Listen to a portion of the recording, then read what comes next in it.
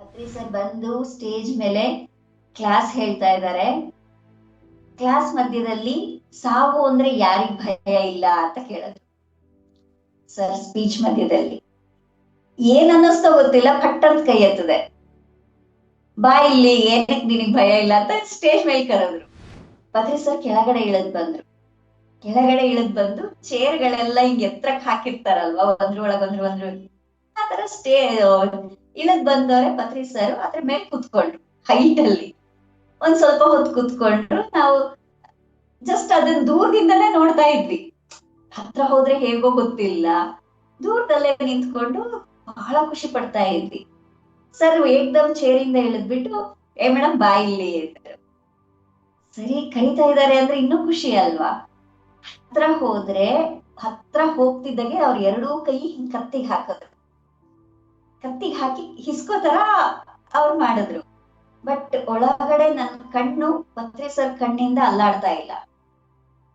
Sir ನನ್ನ ನೋಡ್ತಿದ್ದಾರೆ, ನಾನ್ sir ಕಣ್ಣನ್ನೇ ನೋಡ್ತಾ ಇದ್ದೀನಿ. ಸುಮಾರು 4-5 ನಿಮಿಷ ಆದ್ಮೇಲೆ ಭಯ ಇಲ್ವಾ ಅಂದ್ರು. ಆ ಪ್ರತಿಯೊಂದು ಟ್ರಯಾಂಗಲ್ ಅಲ್ಲಿ ಕೂಡ ಒಬ್ಬೊಬ್ಬ ಋಷಿಗಳು ಕೂತಿರೋದು ಕಾಣಿಸ್ತಾ ಇದೆ. ಏನು ಹೀಗೆ ಅಂತಂದ್ರೆ, ಶಂಬಲ ಇಲ್ಲಿಗ್ ಬಂದಿದೆಯಲ್ಲ, ನಾವೆಲ್ಲ ಶಂಬಲ ಮಾಸ್ಟರ್ಸು, ಶಂಬಲಾದಲ್ಲಿ ಇದ್ದಂತವ್ರು. ಇವಾಗ ಈ ಪಿರಮಿಡ್ ಶಂಬಲ ಆಗಿದೆ ಅಂದ್ಮೇಲೆ ನಾವೆಲ್ಲರೂ ಇಲ್ಲಿ ಕನೆಕ್ಟ್ ಆಗಿದ್ದೀವಿ, ಎಲ್ಲರೂ ಇಲ್ಲಿ ಧ್ಯಾನ ಮಾಡ್ತಾ ಇದೀವಿ. ಈ ಪಿರಮಿಡ್ ನ ಶಕ್ತಿ ಅದ್ಭುತವಾಗಿರುವಂತದ್ದು ಅಂತ ಹೇಳಿ ಮಹಾವತಾರ್ ಬಾಬಾಜಿ ಟಿಪ್ಪಲ್ಲಿ ಕೂತಿದ್ದಾರೆ. ಪತ್ರಿ ಸರ್ ಒಂದ್ ಕಡೆಯಿಂದ, ಮಹಾವತಾರ್ ಬಾಬಾಜಿ ಒಂದ್ ಕಡೆಯಿಂದ ಬಂದು ಇಬ್ಬರ ಒಂದು ಚೈತನ್ಯ ಕೂಡ ಮರ್ಜ್ ಆಗಿದ್ದನ್ನ ನಾನ್ ನೋಡಿದೆ. ಕಡತಾಲ್ ಪಿರಮಿಡ್ ಅನ್ನುವಂಥದ್ದು ತುಂಬಾ ಸ್ಪೆಷಲ್. ಯಾಕೆ ಅಂದ್ರೆ ಅವೆಲ್ಲವೂ ಕೂಡ ಒಂದು ಎನರ್ಜಿ ಪಾಯಿಂಟ್ಸ್, ಅದು ಶಕ್ತಿ ಕ್ಷೇತ್ರಗಳವು. ಆ ಶಕ್ತಿ ಕ್ಷೇತ್ರದ ಆ ಒಂದು ಆರಾದಲ್ಲಿ ಹೋದ್ರೇನೆ ಸಾಕು, ನಮ್ಮ ಒಳಗಡೆ ಅದ್ಭುತವಾದ ಬದಲಾವಣೆಗಳಾಗತ್ತೆ. ಅಮೇಝಿಂಗ್ ಆಗಿ ಒಂದಿನ ನಮ್ಮ ಅತ್ತೆ ಬಂದು ನನ್ನ ಹತ್ರ, ರೂಪಾ ತುಂಬಾ ದೊಡ್ಡ ತಪ್ಪು ಮಾಡ್ಬಿಟ್ಟಿದೀನಿ ನಾನು, ನಿನಗ್ ಹಂಗ ಅನ್ಬಾರ್ದಾಗಿತ್ತು, ನಿನ್ನಿಷ್ಟ ಅಮ್ಮ, ನೀನ್ ಯಾವ ತರ ಬೇಕಾದ್ರೂ ನೀನ್ ಧ್ಯಾನ ಪ್ರಚಾರ ಮಾಡೋರನ್ನ ತಡಿಬಾರ್ದು, ನಾನು ಆ ರೀತಿ ಮಾಡಿದ್ದು ಇದಾಯ್ತು ಅಂತಂದ್ ಹೇಳಿದ್ರೆ ನನಗೆ ಅರ್ಥ ಆಗ್ತಿಲ್ಲ ಏನ್ ಮಾತಾಡ್ಬೇಕು ಅಂತ ಹೇಳಿ, ಹೇಗೆ ರಿಯಾಕ್ಟ್ ಮಾಡ್ಬೇಕನ್ನೋದು ಅರ್ಥ ಆಗ್ತಿಲ್ಲ. ಇಲ್ಲ ಆತರ ಏನು ಅನ್ಕೋಬೇಡ್ರಿ, ಇವಾಗ ಏನಿದೆ ಎಲ್ಲ ಕರೆಕ್ಟ್ ಆಗಿದೆ ಅಂತ ಹೇಳಿ.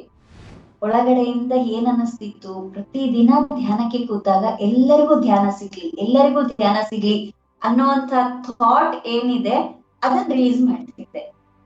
ಮೇಡಮ್ ಒಂದ್ ಗೈಡೆಡ್ ಮೆಡಿಟೇಷನ್ ಮಾಡಿ ಮೇಡಮ್, ಚೆನ್ನಾಗಿರುತ್ತೆ ಅಂತಂದ್ರು. ನನ್ಗೆ ಹಿಂಗ್ ಮಾಡ್ಬೇಕು ಅರ್ಥ ಆಗಂಗಿಲ್ಲ, ಓಕೆ ಟ್ರೈ ಮಾಡ್ತೀನಿ ಅಂತ ಹೇಳಿ ಮಾಡಿದ್ರೆ ಅದು ಇವತ್ತಿಗೆ 11 ಲಕ್ಷಕ್ಕಿಂತ ಹೆಚ್ಚು ಜನ ವೀಕ್ಷಣೆ ಮಾಡಿ, ಎಷ್ಟು ಮಂದಿ ನಾನು ಎಲ್ಲಿಗೆ ಹೋದ್ರು ಹೇಳ್ತಾರೆ, ಮೇಡಮ್ ನಿಮ್ ವಿಡಿಯೋ ನೋಡಿ ನಾವು ಧ್ಯಾನ ಕಲ್ತ್ವಿ, ನಿಮ್ ವಿಡಿಯೋ ನೋಡಿ ಧ್ಯಾನ ಕಲ್ತ್ವಿ ಅಂದ್ರೆ ನನಗದು ಎಷ್ಟು ಆನಂದ ಕೊಡುತ್ತೆ ಅಂದ್ರೆ, ಇಲ್ಲಿ ಹೆಮ್ಮೆ ಅಂತಲ್ಲ, ಈಗೋ ಅಂತಲ್ಲ, ಒಂದು ಆತ್ಮ ಸಂತೃಪ್ತಿ ಅನ್ನೋದು ಸಿಗ್ತಾ ಹೋಗುತ್ತೆ. ಎಸ್ಪೆಷಲಿ PSSM ಅಲ್ಲಿ ಬಂದಿರುವಂತಹ ಧ್ಯಾನಿಗಳು ಏನಿದೀವಿ, ನಾವ್ ಎಲ್ಲರೂ ಕೂಡ ಎಷ್ಟೋ ಜನ್ಮಗಳಲ್ಲಿ ಧ್ಯಾನ ಸಾಧನೆಯನ್ನ ಮಾಡಿ ಬಂದಿರ್ತೇವೆ. ಇಲ್ಲಿ ನಾವು ಇದೀವಿ ಅಂದ್ರೇನೆ ನಾವು ಎಷ್ಟೋ ಸಾಧನೆಯನ್ನ ಮುಗಿಸಿಕೊಂಡು ಬಂದಿರೋಂತ ಆತ್ಮಗಳು ನಾವೆಲ್ಲ.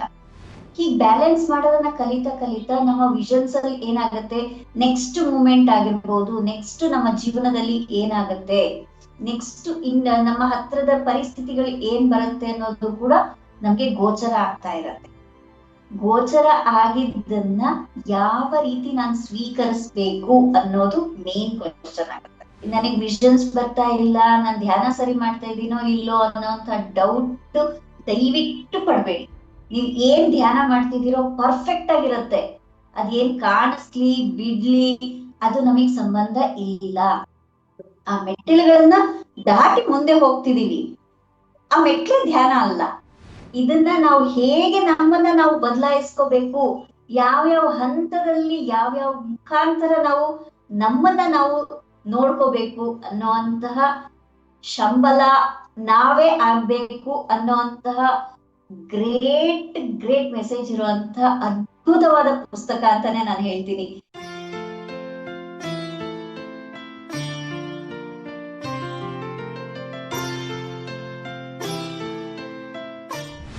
ಎಲ್ಲರಿಗೂ ನಮಸ್ಕಾರ. ಮೊದಲನೇದಾಗಿ ಜನ್ಮ ನೀಡಿದ ತಂದೆ ತಾಯಿಗಳಿಗೆ ನಮಸ್ಕರಿಸುತ್ತಾ, ಆಧ್ಯಾತ್ಮಿಕ ಮಾರ್ಗವನ್ನು ತೋರಿದ ಮಗಳು ಅಖಿಲಾಳನ್ನು ಹೃದಯದಲ್ಲಿ ಕೃತಜ್ಞತೆಯಿಂದ ನೆನೆಯುತ್ತ, ಈ ಜ್ಞಾನ ಮಾರ್ಗವನ್ನು ತೋರಿಸಿದ ಪರಮ ಪೂಜ್ಯ ಗುರುಗಳಾದಂಥ ಬ್ರಹ್ಮರ್ಷಿ ಪಿತಾಮಹ ಪತ್ರಿಜಿ ಮತ್ತು ಮಾತೆ ಸ್ವರ್ಣಮಾಲಾಮ್ಮನವರ ಪಾದ ಪದ್ಮಗಳಿಗೆ ನನ್ನ ಹಣೆ ಹೆಚ್ಚಿ ನಮಸ್ಕರಿಸುತ್ತಾ, ಈ ದಿನ ನನ್ನ ಒಂದು ಸೌಭಾಗ್ಯ ಅಂತ ತಿಳ್ಕೊಂಡಿದ್ದೀನಿ. ಸತ್ಯಪಯಣ ಮತ್ತು ಶಂಬಲ ಆ ಮೇರುಕೃತಿಯ ಕರ್ತರು. ಮೇರುಕೃತಿ ಅನ್ನೋದಕ್ಕೆ ಅದೇನು ಭಗವದ್ಗೀತೆ ಹಾಗೆ ಇಷ್ಟು ದಪ್ಪನಾದ ಪುಸ್ತಕ ಅಲ್ಲ, ಕೇವಲ 65 ಪುಟಗಳ, ಅದಕ್ಕಿಂತ ಸ್ವಲ್ಪ ಜಾಸ್ತಿ ಪುಟಗಳ ಪುಸ್ತಕ ಶಂಬಲ.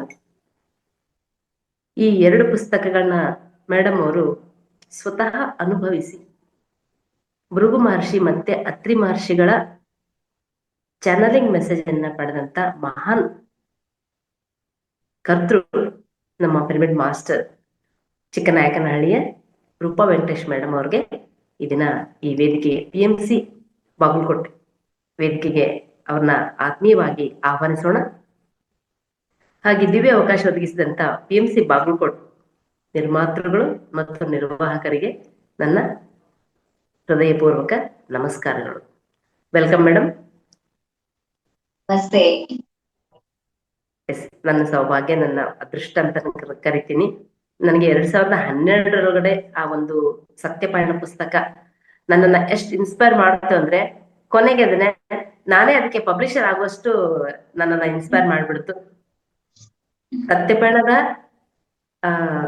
ಲೇಖಕರು ಅವರು ಅಂದ್ರೆ, ಕೃಷ್ಣನ್ನ ತಾಯಿ ಹಡೆದಿದ್ದೇ ಬೇರೆ, ಬೆಳೆಸಿದ್ದೇ ಬೇರೆ.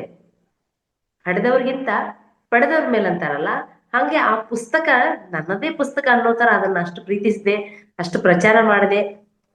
ಯಾಕಂದ್ರೆ ಸತ್ಯ ಅದ. ಸತ್ಯಪಯಣ ಅಂದ್ರೆ ಸತ್ಯಪಯಣನೇ, ಪ್ರತಿಯೊಬ್ಬರ ಆತ್ಮದ ಪಯಣದ ಆ ಒಂದು ಕಿರು ಹೊತ್ತಿಗೆ ಅಂತಾನೆ ಬರೆದಿದ್ದಾರೆ ಸರ್. ಅದನ್ನ ಒಂದು ಕೊಹಿನೂರ್ ಆಭರಣ ಅಂತಾನೆ ಹೇಳಿದ್ದಾರೆ ಸರ್. ಅಂತಹ ಆ ಕರ್ತೃವನ್ನ ನಾವೀಗ ಒಂದಷ್ಟು ಪ್ರಶ್ನೆಗಳನ್ನ ಕೇಳಿ ಅವರ ಜೀವನದ ಒಂದಷ್ಟು ಪಯಣದ ಬಗ್ಗೆ ನಾವು ತಿಳ್ಕೊಳ್ಳೋಣ. ಎಸ್ ಮೇಡಮ್, ಈಗ ತಾವು ತಮ್ಮ ಒಂದಷ್ಟು ಬಾಲ್ಯ, ಪ್ರತಿಯೊಬ್ಬರಿಗೆ ಬಾಲ್ಯ ಅನ್ನೋದು ಬಹಳ ಅವಿಸ್ಮರಣೀಯವಾದಂತಹ ಘಟನೆ. ಆ ಅವಿಸ್ಮರಣೀಯ ಘಟನೆಯಲ್ಲಿ ತಮ್ಮ ಬಾಲ್ಯ ಹೇಗಿತ್ತು ಅನ್ನೋದನ್ನ ಸ್ವಲ್ಪ ವಿವರಿಸಿ. ಬಾಲ್ಯ ಮೊಟ್ಟ ಮೊದಲಿಗೆ ನಮ್ಮ ಗುರುಗಳಾದಂತಹ ಬ್ರಹ್ಮರ್ಷಿ ಪಿತಾಮಹ ಡಾಕ್ಟರ್ ಪತ್ರಿಜಿಯವರ ಪಾದಾರ ಪದ್ಮಗಳಿಗೆ ಶಿರಸಾಷ್ಟಾಂಗ ನಮನಗಳನ್ನ ಸಲ್ಲಿಸುತ್ತ, ನಮ್ಮೆಲ್ಲರ ಪರಮ ಗುರುಗಳಾದಂತಹ ಸದಾನಂದ ಯೋಗಿಗಳ ಪಾದ ಪದ್ಮಗಳಿಗೆ ಶಿರಸಾಷ್ಟಾಂಗ ನಮನಗಳನ್ನ ಸಲ್ಲಿಸುತ್ತ, ನಮ್ಮೆಲ್ಲರ ಶ್ರೀ ಗುರುಗಳಾದಂತಹ ಮಹಾವತಾರ್ ಬಾಬಾಜಿಯವರ ಪಾದ ಪದ್ಮಗಳಿಗೆ ಶಿರಸಾಷ್ಟಾಂಗ ನಮನಗಳನ್ನ ಸಲ್ಲಿಸ್ತಿದ್ದೇನೆ. ನೀವು ಇಷ್ಟೊತ್ತು ಹೇಳಿದ್ರಿ ಎಲ್ಲರ ಬಾಲ್ಯ ಅನ್ನೋದು ತುಂಬಾ ಇಂಪಾರ್ಟೆಂಟ್ ಅಂತ ಹೇಳಿ. ಖಂಡಿತ. ಯಾಕೆಂದ್ರೆ ನಾವ್ ಏನ್ ಹೇಳ್ತೀವಿ ಅಂದ್ರೆ, ಬೆಳೆಯುವ ಪೈರು ಮೊಳಕೆಯಲ್ಲಿ ಅಂತಂದ್ ಹೇಳ್ತಾರೆ ಎಲ್ಲಾರು. ಅಂದ್ರೆ ನಾವು ಮುಂದೆ ಏನಾಗ್ತೀವಿ ಅನ್ನೋ ಅಂತದನ್ನ ನಾವು ಚಿಕ್ಕ ವಯಸ್ಸಿನಿಂದಾನೇ ನಾವು ಅದನ್ನ ಫೌಂಡೇಶನ್ ಹಾಕೊಂಡ್ ಬಂದಿರ್ತೀವಿ ಅಂತಂದು ಈಗಂತೂ ಪಕ್ಕಾ ಅರ್ಥ ಆಗ್ತಾ ಇದೆ ನನಗೆ. ಮುಂಚೆ ಕೇಳ್ತಾ ಇದ್ವಿ, ಆದ್ರೆ ಇವಾಗ ಅನುಭವ ಪೂರ್ವಕವಾಗಿ ನಾನು ಅದನ್ನ ಅರ್ಥ ಮಾಡ್ಕೊಳ್ತಾ ಇದ್ದೀನಿ. ಯಾಕೆಂದ್ರೆ ಮುಂಚಿಂದ ಕೂಡ ನಾನು ಸ್ವಲ್ಪ ಮಿತಭಾಷಿನೇ, ತುಂಬಾ ಏನು ಮಾತಾಡ್ತಾ ಇರ್ಲಿಲ್ಲ, ಸ್ವಲ್ಪ ರಿಸರ್ವ್ ತರಾನೇ. ಅಂದ್ರೆ ಎಲ್ಲಾ ಫ್ರೆಂಡ್ಸ್ ಜಾಸ್ತಿ, ಆದ್ರೆ ನಾನ್ ಮಾತು ಕಮ್ಮಿ. ಅವಾಗ ಅದೇನೋ ಅಂತ ಅರ್ಥ ಆಗಿರ್ಲಿಲ್ಲ ನನಗೆ. ಈಗ ಏನ್ ಅರ್ಥ ಆಗ್ತಿದೆ ಅಂದ್ರೆ, ನಾನ್ ಹಾಗಿದ್ರು ಕೂಡ ನನ್ ಫ್ರೆಂಡ್ಸ್ ಎಷ್ಟು ಚೆನ್ನಾಗಿ ನನ್ನನ್ನ ಅರ್ಥ ಮಾಡ್ಕೊಂತಿದ್ರು, ಫ್ರೆಂಡ್ಸಿಗೆ ನಾನು ಎಷ್ಟು ಇಷ್ಟ ಆಗ್ತಿದ್ದೆ ಅನ್ನೋದು ಇವಾಗ ನನಗೆ ಅರ್ಥ ಆಗ್ತಾ ಇದೆ. ಅವಾಗ ಚಿಕ್ಕ ವಯಸ್ಸಿನಲ್ಲಿ ನಂಗೆ ಏನೋ ಅರ್ಥ ಆಗಿರ್ಲಿಲ್ಲ. ಅದು ಏನೋ ನಾನ್ ಸೈಲೆಂಟ್, ಹೆಚ್ಚು ಯಾರದಲ್ಲೂ ಅಷ್ಟು ಮಿಂಗಲ್ ಆಗ್ತಿರ್ಲಿಲ್ಲ, ಮಾತಾಡ್ತಾ ಇರ್ಲಿಲ್ಲ, ಎಷ್ಟೋ ಅಷ್ಟೇ ಮಾತಾಡ್ತಿದ್ದೆ. ಬಟ್ ಅವ್ರು ನನ್ನನ್ನ ರಿಸೀವ್ ಮಾಡ್ಕೊಂಡಿದ್ ರೀತಿ ಇವಾಗ ನನಗೆ, ಯಾಕೆಂದ್ರೆ ಹೇಳ್ಬೇಕಂದ್ರೆ 40 ವರ್ಷದ ಮೇಲೆ ಈಗ ನನ್ನ ಪ್ರೈಮರಿ ಸ್ಕೂಲ್ ಫ್ರೆಂಡ್ಸ್ ಮತ್ತೆ ಕನೆಕ್ಟ್ ಆಗ್ತಾ ಇದ್ದಾರೆ. ಆವಾಗ ನನಗೆ ಅರ್ಥ ಆಗ್ತಿದೆ, ಅವರೆಲ್ಲರೂ ಇಷ್ಟ ಪಡ್ತಿದ್ರ ನನ್ನನ್ನ, ಇವರೆಲ್ಲರೂ ಅಷ್ಟು ನನ್ನನ್ನು ರಿಸೀವ್ ಮಾಡ್ಕೊಳ್ತಿದ್ರ ಅನ್ನೋದು ಇವಾಗ ಅರ್ಥ ಆಗ್ತಾ ಇದೆ. ಅಂದ್ರೆ ನಾವು ಏನು ನಮ್ಮ ಮುಂಚಿನ ಒಂದು ಬಾಲ್ಯ ಅನ್ನೋದು ಏನಿರುತ್ತೆ, ಅದು ಎಷ್ಟು ಇಂಪಾರ್ಟೆಂಟ್ ಆಗಿರೋದು ಅನ್ನೋದು ನನಗೆ ಇವಾಗ ಅರ್ಥ ಆಗ್ತಾ ಇದೆ.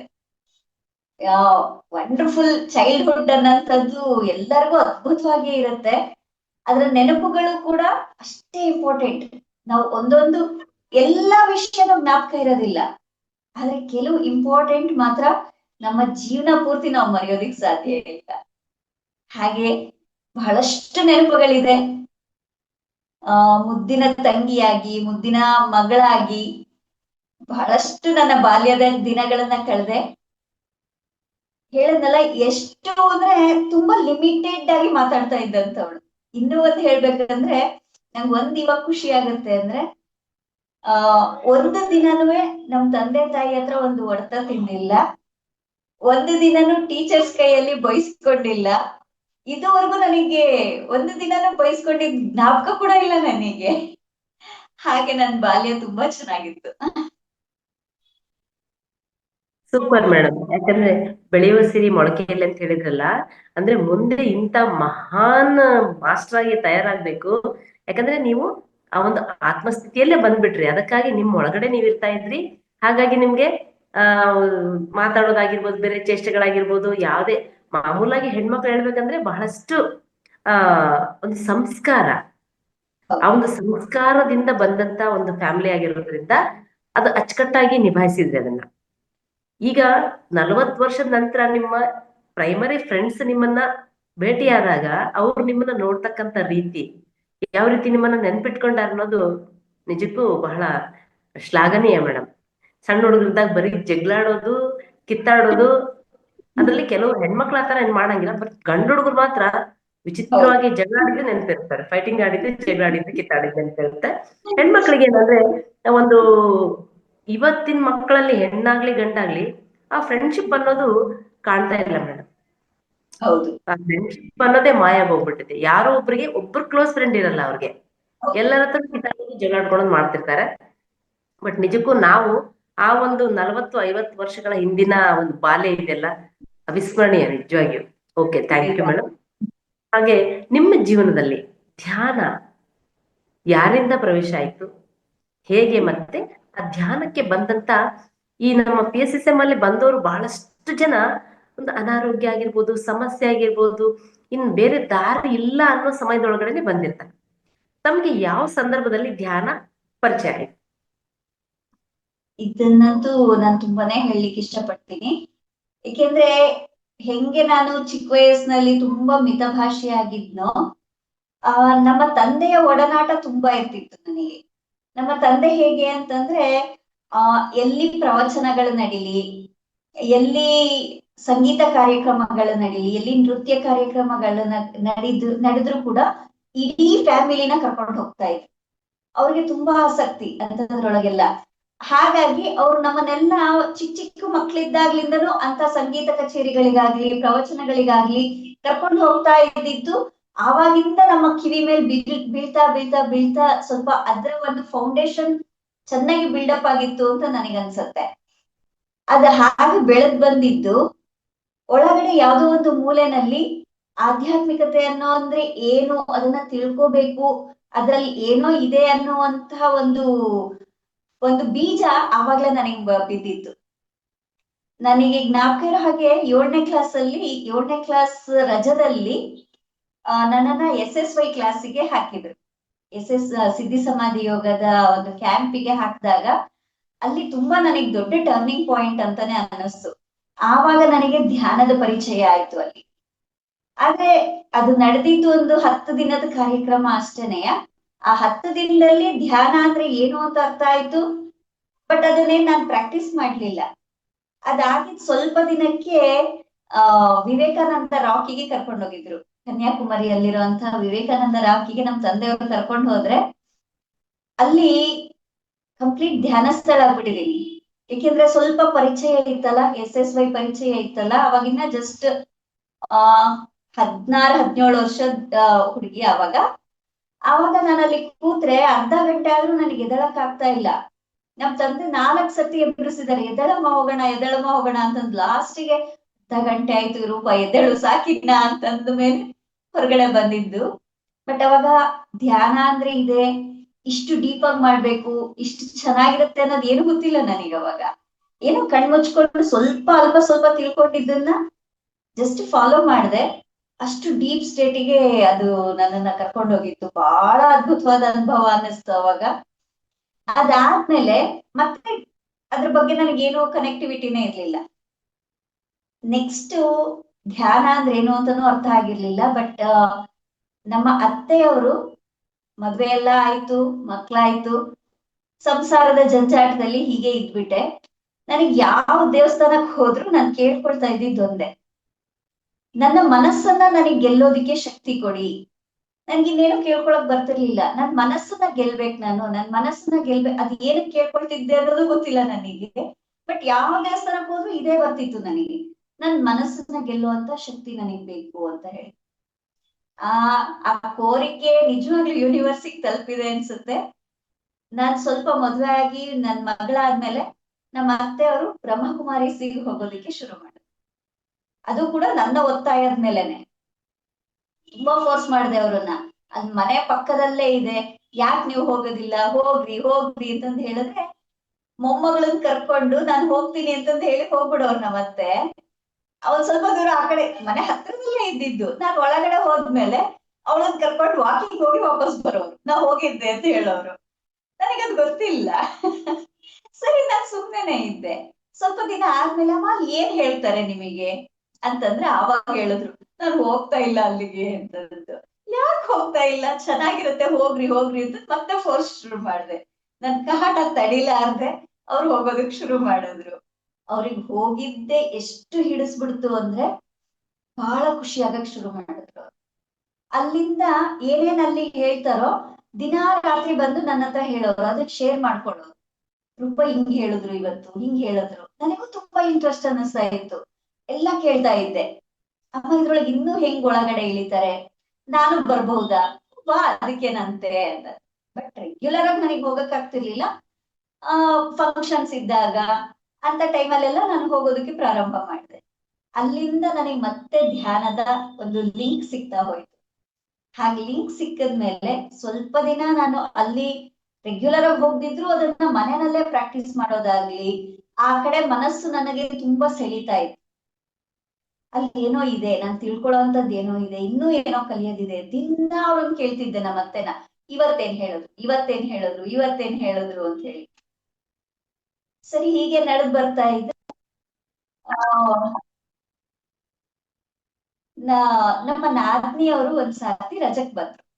ನಮ್ಮ ಮನೆಯವರ ಅಕ್ಕ, ಆ ಚಳ್ಳಕೆರೆ ನಾಗೇಂದ್ರ ಸರ್ ಮತ್ತೆ ಅನಿತಾ ದಂಪತಿಗಳವರು. ಅವರಿಗೆ ಎಷ್ಟು ಥ್ಯಾಂಕ್ಸ್ ಹೇಳಿದ್ರು ನಾನು ಕಮ್ಮಿನೇ. ಯಾಕೆಂದ್ರೆ ನನ್ನನ್ನ ಧ್ಯಾನ ಮಾರ್ಗಕ್ಕೆ ಕರ್ಕೊಂಡ್ ಬಂದವರು ಅವ್ರಿಬ್ರೇನೆಯ. ಅವರು ಬಂದಾಗ, ರಜದಲ್ಲಿ ಬಂದಾಗ ಬೆಳಗ್ಗೆ 5 ಗಂಟೆನಲ್ಲೇ ಎದ್ದು ಧ್ಯಾನಕ್ಕೆ ಕೂತಿದ್ರು. ನಾನು ಯಾಕೆ ಹೀಗ್ ಕೂತಿದ್ದೀರಾ, ನಿದ್ದೆ ಬರ್ಲಿಲ್ವಾ ಅಂತ ವಿಚಾರಿಸಿದ್ರೆ, ಇಲ್ಲ ನಾನ್ ಧ್ಯಾನ ಮಾಡ್ತಾ ಇದ್ದೀನಿ ಅಂತ ಅಂದ್ರು. ಅಲ್ಲಿ ಮತ್ತೆ ಶುರು ಆಯ್ತು ನನಗೆ, ಓ ಇದು ಮತ್ತೆ ನಾನೇನೋ ಕಲಿಯೋದಿದೆ ಅಂತ ಅಂದ್ಬಿಟ್ಟು ನನಗೂ ಹೇಳ್ಕೊಡಿ ಅಂತ ಅಂದೆ. ಅವ್ರು ಕೂರ್ಸಿದ್ರು, ಒಂದ್ 20 ನಿಮಿಷ ಧ್ಯಾನ ಮಾಡಿಸಿದ್ರು. ಬಹಳ ಖುಷಿ ಅನ್ನಿಸ್ತು. ಬಟ್ ಅಷ್ಟು ಹಿಡ್ಕೊಳಕ್ ಆಗ್ಲಿಲ್ಲ ನನಗೆ. ಮತ್ತೆ ಲಿಂಕ್ ಬಿಟ್ಬಿಟ್ಟೆ. ಮತ್ತೆ ಬಿಟ್ರೆ ನಮ್ ಮನೆಯವ್ರು ನನ್ನನ್ ಬಿಡಂಗಿಲ್ಲ. ಆರೋಗ್ಯ ಚೆನ್ನಾಗಾಗತ್ತಂತೆ, ನನಗೇನೋ ಪ್ರಾಬ್ಲಮ್ ಇಲ್ಲ, ಸ್ವಲ್ಪ ಶೀತ ಆಗ್ತಾ ಇತ್ತು, ಪದೇ ಪದೇ ಶೀತ ಆಗ್ತಾ ಇತ್ತು. ನಿಂಗ್ ಶೀತ ಆಗ್ತಾ ಇರುತ್ತಲ್ಲ, ಚೆನ್ನಾಗಾಗತ್ತೆ, ನೀನ್ ಧ್ಯಾನ ಮಾಡು ಅಂತ ಶುರು ಮಾಡ್ಕೊಂಡ್ರು. ಏನ್ ಮಾಡಿದ್ರು ಬಿಡಂಗಿಲ್ಲ ನನ್ನನ್ನ. ದಿನಾ ಅಂಗಡಿಯಿಂದ ಬರೋದು, ಕೇಳೋದು ನನ್ನನ್ನ, ಇವತ್ ಧ್ಯಾನ ಮಾಡಿದ್ಯಾ, ದಿನಾ ರಾತ್ರಿ ಬರೋದು, ಧ್ಯಾನ ಮಾಡಿದ್ಯಾ. ಇವ್ರ ಕಾಟ ತಡಿಯಕ್ಕಾಗಲ್ಲಪ್ಪ, ಮತ್ ಮಾಡ್ಬಿಟ್ರೆ ಒಳ್ಳೇದು ಅಂತೇಳಿ ಮತ್ತೆ ಧ್ಯಾನ ಶುರು ಮಾಡ್ಕೊಂಡೆ. ಬಟ್ ಆ ಒಂದು ಟೇಸ್ಟ್ ಹೆಂಗ್ ಹಿಡಿಯೋದಕ್ಕೆ ಸ್ಟಾರ್ಟ್ ಆಯ್ತಂದ್ರೆ, ಆ ಹೇಳ್ತಾರಲ್ಲ, ಏನೋ ಒಂದು ಸ್ವೀಟ್ ತಿಂದಾಗ ಅದ್ರ ರುಚಿನ ಎಷ್ಟೋ ಹೊತ್ತಿನ ತನಕ ನಾವು ಅನುಭವಿಸ್ತೀವಿ ಅಂತ ಹೇಳಿ, ಆ ತರ ಅನ್ನಿಸೋಕೆ ಒಂಥರ ಅಡಿಕ್ಷನ್ ಅನ್ನೋದು ಶುರು ಆಗ್ಬಿಡ್ತು. ಧ್ಯಾನ ಮಾಡ್ಲಿಲ್ಲ ಅಂದ್ರೆ ಏನೋ ಕಳ್ಕೊಂಡಿದೀನಿ, ಅಯ್ಯೋ ಬೆಳಗ್ಗಿಂತ ರಾತ್ರಿವರೆಗೂ ಕೆಲ್ಸ ಇರುತ್ತೆ, ಯಾವ ಕೆಲ್ಸನೂ ನಾನ್ ಬಿಡೋಕ್ಕಾಗಲ್ಲ. ಯಾಕಂದ್ರೆ ಜಾಯಿಂಟ್ ಫ್ಯಾಮಿಲಿ ನಮ್ದು. ಹಾಗಿದ್ದಾಗ ಯಾವ ಕೆಲ್ಸನೂ ನಾನ್ ಬಿಡೋದಿಕ್ ಸಾಧ್ಯ ಇರ್ಲಿಲ್ಲ. ಮಧ್ಯದಲ್ಲಿ ಅಂಗಡಿಗೆ ಬರ್ಬೇಕು, ನಮ್ಮ ಮನೆಯವ್ರು ಊಟಕ್ಕೆ ಕಳ್ಸಕ್ಕೆ, ಎಲ್ಲದಕ್ಕೂ ಅಂದ್ರೆ ಒಂದು ಬ್ಯುಸಿ ಶೆಡ್ಯೂಲ್ ಅಲ್ಲಿ ಇರ್ತಿದ್ದೆ ನಾನು. ಮತ್ತೆ ನಾನು ಹಿಂಗಿದ್ದಾಗ ಹೆಂಗೆ ಧ್ಯಾನ ಮಾಡೋದು, ನಾನು ನಿರಂತರವಾಗಿ ಧ್ಯಾನ ಮಾಡ್ಲೇಬೇಕು ಅನ್ನೋದು ಒಳಗಿನಿಂದ ತಪನ ಶುರುವಾಯ್ತು. ಆ ತಪನ ನನ್ನನ್ನ ರಾತ್ರಿ ಹೊತ್ತು ಧ್ಯಾನ ಮಾಡೋದಕ್ಕೆ ಪ್ರೇರೇಪಣೆ. ರಾತ್ರಿ ಅನ್ನೋದು ನನಗೆ ಯಾರು ಡಿಸ್ಟರ್ಬ್ ಮಾಡಲ್ಲ. ಯಾವ್ದು ಮಕ್ಕಳು ಮಲ್ಕೊಂಡ್ಮೇಲೆ ಇನ್ನೇನು ಡಿಸ್ಟರ್ಬೆನ್ಸ್ ಇರೋದಿಲ್ಲಲ್ಲ, ಆವಾಗ ಕುತ್ಕೊಂಡ್ ಮಾಡೋಣ ಅಂತ ಹೇಳಿ 12 ಗಂಟೆಗೆ ದಿನಾ ರಾತ್ರಿ ಅಲಾರಾಮ್ ಇಟ್ಕೊಂಡು 12 ಗಂಟೆಗೆ ಎದ್ದು ಧ್ಯಾನ ಮಾಡೋದಕ್ಕೆ ಪ್ರಾರಂಭ ಮಾಡಿದೆ. ಅದು ಒಂದು ದೊಡ್ಡ ಟರ್ನಿಂಗ್ ಪಾಯಿಂಟ್ ಮತ್ತೆ ಪ್ಲಸ್ ಪಾಯಿಂಟ್ ಆಯ್ತು ನನಗದು. ಅಲ್ಲಿಂದ ಇಲ್ಲಿಯವರೆಗೂ ಬೆಳಗ್ಗೆ ಹೊತ್ತು ನನಗೆ ನಿಜವಾಗ್ಲೂ ಧ್ಯಾನ ಮಾಡೋದಕ್ಕೆ ಸಮಯ ಸಿಕ್ಕೋದಿಲ್ಲ. ರಾತ್ರಿ ಅಂತೂ ಖಂಡಿತ ನಾನು ಧ್ಯಾನ ಮಾಡ್ದೆಲ್ಲ ಮಲ್ಗೋದಿಲ್ಲ. ಈ ತರ ನಡ್ಕೊಂಡ್ ಬರ್ತಾನೆ ಇದೆ ಅದು. ಇದ್ರ ಮಧ್ಯದಲ್ಲಿ ಸ್ವಲ್ಪ ಹೇಳ್ತಾರಲ್ಲ, ನಾವೊಬ್ರೇ ಕೆರ್ಕೊಂಡ್ರೆ ಸಾಕಾಗೋದಿಲ್ಲ, ಪಕ್ಕದಲ್ಲಿರೋರ್ಗು ಒಂಚೂರು ಕೆರ್ಕೊಂಡ್ರೆ ಹೆಂಗಿರುತ್ತೆ ತೋರಿಸ್ಬೇಕು ಅಂತ ಅನಿಸ್ತಿರುತ್ತಲ್ಲ ಮನ್ಸಲ್ಲಿ. ಹಾಗೆ ನನ್ ಫ್ರೆಂಡ್ಸ್ ಎಲ್ಲಾರ್ಗು ಹೇಳೋದು, ಅವ್ರನ್ನು ಇಲ್ಲ ನೀವು ಮಾಡ್ರಿ ಚೆನ್ನಾಗಿರತ್ತೆ ಚೆನ್ನಾಗಿರತ್ತೆ ಅಂತ ಹೇಳಿ ಫೋರ್ಸ್ ಮಾಡಿ ಅವ್ರನ್ನೆಲ್ಲ ಧ್ಯಾನ ಕೂರ್ಸೋದು. ಅದೊಂಥರ ಆ ಸ್ಟಾರ್ಟಿಂಗ್ ಅಲ್ಲಿ ಇದ್ದಂತ ಟೇಸ್ಟೇ ಸೂಪರ್ ಆಗಿರತ್ತದು. ಅದನ್ನ ಪದೇ ಪದೇ ಜ್ಞಾಪಿಸ್ಕೊಂಡಷ್ಟು ಖುಷಿ ಸಿಗುತ್ತೆ. Super madam, super, wonderful. ನೋಡ್ರಿ, ಆಧ್ಯಾತ್ಮದ ಬೀಜ ಅನ್ನೋದು ನಿಜಕ್ಕೂ ಮಕ್ಕಳು ಬಾಲ್ಯದಲ್ಲಿದ್ದಾಗ ಅವರ ಅಜ್ಜ ಅಜ್ಜಿ ಅಥವಾ ತಂದೆ ತಂದೆ ಆಗಿರ್ಬೋದು, ತಾಯಿಯ ತಂದೆ ತಾಯಿ ಆಗಿರ್ಬೋದು, ಅಥವಾ ನಮ್ಮ ತಂದೆ ತಾಯಿಗಳೇ ಆಗಿರ್ಬೋದು, ಅಲ್ಲಿ ಎಲ್ಲೋ ನಿಮ್ಮ ತಂದೆಯವರು ನಿಮಗೆ ಒಂದು ಆಧ್ಯಾತ್ಮಿಕವಾಗಿ ಪ್ರವೇಶ ಆಗ್ಲಿಕ್ಕೆ ಒಂದು ಸ್ಕೋಪ್ ಕೊಟ್ರು ಅಂತಾನೆ ಕರಿಬಹುದು. ನಿಮ್ಮನ್ನೆಲ್ಲ ಅಲ್ಲಿ ಕರ್ಕೊಂಡು ಹೋಗಿರ್ಲಿಲ್ಲ ಅಂದ್ರೆ ಅಷ್ಟೊಂದು ನಿಮಗೆ ಆ ಧ್ಯಾನದ ಪರಿಚಯ, ಆಧ್ಯಾತ್ಮಿಕತೆ ಪರಿಚಯ ಆಗ್ತಿರ್ಲಿಲ್ಲ ಗೊತ್ತಿಲ್ಲ.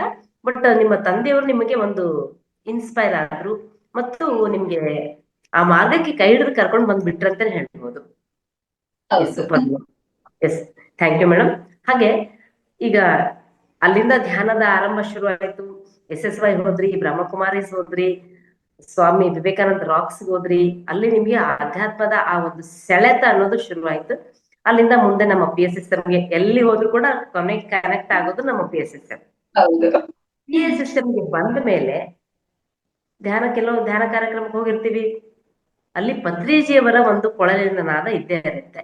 ಅಂತ ಮಹಾನ್ ಚೈತನ್ಯವನ್ನ, ಆ ಪರಮ ಪೂಜ್ಯ, ಆ ಒಂದು ಪುಣ್ಯ ಪುರುಷ ಅಂತ ಕರಿಬಹುದು, ಅವ್ರನ್ನ ಫಸ್ಟ್ ಟೈಮ್ ನೋಡಿದಾಗ ನಿಮ್ಗೆ ಏನ್ ಅನ್ನಿಸ್ತಿರ್ಬೋದು? ಪ್ರತಿಯೊಬ್ಬರಿಗೂ ಆ ಕ್ಷಣವನ್ನ ಲೈಫ್ ಟೈಮ್ ಮರೆಯಕ್ ಸಾಧ್ಯ ಇಲ್ಲ. ಇಲ್ಲ. ಧ್ಯಾನಕ್ಕೆ ಬಂದು ಒಂದು 6-7 ತಿಂಗಳಲ್ಲೇ ನಾನು ಮೇನ್ ಅಲ್ಲಿ ಧ್ಯಾನಕ್ಕೆ ಶುರು ಮಾಡಿದ್ದು. ಬಟ್ ರೆಗ್ಯುಲರ್ ಆಗಿ ಸ್ಟಾರ್ಟ್ ಮಾಡಿದ್ದು ಜುಲೈ ತಿಂಗಳಿಂದ. ಜುಲೈ ತಿಂಗಳಲ್ಲಿ ಧ್ಯಾನ ಸ್ಟಾರ್ಟ್ ಮಾಡಿದ್ರೆ ಸ್ವಲ್ಪ ಸ್ವಲ್ಪ, ನಾ ಹೇಳಿದ್ನಲ್ಲ, ಚಳ್ಳಕೆರೆ ನಾಗೇಂದ್ರ ಸರ್, ಅನಿತಾ ಮೇಡಮ್ ಅವ್ರು ಏನ್ ಮಾಡ್ತಾ ಇದ್ರು, ಅವ್ರು ಎಲ್ಲಿ ಹೋದ್ರುನುವೆ ಇಲ್ಲ ಯಾರು ಮಾಸ್ಟರ್ಸ್ ಅವ್ರ ಮನೆಗ್ ಬಂದ್ರುನುವೆ ನನಗೆ ಫೋನ್ ಮಾಡಿ ಮಾತಾಡ್ಸೋರು.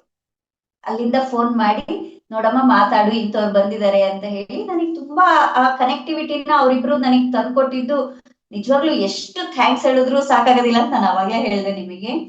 ಆತರ ತುಂಬಾ ಹೆಲ್ಪ್ ಮಾಡ್ತಾ ಬಂದ್ರು. ನನಗೇನ್ ಡೌಟ್ ಬರ್ಲಿ, ಅಲ್ಲಿ ಎಲ್ಲಿ ನಾನ್ ಸ್ಟ್ರಕ್ ಆಗಿರ್ಲಿ, ಅದನ್ನೆಲ್ಲ ಅವ್ರು ತಿಳಿಸಿ ಹೇಳ್ತಾ ಇದ್ರು. ಮಾಸ್ಟರ್ಸ್ ಜೊತೆ ಅಂತೂ ತುಂಬಾ ಕನೆಕ್ಟಿವಿಟಿ ಬೆಳೆಸ್ಕೊಟ್ಟಿದ್ದೆ ಅವ್ರು ನನಗೆ. ಹಾಗೆ ನನಗೆ ಪದೇ ಪದೇ ಫೋನ್ ಅಲ್ಲಿ ಮಾತಾಡ್ತಾ ಮಾತಾಡ್ತಾ ಡಿಸೆಂಬರ್ ಹೊತ್ತಿಗೆ ಪತ್ರಿ ಸರ್ ತುಮಕೂರಿಗೆ ಬರ್ತಾರೆ ಅಂತ ಹೇಳಿ ಮೆಸೇಜ್ ಕೊಟ್ರು. ಡಿಸೆಂಬರ್ 2008 ಧ್ಯಾನ ಮಹಾಯಜ್ಞ ಬೆಂಗಳೂರಲ್ಲಿ ನಡೀತಾ ಇದೆ, ಅದಕ್ಕೆ ಇನ್ವೈಟ್ ಮಾಡ್ಲಿಕ್ಕೋಸ್ಕರ ಪತ್ರಿ ಸರ್ ತುಮಕೂರಿಗೆ ಬರ್ತಾ ಇದ್ರು. ಅದು ನವೆಂಬರ್ ತಿಂಗಳಲ್ಲಿ. ಅದು ಹೇಗಿತ್ತು ಅಂದ್ರೆ, ಹಿಂದಿನ ದಿನ ರಾತ್ರಿ, ಹಿಂದಿನ ದಿನ ಪ್ರೇಮ್ನಾಥ್ ಸರ್ನ, ನಮ್ಮ ನಾದ್ನಿಯವರು ಅನಿತಾ ಮೇಡಮ್ ಅವರು ಪ್ರೇಮ್ನಾಥ್ ಸರ್ನ ನಮ್ಮ ಮನೆ ಕರ್ಕೊಂಡ್ ಬಂದಿದ್ರು.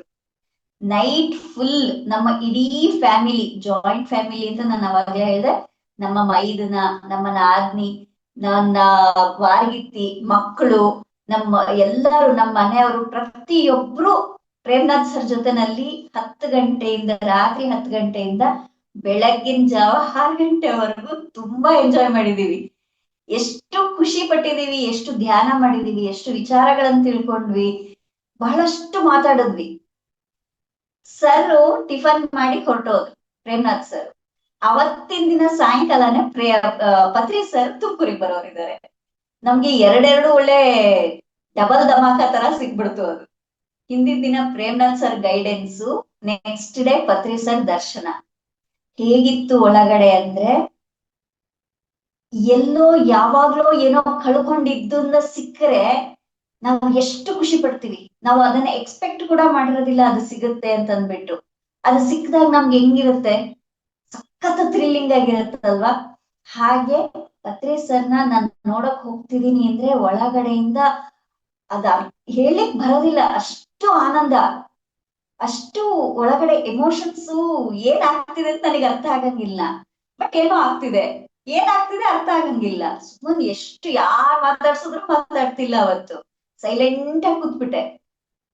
ಪತ್ರಿ ಸರ್ ಬರುವಂತ ಹಾಲ್, ಫಂಕ್ಷನ್ ಹಾಲ್ ಏನಿದೆ ಅಲ್ಲಿ ಕೂತ್ರೆ ಒಳಗಡೆಯಿಂದ ತಡ್ಕೊಳಕ್ ಆಗ್ತಿಲ್ಲ ನನ್ ಕೈಲಿ. ಇನ್ನು ಪತ್ರಿ ಸರ್ ಅಲ್ಲಿ ಬರ್ತಿದ್ದಾರೆ ಅಂತ ಹೇಳಿದ ತಕ್ಷಣ ಅನೌನ್ಸ್ ಮಾಡ್ತಾರಲ್ಲ ಸರ್ ಬಂದ್ರು ಅಂತ ಹೇಳ್ಬಿಟ್ಟು, ಗಳಗಳಗಳ ಕಣ್ಣಲ್ಲಿ ನೀರ್ ಹರಿದು ಹೋಗ್ತಾ ಇದೆ. ಯಾರ ನೋಡಿದ್ರೆ ಏನನ್ಕೋತ, ಏಕೆಂದ್ರೆ ನಾನೇನೋ ಹೊಸಬ್ಳು, ಕಣ್ಣಲ್ಲಿ ನೀರ್ ಹರಿತಾ ಇದೆ ಅಂದ್ರೆ ಏನಕ್ಕೆ ಹಿಂಗಳ್ತಿದ್ದಾಳೆ ಅಂತ ಅಂದ್ಕೊಂಡ್ರೆ ಅನ್ನೋ ಒಂದು ಮುಜುಗರ. ಅದನ್ನ ಯಾರಿಗೂ ಕಾಣಿಸ್ದೇ ಇರೋ ಹಾಗೆ ಅದನ್ನ ಮುಚ್ಚಿಟ್ಕೊಂಡು ಕಣ್ಣು ಒರೆಸ್ಕೊಂಡು ಸರಿ ಮಾಡ್ಕೋಬೇಕು. ಬಟ್ ಅದ್ ನಿಲ್ತಾ ಇಲ್ಲ, ಕಂಟ್ರೋಲ್ಗೆ ಬರ್ತಾ ಇಲ್ಲ ಅದು. ಹಾಗೆ ಅಳು ಬರ್ತಾ ಇದೆ. ಬಟ್ ಅದು ಎಷ್ಟು ಭಾವೋನ್ಮಾದದ ಸ್ಥಿತಿ ಅಂತ ಹೇಳ್ತಾರಲ್ವಾ, ಹಾಗೆ ಬಹಳ ಅದ್ಭುತವಾಗಿತ್ತು. ಪತ್ರಿ ಸರ್ ಬಂದ್ರು.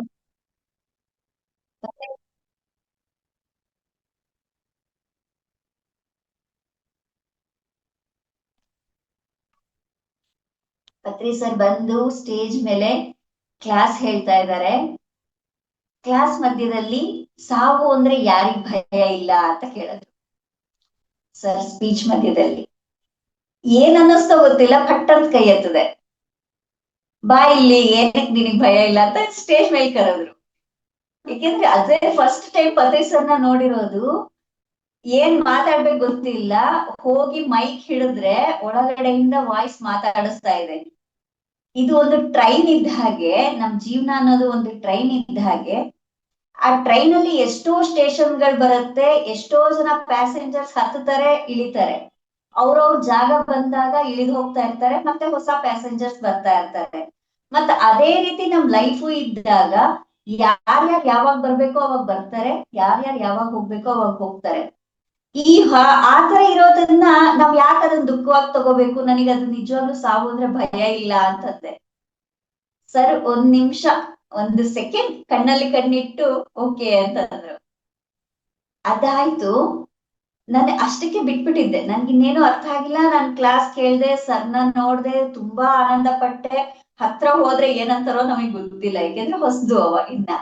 ಹತ್ರ ಹೋಗಕ್ಕೂ ಭಯ, ಹೆದರ್ಕೊಂಡು ಆಮೇಲೆ ಲಾಸ್ಟ್ಗೆ ಶೇಕ್ ಹ್ಯಾಂಡ್ ಕೊಟ್ಟು ವಾಪಸ್ ಬಂದ್ವಿ.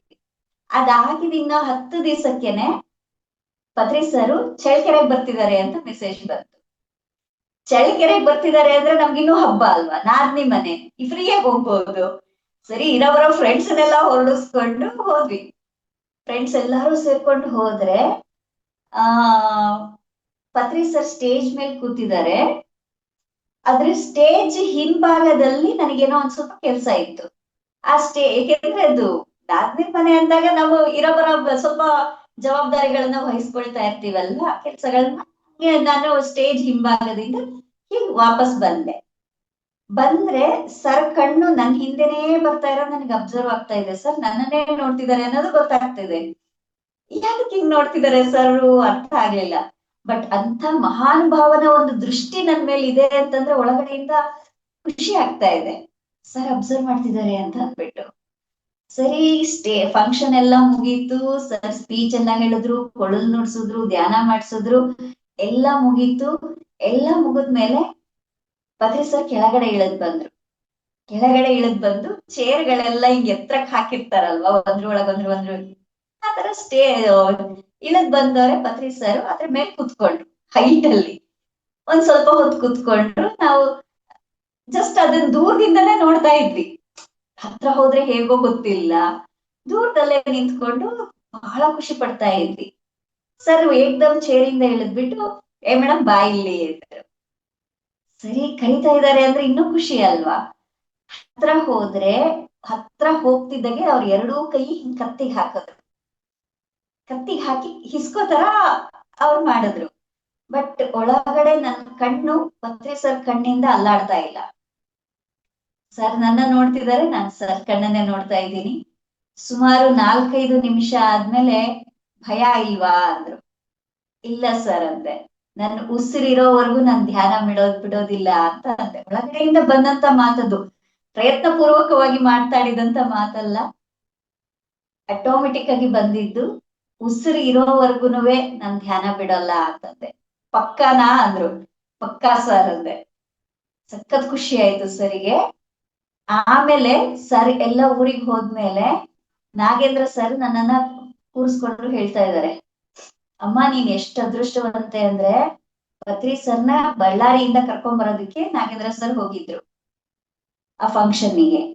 ಬಳ್ಳಾರಿಯಿಂದ ಬರ್ಬೇಕಾದ್ರೆ ದಾರಿನಲ್ಲೇನೆಯ ನನ್ನನ್ ವಿಚಾರಿಸಿದ್ದಾರೆ ಸರ್, ತುಮಕೂರಿಗೆ ಬಂದಿದ್ಲಲ್ಲ ಆ ಹುಡ್ಗಿ, ಅವಳು ಬಂದಿದ್ದಾಳ ಇವತ್ತುನುವೆ, ಆ ಮೇಡಮ್ ಬಂದಿದ್ದಾಳ ಅಂತ ಹೇಳಿ ವಿಚಾರಿಸಿದ್ರು. ರೂಪಾ ಎಷ್ಟು ಅದೃಷ್ಟ ಮಾಡಿದೀಯ ನೀನು ಅಂತಂದ್ರು.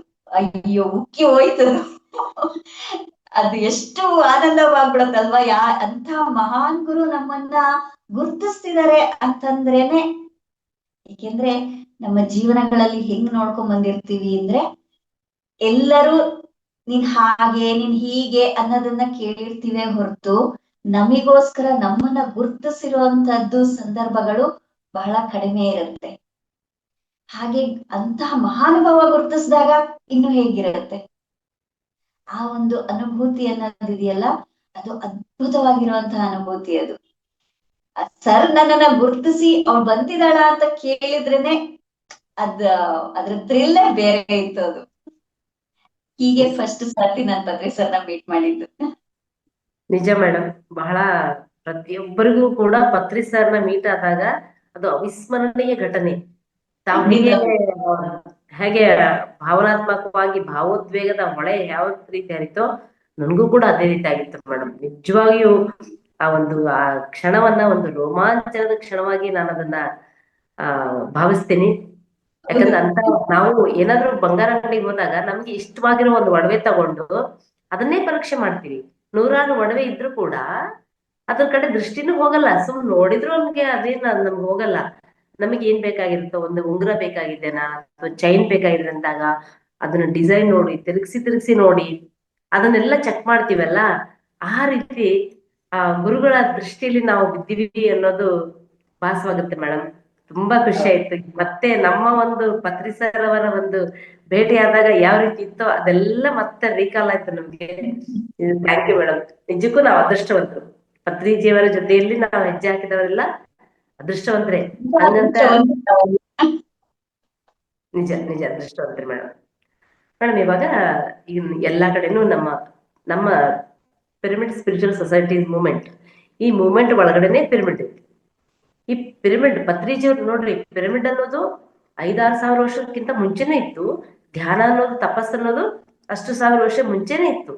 ಆದ್ರೆ ಪತ್ರಿಜಿಯವರು ದ ಪವರ್ ಆಫ್ ಪಿರಮಿಡ್ ಪುಸ್ತಕವನ್ನ ಓದಿ ಎಕ್ಸ್ಪೆರಿಮೆಂಟ್ ಮಾಡಿ ಚಿಕ್ಕ ಪಿರಮಿಡ್ ಗಳನ್ನ ಮಾಡಿ ಪ್ರಯೋಗ ಮಾಡಿ ಆ ಪಿರಮಿಡ್ ಪವರ್ ಅನ್ನ ಅರ್ಥ ಮಾಡಿಕೊಂಡು ಧ್ಯಾನವನ್ನ ಮತ್ತು ಪಿರಮಿಡ್ ಅನ್ನ ಕೋಆರ್ಡಿನೇಷನ್ ಮಾಡಿ ಪಿರಮಿಡ್ ಸ್ಪಿರಿಚುವಲ್ ಸೊಸೈಟೀಸ್ ಮೂವ್ಮೆಂಟ್ ಅಂತ ಒಂದು ದೊಡ್ಡ ಬೃಹತ್ ಕ್ರಾಂತಿಯನ್ನೇ ತಂದರು. ಈ ಪಿರಮಿಡ್ಗಳ ಬಗ್ಗೆ, ಈ ಪಿರಮಿಡ್ ಶಕ್ತಿ ಬಗ್ಗೆ ತಮ್ಮ ಒಂದು ಅನುಭವ, ಅನಿಸಿಕೆ, ತಾವು ಕೂಡ ತಮ್ಮ ಊರಲ್ಲಿ ಕೂಡ ಒಂದು ಪಿರಮಿಡ್ ಇದೆ ಅಂತ ಹೇಳಿದ್ರು ನನಗೆ. ಮತ್ತು ಬೇರೆ ಬೇರೆ ಕಡೆಗೆ ಚಳ್ಳಕೆರೆಯಲ್ಲಿ ಪಿರಮಿಡ್ಗಳಿದಾವ. ನಿಮ್ಮ ನಾದಿನಿಯ ಮನೆ ಆಗಿರೋದ್ರಿಂದ ನಿಜಕ್ಕೂ ನಾಗೇಂದ್ರಣ್ಣ ಮತ್ತು ಅನಿತಾ ಮೇಡಮ್ ಅವರು ನಿಮ್ಮ ಜೀವನದ ಒಂದು ಟರ್ನಿಂಗ್ ಪಾಯಿಂಟ್ಗೆ ಒಂದು ಬುನಾದಿ ಹಾಕಿದ್ರೆ ಅಂತಾನೆ ಹೇಳ್ಬೋದು. ಆ ಪಿರಮಿಡ್ ಶಕ್ತಿ ಬಗ್ಗೆ ಸ್ವಲ್ಪ ಹೇಳ್ರಿ ಮೇಡಮ್. ಖಂಡಿತ. ಪಿರಮಿಡ್ ಅಂತಂದಾಗ ಎಲ್ರು ಏನ್ ಅನ್ಕೊಂತಾರೆ, ಫಸ್ಟ್ ನಮಗೆ ಯೋಚನೆ ಬರೋದೇ ಈಜಿಪ್ಟ್ ಪಿರಮಿಡ್. ಮಮ್ಮೀಸ್ ಇಡ್ತಾ ಇದ್ರು. ಆ ಮಮ್ಮೀಸ್ ಇಡ್ತಾ ಇದ್ದಿದ್ದಂತದನ್ನ ಈಗ ಧ್ಯಾನಕ್ಕೆ ಏನಕ್ಕೆ ಉಪಯೋಗಿಸ್ತಾರೆ, ಇದು ಎಲ್ಲರಿಗೂ ಬರೋಂತ ಡೌಟೆ. ಬಟ್ ಅದನ್ನ ಎಕ್ಸ್ಪೆರಿಮೆಂಟ್ ಮಾಡಿ ಸರ್ ಅಷ್ಟು ಪ್ರೂವ್ ಮಾಡಿ ಅದನ್ನ ಧ್ಯಾನಕ್ಕೋಸ್ಕರ ನಮ್ಗೆ ಒಂದು ಒಂದು ಕೆಟಲಿಸ್ಟ್ ಅಂತಾನೆ ಹೇಳ್ತಾರೆ ಸರ್. ಅದನ್ನ ನೀವು ಮಾಡುವಂತ ಧ್ಯಾನ 3 ಪಟ್ಟು ಜಾಸ್ತಿ ಆಗುತ್ತೆ ಅನ್ನೋದನ್ನ ಸರ್ ಅದನ್ನ ನಿರೂಪಣೆ ಮಾಡಿ ನಮ್ಗೆ ಎಲ್ಲರಿಗೂ ತೋರ್ಸ್ಕೊಟ್ಟಿದ್ದಾರೆ. ಆ ಒಂದು ರೀತಿಯಲ್ಲಿ ನನ್ನ ಒಂದು ಸಣ್ಣ ಅನುಭವನ ಹೇಳ್ತೀನಿ. ಆಲ್ಮೋಸ್ಟ್ 2012 2010 11 ಅಥವಾ 12 ಮಧ್ಯದಲ್ಲಿ ಸರ್ ಏನ್ ಹೇಳಿದ್ರು, ಆ ಒಂದು ಬುದ್ಧ ಪೌರ್ಣಮಿದಲ್ಲಿ ಈಗ ಪಿರಮಿಡ್ ವ್ಯಾಲಿ ಶಂಬಲ ಆಗಿದೆ ಅಂತ ಹೇಳಿ ಅನೌನ್ಸ್ ಮಾಡಿದ್ರು ಸರ್. ಹಾಗ ಅನೌನ್ಸ್ ಮಾಡಿದಾಗ ನನ್ನ ಒಳಗಡೆ ಏನು ಶಂಬಲ ಅಂದ್ರೆ, ಹೇಗಿದೆ ಶಂಬಲ ಅಂದ್ರೆ, ಇದು ಏನಿದು ಅನ್ನೋದು ನನಗೆ ಒಳಗಡೆಯಿಂದ ತುಂಬಾ ಡೌಟ್ ಸ್ಟಾರ್ಟ್ ಆಯ್ತು. ಆವತ್ತು ನಾನು ಪಿರಮಿಡ್ ಅಲ್ಲಿ ಕುಳಿತಂತ ಅನುಭವ ಇದೆಯಲ್ಲ, ಅದನ್ನ ನನ್ನನ್ನ ಎಲ್ಲಿಂದನೋ ಎಲ್ಲಿಗೋ ಕರ್ಕೊಂಡೋಯ್ತು ಅಂತ ನಾನು ಹೇಳಲಿಕ್ಕೆ ಇಷ್ಟಪಡ್ತೀನಿ. ಏಕೆಂದ್ರೆ ಅವತ್ತು ಧ್ಯಾನ ಅದು ಎಸ್ಪೆಷಲಿ ಅದು ಬುದ್ಧ ಪೌರ್ಣಮಿ ಆಗೋಯ್ತು. ಅವಾಗ ಸ್ವಲ್ಪ ತುಂಬಾ ಪೌರ್ಣಮಿಗೆ ಪಿರಮಿಡ್ ಹೋಗ್ತಾ ಇದ್ವಿ. ನಮ್ಮೂರಿಂದ 150 ಕಿಲೋಮೀಟರ್ ಆಗತ್ತೆ ಪಿರಮಿಡ್ ವ್ಯಾಲಿ. ಬಟ್ ನಮ್ಗೆ ಹೆಂಗಿರ್ತಿತ್ತು ಅಂದ್ರೆ, ಸಂಜೆ 7 ಗಂಟೆಗೆ ಅಂಗಡಿ ಕ್ಲೋಸ್ ಮಾಡಿ ಮಕ್ಕಳನ್ನಿಬ್ರು ಕರ್ಕೊಂಡು ರಾತ್ರಿ ಅಷ್ಟೊತ್ನಲ್ಲಿ ಕಾರಲ್ಲಿ ಪಿರಮಿಡ್ಗೆ ಹೋಗ್ತಾ ಇದ್ವಿ. ನಾವ್ ಆಲ್ಮೋಸ್ಟ್ ಅಲ್ಲಿ ರೀಚ್ ಆಗೋಷ್ಟೊತ್ತಿಗೆ 11-12 ಆಗೋದು. ಆವಾಗಿಂದ ಕುತ್ಕೊಂಡು ಧ್ಯಾನ ಮಾಡಿ ಮತ್ತೆ ಬೆಳಗಿನ ಜಾವ 5 ಗಂಟೆಗೆ ವಾಪಸ್ ಅಲ್ಲಿಂದ ಹೊರಟು ಬಿಡ್ಬೇಕು. 5 ಗಂಟೆಗೆ ಅಲ್ಲಿಂದ 5 ಗಂಟೆಗೆ ವಾಪಸ್ ಹೊರಟು ಮತ್ತೆ ಇಲ್ಲಿಗೆ ಚಿಕ್ಕನಾಯಕನಹಳ್ಳಿಗೆ ಬಂದು ಅಂಗಡಿ ಓಪನ್ ಮಾಡ್ಬೇಕು. ಈ ರೀತಿನಲ್ಲಿ ಸುಮಾರು ಬಹಳಷ್ಟು ದಿನ ನಾವು ಆತರ ಪ್ರಯಾಣ ಮಾಡಿದ್ವಿ. ಆಗ ಒಂದು ಸರ್ತಿ ಪತ್ರಿ ಸರ್ ಬುದ್ಧ ಪೌರ್ಣಮಿನಲ್ಲಿ ಹೇಳಿದ್ದು ಅದಾಗಿದ ನಂತರ ಪೌರ್ಣಮಿನಲ್ಲಿ ಹೋದ್ರೆ ಸ್ವಲ್ಪ ಹೊತ್ತು ಪಿರಮಿಡ್ ಅಲ್ಲಿ ಕೂತ್ರೆ ನನಗ್ ಧ್ಯಾನ ಮಾಡಕ್ಕೆ ಆಗ್ತಾ ಇಲ್ಲ. ಏನೇನೋ ಆಗ್ತಾ ಇದೆ ಒಳಗಡೆಯಿಂದ. ಕೂರಕ್ ಸಮೇತ ಆಗ್ತಾ ಇಲ್ಲ, ನನಗೆ ಒದ್ದಾಡ್ತಾ ಇದ್ದೀನಿ. ಬಟ್ ಯಾಕೆ ಹಿಂಗ ಆಗ್ತಾ ಇದೆ, ನನ್ಗೆ ಹಿಂಗ್ ಒದ್ದಾಡಕ್ ಇಷ್ಟ ಇಲ್ಲ, ನಾನ್ ಕರೆಕ್ಟ್ ಆಗಿ ಧ್ಯಾನ ಮಾಡ್ಬೇಕು ಅಂತ ಹೇಳಿ ಪಟ್ಟು ಹಿಡಿದು ಧ್ಯಾನ ಕಣ್ಣು ಮುಚ್ಚಿದ್ರೆ ಆ ಪಿರಮಿಡ್ ವ್ಯಾಲಿನಲ್ಲಿ ಇವಾಗ ಫುಲ್ ಕ್ಲೋಸ್ ಮಾಡಿದ್ದಾರೆ. ಮುಂಚೆ ಆ ರಾಡ್ ಸ್ಟ್ರಕ್ಚರ್ ಕಾಣಿಸ್ತಾ ಇತ್ತು. ಆ ರಾಡ್ಗಳು ಒಂದಕ್ಕೊಂದಕ್ಕೆ ಮಾಡಿದಂತಹ ಒಂದು ವೆಲ್ಡಿಂಗ್ ಏನಿತ್ತು ಅದೆಲ್ಲವೂ ಕ್ಲೀನ್ ಆಗಿ ಕಾಣಿಸ್ತಾ ಇತ್ತು. ಆ ಒಂದೊಂದು ರಾಡ್ ವೆಲ್ಡಿಂಗ್ ಅಲ್ಲಿ ಕೂಡ ಒಂದೊಂದು ಪಿರಮಿಡ್ ಆಕಾರ ಇರ್ತಿತ್ತು, ಒಂದೊಂದು ಟ್ರಯಾಂಗಲ್ ಇತ್ತು. ಆ ಪ್ರತಿಯೊಂದು ಟ್ರಯಾಂಗಲ್ ಅಲ್ಲಿ ಕೂಡ ಒಬ್ಬೊಬ್ಬ ಋಷಿಗಳು ಕೂತಿರೋದು ಕಾಣಿಸ್ತಾ ಇದೆ ನನಗೆ. ಏನು ಹೀಗೆ ಅಂತಂದ್ರೆ, ಶಂಬಲ ಇಲ್ಲಿಗ್ ಬಂದಿದೆಯಲ್ಲ, ನಾವೆಲ್ಲ ಶಂಬಲ ಮಾಸ್ಟರ್ಸು, ಶಂಬಲಾದಲ್ಲಿ ಇದ್ದಂತವ್ರು. ಇವಾಗ ಈ ಪಿರಮಿಡ್ ಶಂಬಲ ಆಗಿದೆ ಅಂದ್ಮೇಲೆ ನಾವೆಲ್ಲರೂ ಇಲ್ಲಿ ಕನೆಕ್ಟ್ ಆಗಿದ್ದೀವಿ, ಎಲ್ಲರೂ ಇಲ್ಲಿ ಧ್ಯಾನ ಮಾಡ್ತಾ ಇದ್ದೀವಿ. ಈ ಪಿರಮಿಡ್ ನ ಶಕ್ತಿ ಅದ್ಭುತವಾಗಿರುವಂತದ್ದು ಅಂತ ಹೇಳಿ ಮಹಾವತಾರ್ ಬಾಬಾಜಿ ಟಿಪ್ಪಲ್ಲಿ ಕೂತಿದ್ದಾರೆ. ಆ ಪಿರಮಿಡ್ ಟಿಪ್ಪಲ್ಲಿ ಮಹಾವತಾರ್ ಬಾಬಾಜಿ ಕೂತಿದ್ರೆ ಇದೆಲ್ಲವೂ ನಾನು ಧ್ಯಾನಕ್ಕೆ ಕೂತಾಗ ಅನುಭವಿಸಿದ್ದು. ಪತ್ರಿ ಸರ್ ಒಂದ್ ಕಡೆಯಿಂದ, ಮಹಾವತಾರ್ ಬಾಬಾಜಿ ಒಂದ್ ಕಡೆಯಿಂದ ಬಂದು ಇಬ್ಬರ ಒಂದು ಚೈತನ್ಯ ಕೂಡ ಮರ್ಜ್ ಆಗಿದ್ದನ್ನ ನಾನು ನೋಡಿದೆ. ಅಂದ್ರೆ ಒಬ್ಬರೊಳಗಡೆ ಒಬ್ರು ಸೇರ್ಕೊಂಡಿದ್ದಂತಹದನ್ನ ನಾನು ಅನುಭವಿಸಿದೆ ಅವತ್ತು. ಆವಾಗಿಂದ ಪಿರಮಿಡ್ ಅಂದ್ರೆ, ಪತ್ರಿ ಸರ್ ಅಂದ್ರೆ, ಮಹಾವತಾರ್ ಬಾಬಾಜಿ ಅಂದ್ರೆ ಅದು ನನ್ನ ಜೀವನದ ಒಂದು ಅಂಗಗಳಾಗೋಗಿದೆ. ಅದು ನಾನು ಬೇರೆ ಅಲ್ಲ, ಅದು ಬೇರೆ ಅಲ್ಲ, ಅವ್ರು ಬೇರೆ ಅಲ್ಲ. ಅಂತ ಅದ್ಭುತವಾದ ಶಕ್ತಿ ಕ್ಷೇತ್ರ ಅಂತಾನೆ ಹೇಳ್ಬೋದು ಪಿರಮಿಡ್ ಅಂದ್ರೆ. ಒಂದು ದೊಡ್ಡ ಶಕ್ತಿ ಕ್ಷೇತ್ರಗಳೇ ಆಗಿರುತ್ತೆ ಅವು. ಆ ಶಕ್ತಿ ಕ್ಷೇತ್ರವಾಗ ನಾವು ಏನ್ ಮಾಡ್ತೀವಿ? ಪುಣ್ಯಕ್ಷೇತ್ರಗಳಿಗೆ ನಾವು ಸುಮ್ನೆ ಹೋಗ್ತೀವ? ಏನಕ್ಕೆ ಹೋಗ್ತೀವಿ? ನಮ್ ಪುಣ್ಯ ಗಳಿಸ್ಕೋಬೇಕು ಅಂತ ತಾನೆ. ಆ ಪುಣ್ಯಕ್ಷೇತ್ರದಲ್ಲಿ ಏನಿದೆ? ಅದೇ ದೇವ್ರುಗಳೇ, ಅದೇ ಲಿಂಗ ನಮ್ಮ ಮನೆಯಲ್ಲೂ ಇದೆ, ನಮ್ಮ ಊರಿನ ದೇವಸ್ಥಾನದಲ್ಲೂ ಇದೆ, ಅಲ್ಲೂ ಇದೆ, ಪುಣ್ಯಕ್ಷೇತ್ರಗಳಲ್ಲೂ ಇದೆ. ಆದ್ರೆ ನಾವೇನ್ ಮಾಡ್ತೀವಿ? ಪುಣ್ಯಕ್ಷೇತ್ರಕ್ಕೆ ಹೆಚ್ಚು ಇಂಪಾರ್ಟೆನ್ಸ್ ಕೊಡ್ತೀವಿ. ಯಾಕೆ? ಅದು ಒಂದು ಶಕ್ತಿ ಕ್ಷೇತ್ರ ಅನ್ನೋದು ನಮಗೆ ಗೊತ್ತು, ಅದಕ್ಕೋಸ್ಕರ ಅಲ್ಲಿಗೆ ಹೋಗಕ್ ಇಷ್ಟಪಡ್ತೀವಿ. ಹಾಗೇನೆ ಪಿರಮಿಡ್ ಅನ್ನುವಂಥದ್ದು ನಮ್ಮ ಮನೆಗಳಲ್ಲೂ ಇಟ್ಕೊಂಡಿರ್ತೀವಿ, ಚಿಕ್ಕ ಚಿಕ್ಕ ಪಿರಮಿಡ್ಗಳು ಇಟ್ಕೊಂಡಿರ್ತೀವಿ, ನಮ್ಮ ಊರುಗಳಲ್ಲಿ ಪಿರಮಿಡ್ಗಳಿರುತ್ತೆ. ಆದ್ರೂ ಸಹಿತ ಪಿರಮಿಡ್ ವ್ಯಾಲಿ ಅನ್ನುವಂಥದ್ದು, ಕಡ್ತಾಲ್ ಪಿರಮಿಡ್ ಅನ್ನುವಂಥದ್ದು ತುಂಬಾ ಸ್ಪೆಷಲ್. ಯಾಕೆ ಅಂದ್ರೆ ಅವೆಲ್ಲವೂ ಕೂಡ ಒಂದು ಎನರ್ಜಿ ಪಾಯಿಂಟ್ಸ್, ಅದು ಶಕ್ತಿ ಕ್ಷೇತ್ರಗಳವು. ಆ ಶಕ್ತಿ ಕ್ಷೇತ್ರದ ಆ ಒಂದು ಆರಾದಲ್ಲಿ ಹೋದ್ರೇನೆ ಸಾಕು, ನಮ್ಮ ಒಳಗಡೆ ಅದ್ಭುತವಾದ ಬದಲಾವಣೆಗಳಾಗತ್ತೆ. ಹಾಗಾಗಿ ಅಂತಹ ಪಿರಮಿಡ್ಗಳಿಗೆ, ಶಕ್ತಿ ಕ್ಷೇತ್ರಗಳಿಗೆ ನಾವು ವಿಸಿಟ್ ಮಾಡೋದು ತುಂಬಾ ತುಂಬಾ ತುಂಬಾ ಇಂಪಾರ್ಟೆಂಟ್ ಆಗಿರುತ್ತೆ. ಎಸ್, ತುಂಬಾ ಖುಷಿ ಆಯ್ತು ಮೇಡಮ್. ಮೇಡಮ್ ನಮ್ಗೆ ಪತ್ರಿ ಸರ್ ಯಾವಾಗ ಧ್ಯಾನ ಕಲಿಸ್ಬಿಟ್ರು, ಧ್ಯಾನ ದಾರಿಗೆ ಬಂದ್ಬಿಟ್ವಿ, ಸುಮ್ನೆ ಕೊಡಂಗಿಲ್ಲ. ಯಾಕಂದ್ರೆ ಒಳಗಡೆ ಇರ್ತಕ್ಕಂಥ ಸೋಲ್ ಅನ್ನೋದು ನಮ್ಮನ್ನ ಸುಮ್ನೆ ಕೊಡೋಕ್ ಬಿಡದೇ ಇಲ್ಲ. ಹೌದು. ನಾವು ತಿಂದಾದ್ಮೇಲೆ ಇನ್ನೊಬ್ರಿಗೂ ಕೊಡೋಣ, ಇಷ್ಟು ಚೆನ್ನಾಗೈತಲ್ಲ ಎಲ್ರಿಗೂ ಸಿಗ್ಲಿ ಅನ್ನೋದು ಪ್ರತಿಯೊಬ್ಬರದು ಒಂದು ಅಂತರಾಳದಿಂದ ಬರೋದು. ಹಂಗೆ ನೀವು ಧ್ಯಾನ ಮಾಡಿದ್ರಿ ನೋಡ್ರಿ, ಧ್ಯಾನಕ್ಕಾಗಿ ನಿಮ್ಮ ಶಾಪ್ ಅನ್ನ ಕ್ಲೋಸ್ ಮಾಡ್ಕೊಂಡು ಮಕ್ಕಳನ್ನ ಕರ್ಕೊಂಡು ರಾತ್ರಿ 7 ಗಂಟೆಗೆ ಬಿಟ್ರೆ, ರಾತ್ರಿ 11-11:30 ಹೋಗಿ 12 ಗಂಟೆಯಿಂದ 5 ಗಂಟೆ ತನಕ ಧ್ಯಾನ ಮಾಡಿ ಮತ್ತೆ 5 ಗಂಟೆಗೆ ಅಲ್ಲಿಂದ ಹೊರಟು ಮತ್ತೆ ನಿಮ್ ಶಾಪ್ ಓಪನ್ ಮಾಡ್ತಿದ್ರಿ ಅಂದ್ರೆ ಮೇಡಮ್, ಇದು ಡೆಡಿಕೇಶನ್ ಎಷ್ಟು ಅಂದ್ರೆ ಅದನ್ನ ಆ ಹೆಂಗೆ ಬಂಗಾರ ಬೇಕಂದಾಗ ಭೂಮಿಯನ್ನ ಯಾವ ರೀತಿ ತೋಳ್ತಾರಲ್ಲ, ವಜ್ರ ಬೇಕಂದಾಗ ಯಾವ ರೀತಿ ತೋಳ್ತಾರಲ್ಲ, ಹಂಗೆ ನಿಮ್ಮ ಅಂತರಂಗವನ್ನ ಮಥನ ಮಾಡಿದ್ರಿ ಅಂತ ನನಗೆ ಭಾವಿಸ್ತು.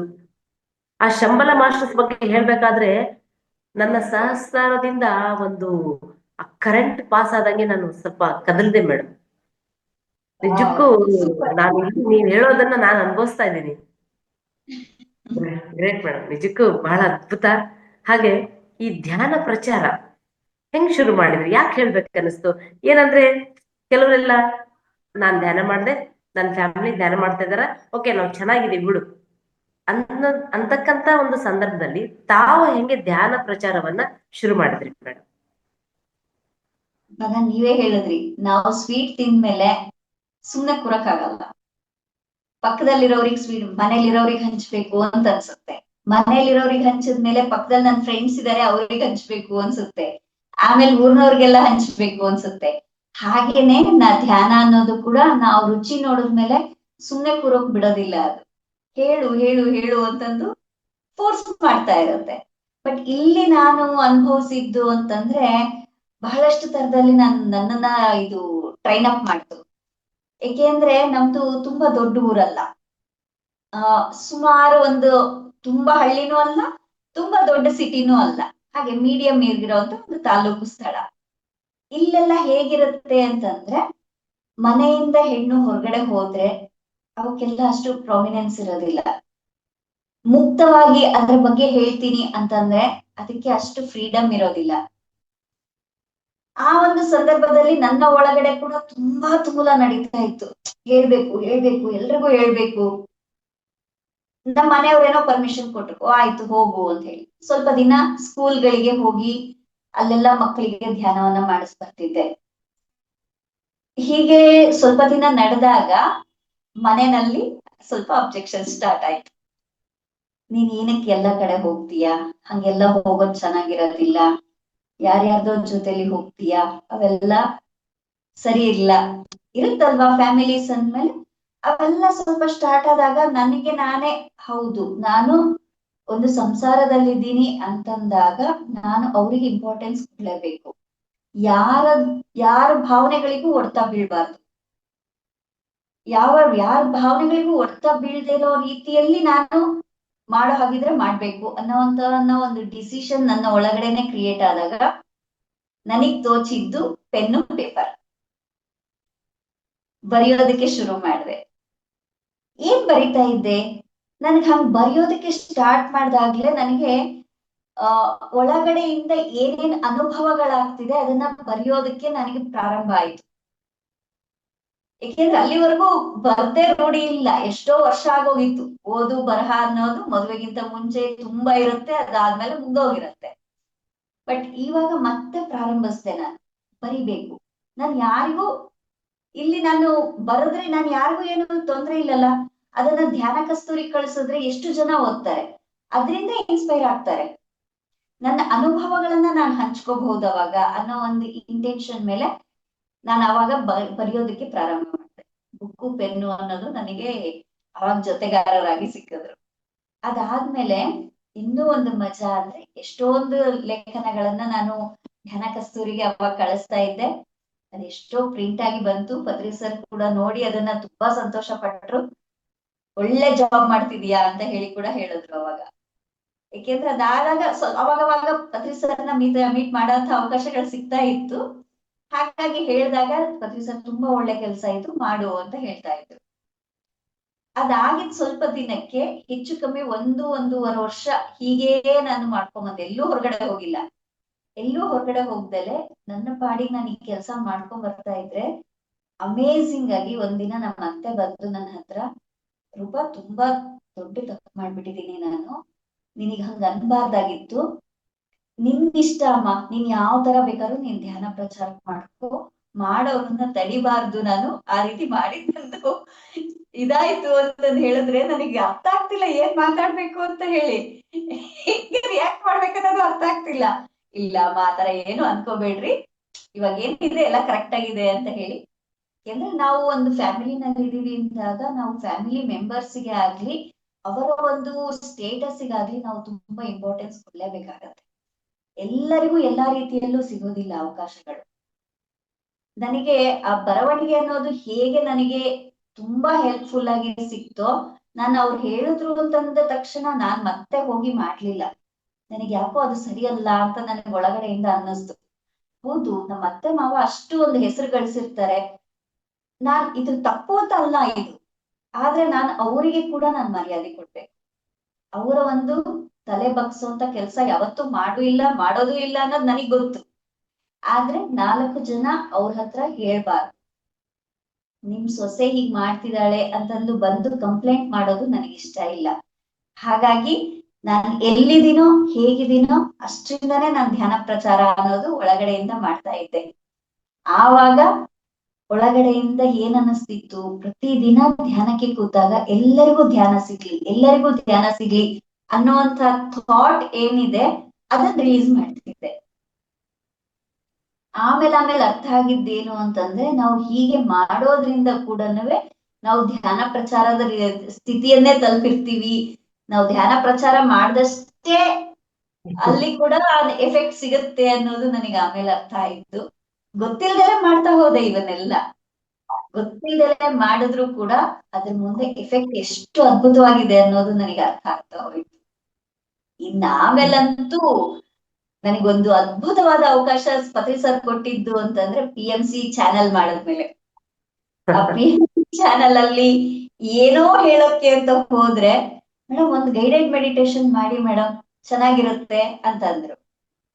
ನಂಗೆ ಹಿಂಗ್ ಮಾಡ್ಬೇಕು ಅರ್ಥ ಆಗಂಗಿಲ್ಲ, ಓಕೆ ಟ್ರೈ ಮಾಡ್ತೀನಿ ಅಂತ ಹೇಳಿ ಮಾಡಿದ್ರೆ ಅದು ಇವತ್ತಿಗೆ 11 ಲಕ್ಷಕ್ಕಿಂತ ಹೆಚ್ಚು ಜನ ವೀಕ್ಷಣೆ ಮಾಡಿ, ಎಷ್ಟು ಮಂದಿ ನಾನು ಎಲ್ಲಿಗೆ ಹೋದ್ರು ಹೇಳ್ತಾರೆ, ಮೇಡಮ್ ನಿಮ್ ವಿಡಿಯೋ ನೋಡಿ ನಾವು ಧ್ಯಾನ ಕಲ್ತ್ವಿ, ನಿಮ್ ವಿಡಿಯೋ ನೋಡಿ ಧ್ಯಾನ ಕಲ್ತ್ವಿ ಅಂದ್ರೆ ನನಗದು ಎಷ್ಟು ಆನಂದ ಕೊಡುತ್ತೆ ಅಂದ್ರೆ, ಇಲ್ಲಿ ಹೆಮ್ಮೆ ಅಂತಲ್ಲ, ಈಗೋ ಅಂತಲ್ಲ, ಒಂದು ಆತ್ಮ ಸಂತೃಪ್ತಿ ಅನ್ನೋದು ಸಿಗ್ತಾ ಹೋಗುತ್ತೆ. ನಾನ್ ತಿಳ್ಕೊಂಡಿದ್ದನ್ನ ಇಷ್ಟು ಜನಕ್ಕೆ ಹಂಚೋಕೆ ನನಗೆ, ನನ್ನ ಮನೇಲೇ ಇದ್ರೂ ಸಹಿತ ಇಂಥ ಒಂದು ಅದ್ಭುತ ಅವಕಾಶ ನನಗೆ ಪತ್ರಿ ಸರ್ ಏರ್ಪಡಿಸ್ಕೊಟ್ರಲ್ಲ, ಆ ಯೂನಿವರ್ಸ್ ನನಗೋಸ್ಕರ ಇಷ್ಟು ಹೆಲ್ಪ್ ಮಾಡ್ತಿದೆಯಲ್ಲ ಅನ್ನೋದು ನನಗೆ, ಅದನ್ನ ಯಾವತ್ತಿಗೂ ಎಷ್ಟು ಕೃತಜ್ಞತೆ ಸಲ್ಲಿಸಿದ್ರು ಸಾಕಾಗೋದಿಲ್ಲ ಅದಕ್ಕೆ ಅಂತ ನನಗೆ ಅನ್ಸುತ್ತೆ. Thank you madam. ಚಿಕ್ಕು ಇಲ್ಲಿ ನಿಮ್ಮ ನಿಮ್ಮ ಅತ್ತೆಯವರು ಅಥವಾ ನಿಮ್ಮ ಮನೆಯಲ್ಲಿ ಹಿರಿಯರು ನಿಮ್ಗೆ ಆ ರೀತಿ ಹೇಳಿದ್ರಿಂದ ನಿಮ್ಮ ಧ್ಯಾನ ಪ್ರಚಾರದ ಮಾರ್ಗವನ್ನೇ ಬದಲಾಯಿಸ್ಕೊಂಡ್ರಿ ನೀವು. ಮೇಡಮ್, ಇದು ಇತ್ತೀಚಿನ ದಿನದೊಳಗಡೆ ಬಹಳಷ್ಟು ಜನರಿಗೆ ಈ ರೀತಿಯ ಸಂದರ್ಭಗಳು ಎದುರಾಗುತ್ತೆ. ಅಪೋಸ್ ಬಂದಾಗ ಅವ್ರು ಅದನ್ನ ಅಪೋಸ್ ಮಾಡಿ ನಾನು ಪ್ರಚಾರ ಮಾಡ್ತೀನಿ ಅಂತ ಹೋಗೋದಕ್ಕಿಂತ ಆ ಪ್ರಚಾರದ ಮಾರ್ಗವನ್ನ ಬದಲಾಯಿಸ್ಕೊಂಡ್ರಿ. ಆದ್ರೆ ಯೂನಿವರ್ಸ್ ನಿಮ್ಗೆ ಅದಕ್ಕಿಂತ ದೊಡ್ಡ ಹಾದಿಯನ್ನೇ ತೆರೀತು. ಸ್ವತಃ ನಿಮ್ಮ ಮನೇಲಿ ಹಿರಿಯರೇ ಬಂದು ಹೇಳಿದ್ರು, ನಾನು ಹೇಳ್ಬಾರ, ಯಾಕಂದ್ರೆ ಮಾಸ್ಟರ್ಸ್ ಅವ್ರ ಮೂಲಕ ಹೇಳಿಸಿದ್ರು. ಆದ್ರೂ ಕೂಡ ನೀವು ಆ ಫ್ರೀಡಮ್ ಸಿಕ್ಕರು ಕೂಡ ಅದನ್ನ ಬಳಸ್ಕೊಳ್ಳಿಲ್ಲ, ಅಂದ್ರೆ ದುರುಪಯೋಗ ಮಾಡ್ಕೊಳ್ದೇನೆ. ನಿಜಕ್ಕೂ ಗ್ರೇಟ್ ಮೇಡಮ್, ಬಹಳ ಖುಷಿ ಅನ್ಸುತ್ತೆ. ಬಹಳ ಜನರಿಗೆ ಇನ್ಸ್ಪಿರೇಷನ್ ನಿಮ್ಗೆ. ಅಲ್ಲಿ ಒಂದು ಶಾಲೆಗೆ ಹೋಗ್ಬೋದು ಅಥವಾ ಒಂದು ಮನೆಗಳಿಗೆ ಹೋಗಿ ಅಲ್ಲಿ ಪ್ರಚಾರ ಮಾಡ್ಬೋದು. ನಿಮ್ಗೆ ಸಿಕ್ಕಿದಂತ ದಾರಿ ಬರವಣಿಗೆ ಎಷ್ಟು ಕನ್ನಡಿಗರಿಗೆ ಆ ಧ್ಯಾನ ಕಸ್ತೂರಿ ಮುಟ್ಟುತ್ತೋ ಅಷ್ಟು ಜನ ತಮ್ಮ ಒಂದು ಸಾಹಿತ್ಯವನ್ನ ಓದಿದ್ರು, ಅನುಭವಗಳನ್ನ ಓದಿದ್ರು. ಆಮೇಲೆ PMC ಚಾನೆಲ್ ಮೂಲಕ ನೀವು ಇಡೀ ಪ್ರಪಂಚದ ಎಲ್ಲ ಕನ್ನಡಿಗರಿಗೆ ತಲುಪಿದ್ರಿ. ಧ್ಯಾನ ಪ್ರಚಾರ ಫಾಸ್ಟ್ ಆಯ್ತು. ಪತ್ರಿ ಸರ್ ಒಂದು ದೂರದೃಷ್ಟಿ ಹೆಂಗಿತ್ತು ಅಂದ್ರೆ, ಮೊದಲು ಯೂಟ್ಯೂಬ್ ಅಲ್ಲಿ ಯಾರೆಲ್ಲ ಬರ್ತಿದ್ರು ಅಂದ್ರೆ ಫಿಲ್ಮ್ ಆಕ್ಟರ್ಸ್, ಸೆಲೆಬ್ರಿಟಿಗಳು ಬರ್ತಾ ಇದ್ರು. ನಮ್ಮ ಪತ್ರಿಜಿಯವರ ಮೂಲಕ ಬಂದಂತ ಈ PMC ಮತ್ತು ಜೂಮ್ಗಳಲ್ಲಿ ನಾವೆಲ್ಲ ಜನಸಾಮಾನ್ಯರು ಸೆಲೆಬ್ರಿಟಿಗಳ ತರ ಆಗಿದ್ದೀವಿ. ನಿಜಕ್ಕೂ ಹೌದು. ನಿಜ. ಎಲ್ ಹೋದ್ರು ಮೇಡಮ್ ನಿಮ್ಮ ವಿಡಿಯೋ ನೋಡಿದ್ರಿ, ಅದರಿಂದ ಧ್ಯಾನಕ್ಕೆ ಬಂದೀವ್ರಿ ಅಂತ ಕೇಳಿದಾಗ ಎಷ್ಟು ಖುಷಿ ಅನ್ಸುತ್ತಂದ್ರೆ ನಿಜಕ್ಕೂ ಮೇಡಮ್, ನಾವು ಪತ್ರಿಜಿಯವರನ್ನ, ಯಾಕಂದ್ರೆ ಪತ್ರಿಜಿಯವರಿಗಾಗಿ ಯುಗ ಯುಗಗಳಿಂದ ಕಾಯ್ದು ಅವ್ರ ಜೊತೆಲ್ಲ ಹೆಜ್ಜೆ ಹಾಕಿದವ್ರು ನಾವೆಲ್ಲ. ಖಂಡಿತ ಮೇಡಮ್. ಪತ್ರಿಜಿಯವರು ಒಬ್ಬೊಬ್ಬರನ್ನ ಆರಿಸ್ಕೊಂಡು, ಒಂದೊಂದು ಲೋಕದಿಂದ ಒಬ್ಬೊಬ್ಬರನ್ನ ಆರಿಸ್ಕೊಂಡು ಬಂದಂತ ಮಹಾನುಭಾವರು. ಅಂಥವ್ರನ್ನ ಜೊತೆಲಿ ಹೆಜ್ಜೆ ಹಾಕಿದ್ವಿ ಅನ್ನೋದೇ ಒಂದು ಜೀವನದ ಕೊನೆ ಉಸಿರಿರೋ ತನಕ ನಾವು ಅದನ್ನ ಒಂದು ಮಧುರ ಕ್ಷಣದಲ್ಲೇ ಮಧುರ ನೆನಪಾಗಿ ಇಟ್ಕೊಂಡಿರ್ತೀವಿ. ಇದೊಂದು ಜನ್ಮದಲ್ಲ, ಎಲ್ಲಾ ಜನ್ಮದಲ್ಲೂ ಜ್ಞಾಪಕ ಇಟ್ಕೋಬೇಕಾಗಿರುವಂತ ವಿಚಾರ ಇದು. ಜನ್ಮದಲ್ಲಿ ಕೂಡ ಬರೀ ಒಂದು ಜನ್ಮದ ಕೊನೆ ಉಸಿರಲ್ಲ, ಎಷ್ಟು ಜನ್ಮ ತಗೊಳತ್ತೋ ಅಲ್ಲಿ ತನಕ ಆ ಒಂದು ಮಹಾ ಪರಮ ಗುರುವಿನ ನೆನ್ಪಿದ್ದಿದ್ದೆ. ಅದು ಹೋದ್ರೆ ತಾನೇ ಇರ್ಲಿ, ಇದ್ರ ತಾನೇ ಅದು ನೆನ್ಪಿಟ್ಕೊಂತೀವಿ ಅನ್ನೋದಕ್ಕೆ. ಅದು ನಮ್ಮ ಉಸಿರಲ್ಲೇ ಕಣಕಣದಲ್ಲೇ ಬೆರೆತೋಗ್ಬಿಟ್ಟಿದೆ ಮೇಡಮ್, ಅವರ ಆ ಒಂದು ಬಾಂಧವ್ಯ ಅನುಬಂಧ ಅನ್ನೋದು. ಮೇಡಮ್, ಈ ಧ್ಯಾನ ಪ್ರಚಾರಕ್ಕೆ ಹೋಗ್ತಾ ಇದ್ರಿ. ಧ್ಯಾನ ಪ್ರಚಾರ ಅಂದಾಗ ಪ್ರತಿಯೊಬ್ಬರಿಗೂ ಒಳ್ಳೆ ಖುಷಿ ಕೊಡ್ತಕ್ಕಂಥದ್ದೇ ಇರುತ್ತೆ. ಯಾಕಂದ್ರೆ ಅವ್ರಿಗೆಲ್ಲ ಒಂದು ಆತ್ಮಜ್ಞಾನ ಕೊಟ್ಟಾಗ, ಧ್ಯಾನದ ವಿಧಾನವನ್ನು ತೋರಿಸಿದಾಗ, ಧ್ಯಾನ ಸತ್ಯ ಜ್ಞಾನ ಪ್ರಸಾದಿನಿ, ಧ್ಯಾನ ಸರ್ವರೋಗ ನಿವಾರಣಿ, ಧ್ಯಾನ ಸಕಲ ಭೋಗ ಕಾರಣಿ ಅಂದಾಗ ಬಹಳ ಖುಷಿ ಪಡ್ತಾರೆ. ಆದ್ರೆ ಅದ್ರ ಜೊತೆಗೆ ಎಲ್ಲೋ ಒಂದು ಕಡೆ, ಎಲ್ಲೋ ಇಷ್ಟು ಜೀವನದ ಜರ್ನಿಯಲ್ಲಿ ಅವಮಾನ ಕೂಡ ಆಗಿರುತ್ತೆ. ಆ ತರದ್ದೇನಾದ್ರೂ ಒಂದು ಘಟನೆ ಆಗಿದೆಯಾ ತಮಗೆ? ಹಾಗೆ ಅನ್ನೋದಕ್ಕಿಂತ, ಅವಮಾನ ಅನ್ನೋದಕ್ಕಿಂತ ಸ್ವಲ್ಪ ಒಂದು ಚಾಲೆಂಜ್ ಅನ್ಬೋದು. ಚಾಲೆಂಜ್ ಅನ್ಬೋದು ಇದನ್ನ. ಇಲ್ಲಿ ಹೀಗಿದ್ರೆ ಇಲ್ಲಿ ಏನಾಯ್ತಂದ್ರೆ, ನಮ್ಮ ಅತ್ತೆ ಅವರು ಎಲ್ಲರೂ ಕೂಡ ಮತ್ತೆ ಸ್ಪಿರಿಚುಯಾಲಿಟಿಗೆ ಟರ್ನ್ ಆಗಿದ್ರಿಂದ ನನಗೆ ನನ್ನ ದಾರಿ ತುಂಬಾ ಈಸಿ ಆಗ್ತಾ ಹೋಯ್ತು. ಆದ್ರೆ ನಾನ್ ತವ್ರ ಮನೆಗೆ ಹೋದೆ ಅಂತಂದ್ರೆ ಎಲ್ರೂ ಫುಲ್ ಆಪೋಸಿಟ್. ಧ್ಯಾನ ಅಂದ್ರೆ ಇಷ್ಟ ಇಲ್ಲ, ಅಷ್ಟು ನನಗೆ ಗೈಡೆನ್ಸ್ ಕೊಟ್ಟಿದ್ದೆ ಅವರು, ನನಗೆ ಬೀಜ ಹಾಕಿದ್ದೆ ಅವರು. ಬಟ್ ಅವ್ರು ಯಾರು ಧ್ಯಾನ ಮಾಡೋದಿಲ್ಲ. ನಾನು ಹೀಗೆ ಹೊರಗಡೆ ಧ್ಯಾನಕ್ಕೆ ಏನಾರ ಪ್ರೋಗ್ರಾಮ್ಸ್ ಹೋಗ್ತಿದೀನಿ ಅಂದ್ರೆ, ನಿನಗ್ ತವ್ರ ಮನೆಗೆ ಮಾತ್ರ ಬರಕ್ ಆಗೋದಿಲ್ಲ, ಅಲ್ಲಿಗೆಲ್ಲ ಓಡಾಡ್ತೀಯ ನೀನು ಅಂತಂತ ಇದ್ರು. ಅದನ್ನು ಬ್ಯಾಲೆನ್ಸ್ ಮಾಡ್ಲೇಬೇಕು, ಯಾಕೆಂದ್ರೆ ತುಂಬಾ ತಪ್ಪು ಹೋಗೋದಿಲ್ಲ. ಈಗ್ಲೂ ಅಷ್ಟೇನೆ, ತುಂಬಾ ಕಡಿಮೆ ನಾನು ಹೋಗೋದು. ಆದ್ರೆ ಅವ್ರದ್ದು ಆ ಮಾತಂದಾಗ ಆಗತ್ತೆ, ಒಳಗಡೆ ಚುಚ್ಚುತ್ತೆ, ಬಟ್ ಬ್ಯಾಲೆನ್ಸ್ ಮಾಡ್ಕೊಂಡು ಹೋಗೋದು ಅಷ್ಟೇನೆ. ಬಟ್ ಇನ್ನ ಬೇರೆ ಆಗಿ ನನ್ನ ಅಂತ ಸಿಚುವೇಶನ್ಗಳು ಯಾವ್ದು ಬಂದಿಲ್ಲ ನನಗೆ. Super madam. ಇವಾಗ ಧ್ಯಾನ ಶುರು ಮಾಡ್ತಾರೆ ಜನ, ಧ್ಯಾನ ಅವ್ರಿಗೆ ಪರಿಚಯ ಆದ ತಕ್ಷಣ ಧ್ಯಾನ ಶುರು ಮಾಡ್ತಾರೆ. ಧ್ಯಾನ ಶುರು ಮಾಡಿದ್ಮೇಲೆ ಒಳ್ಳೆ ಒಳ್ಳೆ ಅನುಭವಗಳು ಬರುತ್ತೆ ಅವ್ರಿಗೆ. ಪ್ರಕೃತಿ ಕಾಣಿಸೋದು, ಏನೇನೋ ಕಾಣಿಸೋದೆಲ್ಲ ಶುರು ಆಗತ್ತೆ. ಆದ್ರೆ ಅವ್ರಿಗೆ ಸ್ವಲ್ಪ ದಿನ ಹೋದ್ಮೇಲೆ ಅವ್ರಿಗೇನು ಕಾಣಿಸಂಗಿಲ್ಲ. ಆಮೇಲೆ ಒಂದಷ್ಟು ಸಮಸ್ಯೆಗಳು, ಸವಾಲುಗಳು ಎದುರಾಗ್ತವ. ಅವಾಗ ಅವ್ರು ಏನಾಗ್ತಾರೆ, ಏನ್ ಧ್ಯಾನ ಬೇಡಪ್ಪ, ಧ್ಯಾನ ಬೇಡ, ಧ್ಯಾನ ಮಾಡೋದಕ್ಕಿಂತ ಮುಂಚೆ ನಾವು ಚೆನ್ನಾಗಿದ್ವಿ, ಧ್ಯಾನ ಮಾಡಿದ್ಮೇಲೆ ನೋಡ್ರಿ ಇವ್ರು ಹಿಂಗಾದ್ರು, ನನ್ನ ಹೆಂಡತಿ ಹಿಂಗಾದ್ರು, ನನ್ನ ಗಂಡ ಹಿಂಗಾದ್ರ ಅಂತ ಒಂದಷ್ಟು ಕಂಪ್ಲೇಂಟ್ಗಳನ್ನ ತಾವು ಕೇಳಿರ್ತೀರಿ ಧ್ಯಾನ ಪ್ರಚಾರಕ್ಕೆ ಹೋದಾಗ. ಅಂತಹ ಜನರಿಗೆ ಒಂದು ತಮ್ಮ ಸಂದೇಶ ಇದೆ.